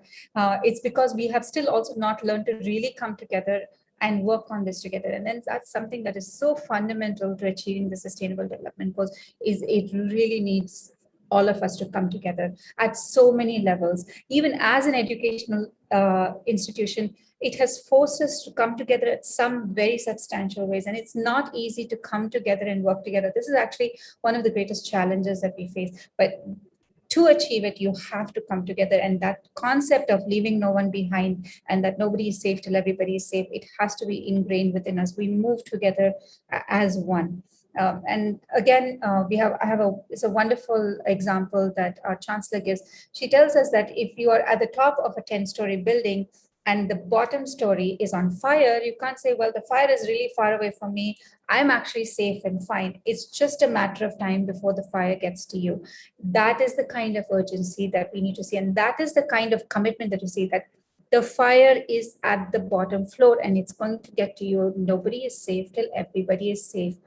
It is this kind of passion that we need to work with on the SDGs. It becomes our life, it becomes our mission. And unless we have that kind of a commitment to achieving the SDGs, it's going to be a far cry.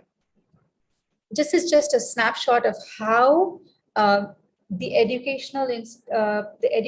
academics part of it works with the different centers at Amrita. And basically, just a quick map, and I'll take you through this. If you can follow our cursor, this is just from the School of Social Sciences, right? So you have your academic programs, and so you have your cohort of students that come out of the social sciences and humanities program. There are different kinds of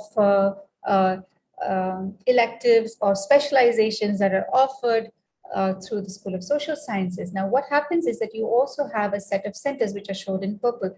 Now, these centers focus on research areas, larger research topics, like the Center for Spiritual Studies, the School of Sustainable Development, Center for Tribal Affairs, Center for Women Empowerment, Gender Equality, or Centers for Skill Development. So the students work within these academic circles, but closely with the centers. Moving on to the outer range of the orange circles, what you have is what we call the Chancellor's Initiatives.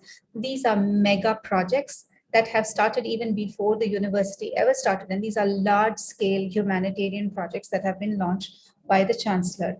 And so you have this huge problem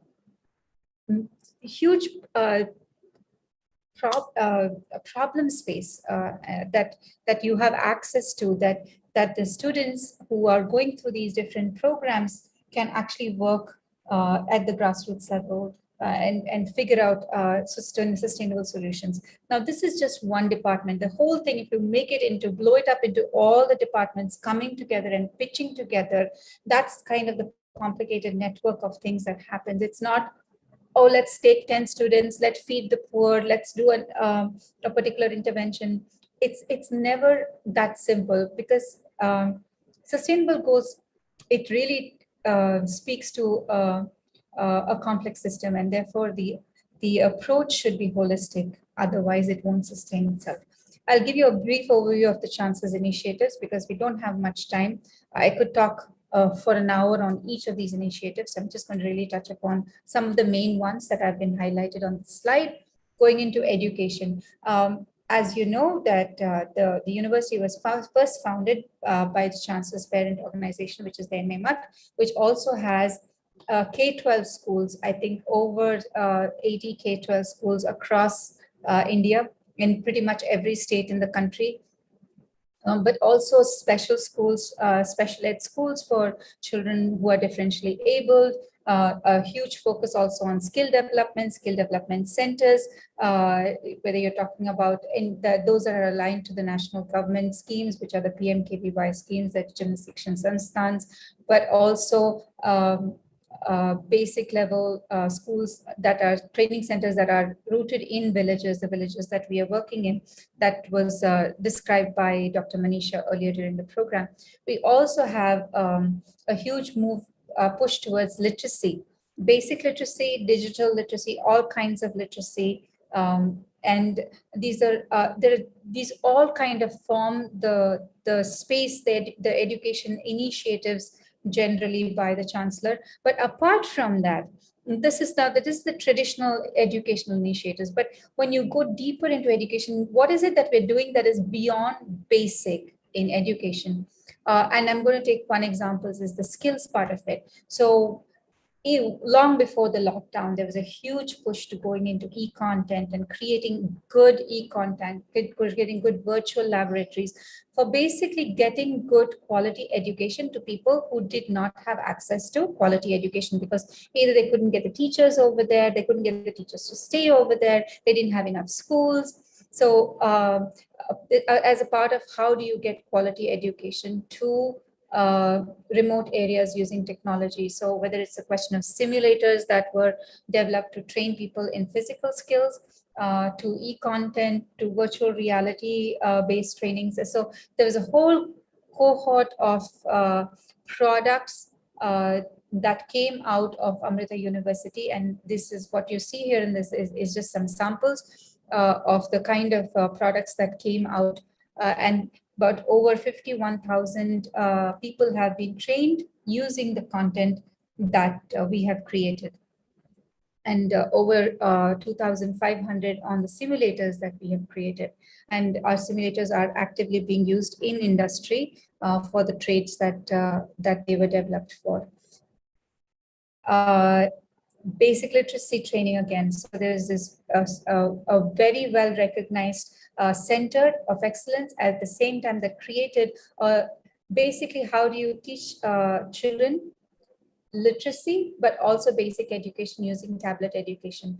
This particular group also won the X Prize for adult literacy. So they have actually centers in over 64 villages across 21 states in the country where they actually treat rural children with tablet-based education, quality education in remote areas, low access areas. Implementations, like I said, you have implementations, not just, you can see the map of India. This is where we have skill development interventions actively happening, but we've also taken what we have built to Africa.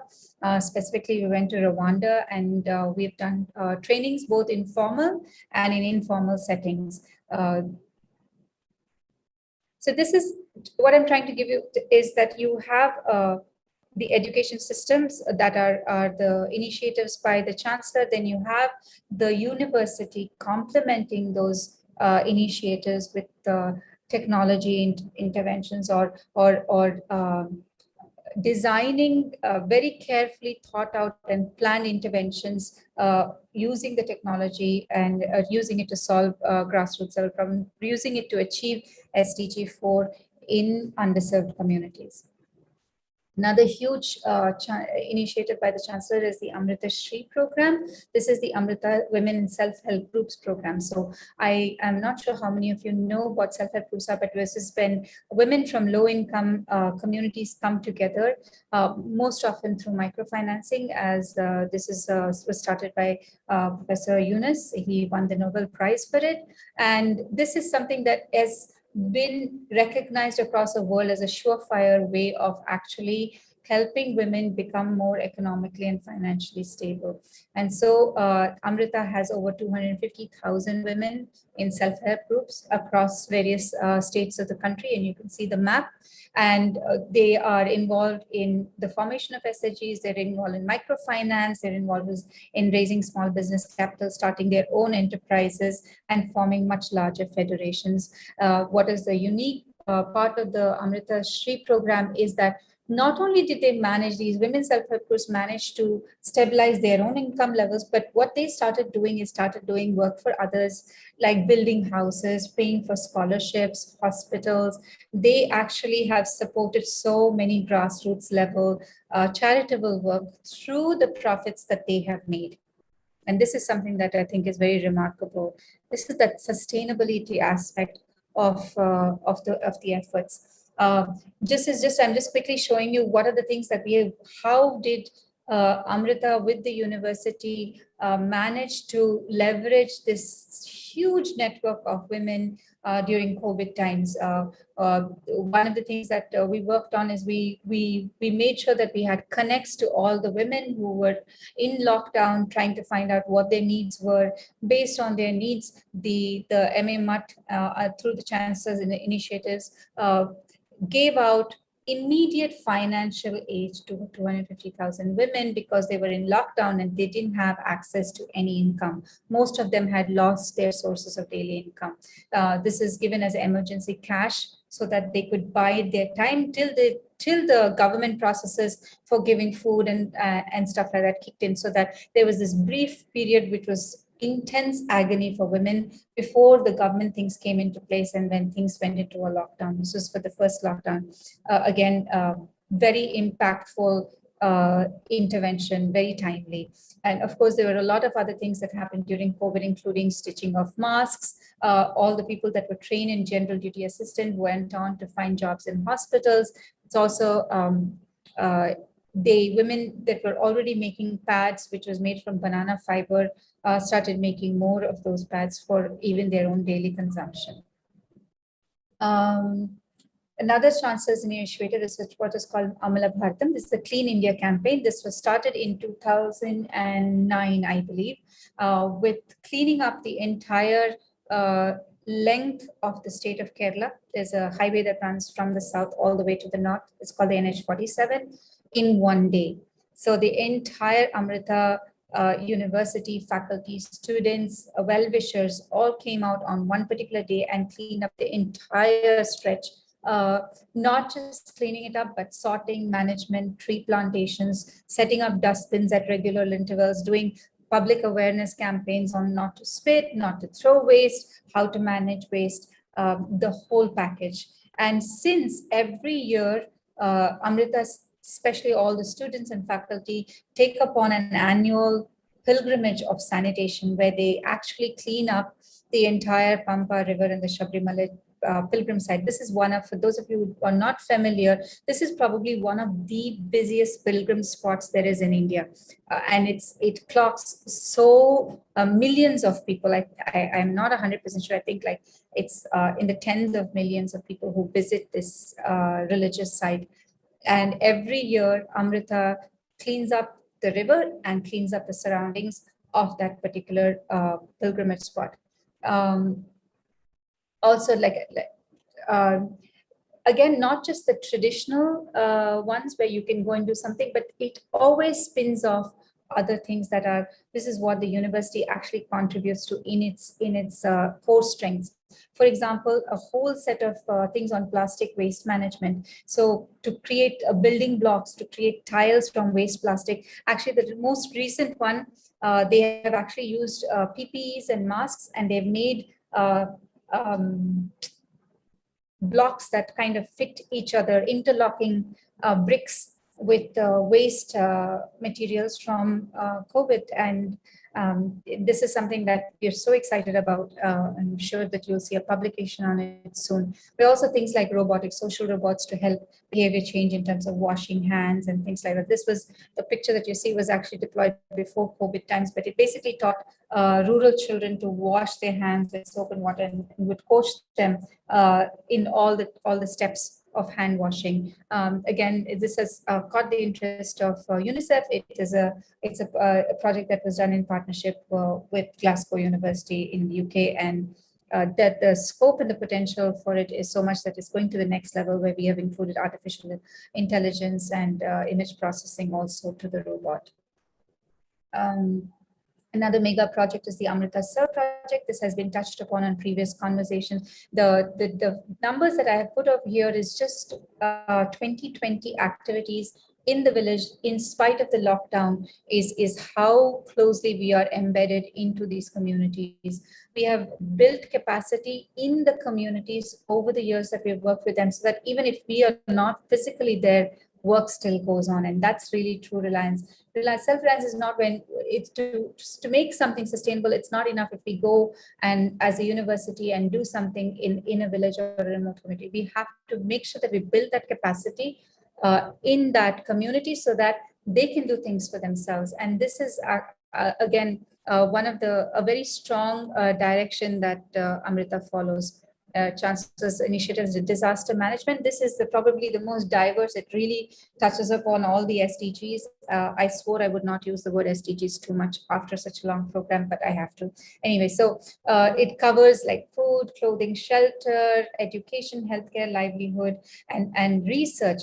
We are so strong on the research side of disaster management, be it in the use of technologies. One of the most recognized of these initiatives is the landslide monitoring system. This is a real-time landslide monitoring system that we have at Amrita, and it is guided by Dr. Manisha. We even have a center of excellence in landslide detection and monitoring at Amrita because of the cutting-edge work that has been done. Right now, their deployments are in the southern part of India, which is in the Western Ghats, but also they have started their deployments in the northeastern part of India in Sikkim. And it's one of the world's recognized real-time monitoring system. And landslides are probably the hardest of the natural disasters to predict.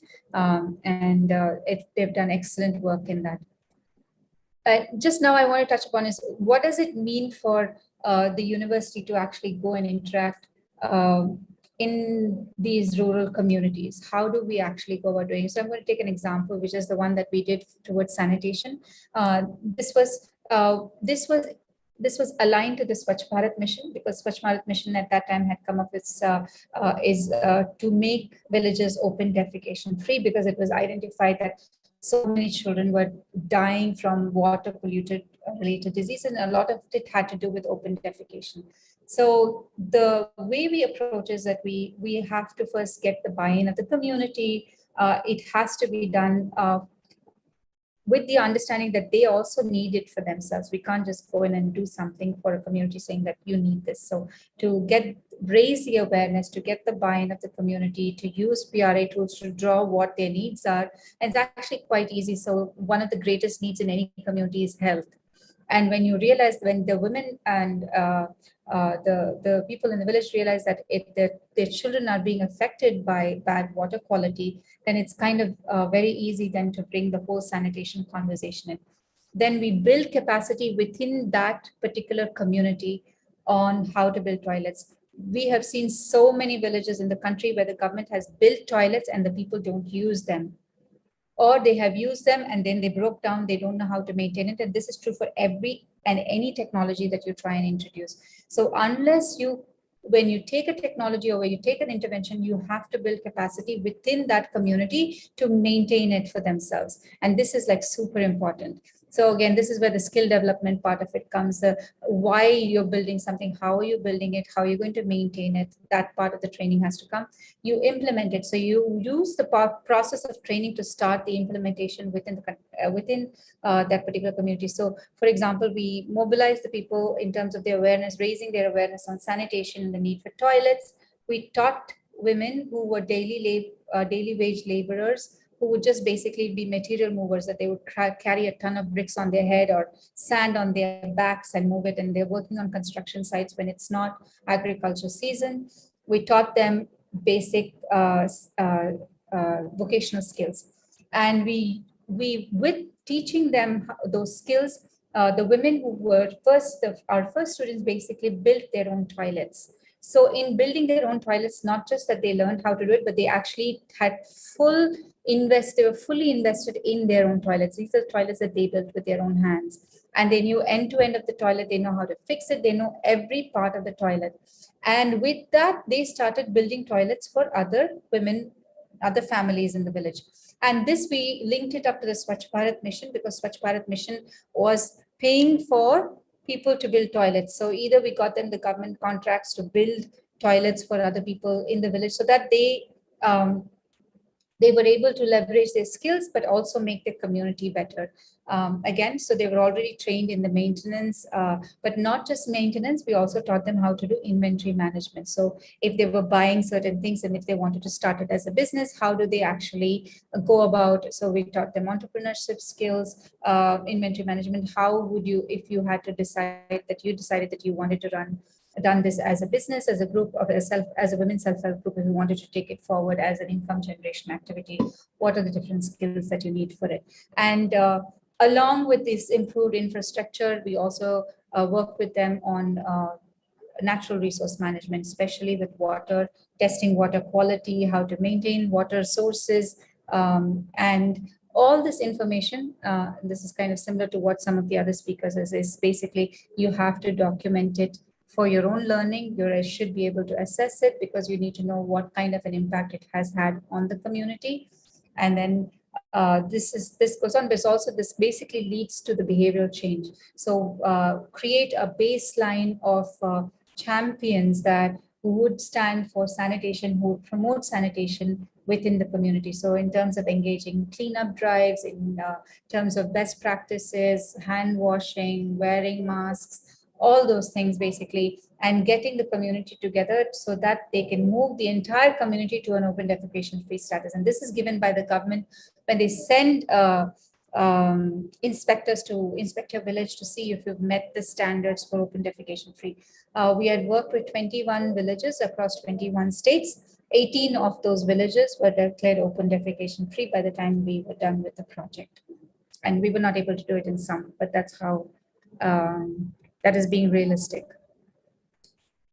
Also, a part of this whole approach to the SDGs and working with communities is that we really have to remember that this is a complex system. And so there we also did a lot of investment in really trying to understand what the vulnerabilities of women, but basically understand the entire system as is. To have that, once we have that as is understanding of the system, then we can, when you design an intervention, you can see how that intervention, you should be able to model how that intervention can impact the system, how that system shifts, and you will have to create iteratively other interventions that basically lead you to your sustainable development goals. Because if you just do an intervention and just leave it, you do not know what are the unanticipated effects that any intervention could bring. This has such a tremendous scope for research, and it is immensely satisfying that you can actually do good, and at the same time you can actually do hardcore research through this way. And it's so wonderful that you're uniquely positioned. You're not doing typical NGO work, you're not doing typical academic work, but you're able to manage to actually bring these two together and make a tangible impact on society. This is just the numbers from the toilet building. You have a photograph over here with the women. It's interesting, they're wearing men's shirts when they do the masonry work. And this, I think this picture is from Karnataka, if I'm not mistaken. A quick view on all the different kind of projects. Again, it becomes so multidisciplinary. It involves the students from the social sciences, from the social work program, from the engineering, from the management. Everybody comes together, and it's always that these groups are working together, and it's never and it's not just the students from engineering, it's also the students from the vocational education come in. Of course, the people from the community also have an equal say in this entire participation. So it is such a multidisciplinary group, and it makes the conversation very rich, and there's such a deep narrative that is associated with every one of these projects. And I'm not going to take too much time. I think Manisha had touched upon some of these things, and I will just wrap up. Yeah, just a couple of points that I would like to make based on, I think, some of the other speakers. that I thought would be very important for me to bring. I think one of the first speakers, I think it was Dr. Calderas, he said, it's not about competition. And this is something that I think that is really something we have to hold in mind. It's not about competition, it's about collaboration. And the only way we can really achieve these SDGs is through collaboration within the university, collaboration with the communities you're working with, collaboration across universities, collaboration with government. The whole thing has to come together. We have to come together as a humanity. And there has to be this shift in consciousness. And I believe that we are in this place where we have this shift in consciousness. We have shifted in consciousness several times as humanity. When we moved away from slavery to anti-slavery, when we moved away from apartheid to anti-apartheid. And I think we've come to that point in humanity is this thing where we really see the environment as something that is so critical to our existence. And the fact that that when we progress, we have to progress as humanity, and we cannot have these huge rifts in what people have and what people do not have. I hope I don't sound too much of a socialist when I'm saying this, but just that understanding, I think we are at that maturity as humanity to really take this seriously.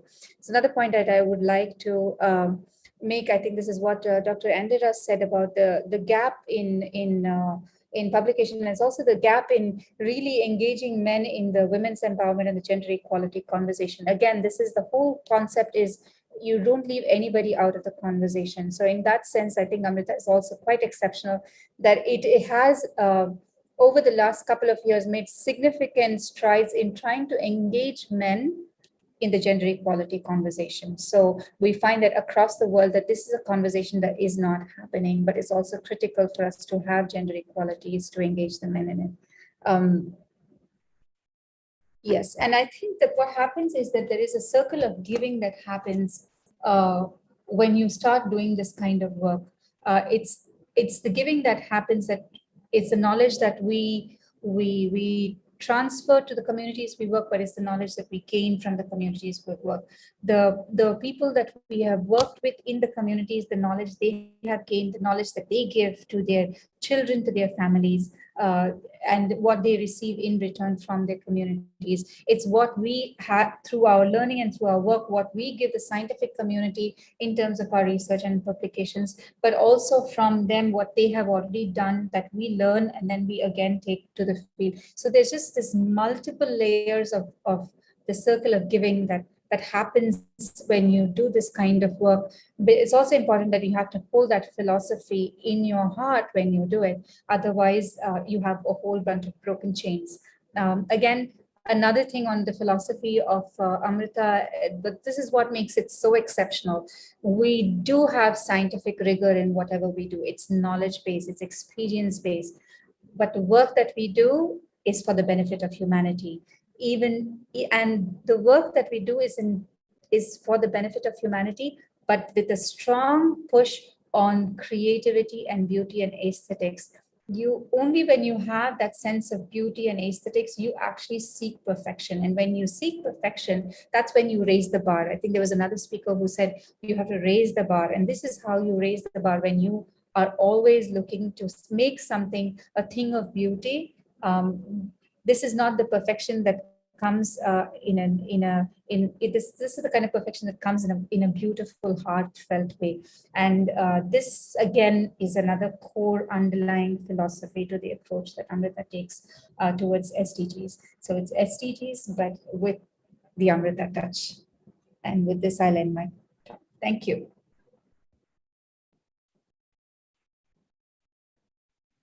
Thank you, Professor Bhavani.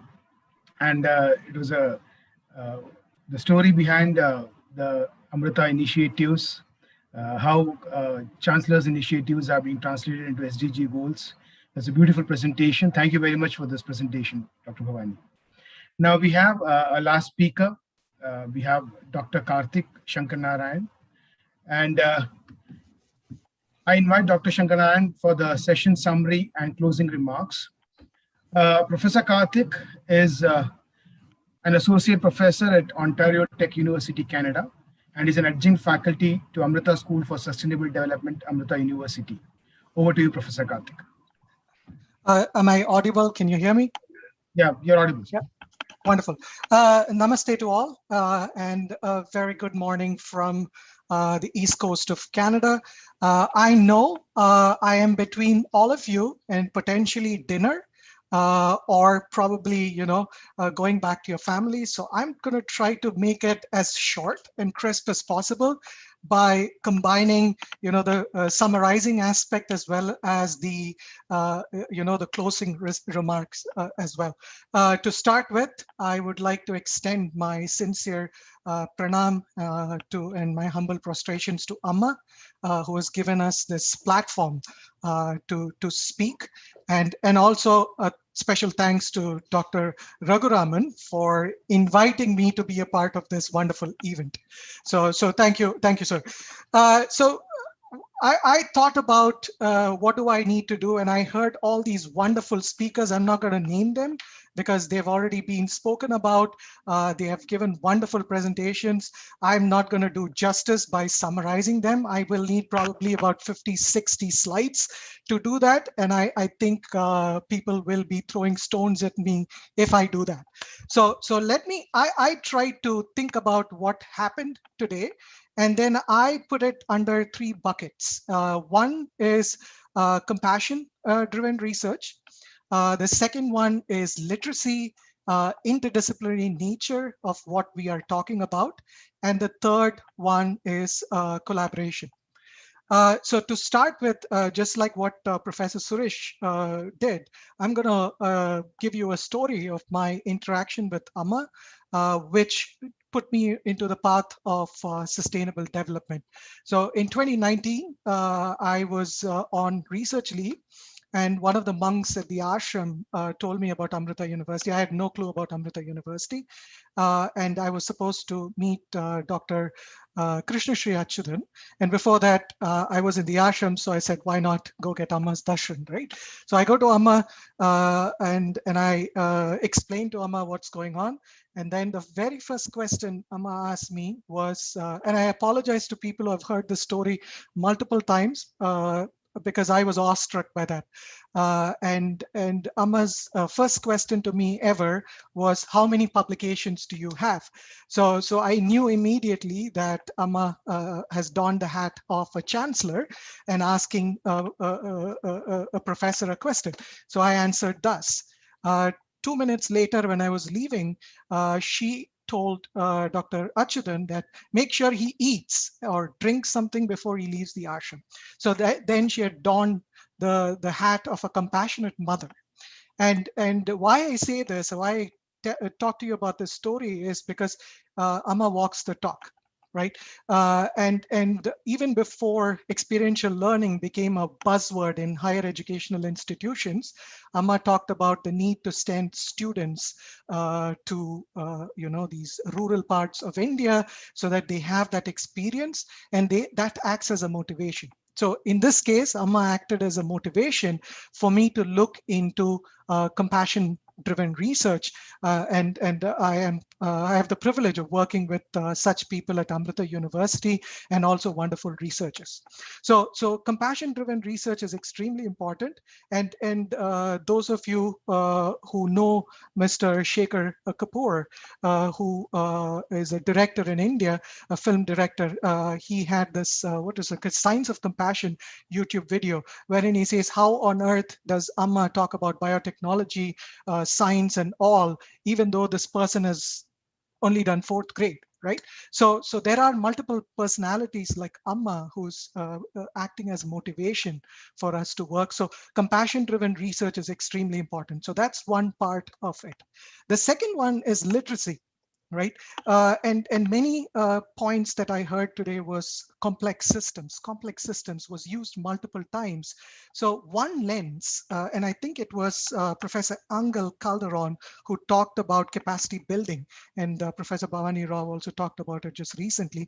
One size does not fit all. So we need to create, as higher educational institutions, we need to create a cadre of researchers, individuals who will look at a problem from multiple lenses, let it be engineering, social sciences, whatever it is. Olympics. And Professor Mishra talked about sustainable innovation, commercialization of innovation and things like that, right? So it is extremely crucial that when we are talking about sustainability, we are looking at it from multiple angles, multiple lenses. So as higher educational institution, it is our responsibility to create a cadre of researchers. Now, in the context of Olympics, we always say that let's catch them young, right? If you know about instruments, violin is one of the hardest instruments to learn, and many people start at a very young age. So I'm moving away from higher educational institutions and all the way to schools. Why don't we start literacy, not at the bachelor's program, just like what many people talked about, but in schools, to create knowledge, to nurture, to foster that healthy understanding of sustainability. And what would happen is if you're from India, when you're growing up, a question that you're commonly asked is, oh, do you want to become an engineer or do you want to become a doctor? As though those are the only two options that are available to you. No, let's try to ask this question to all the kids, like, how do you plan to contribute to the world you're living in? Maybe they will come up with innovative solutions and not siloed way of thinking. Okay, so that's my second takeaway and some food for thought for the participants today. And the third and the final one is collaboration. We have heard about collaboration multiple times today.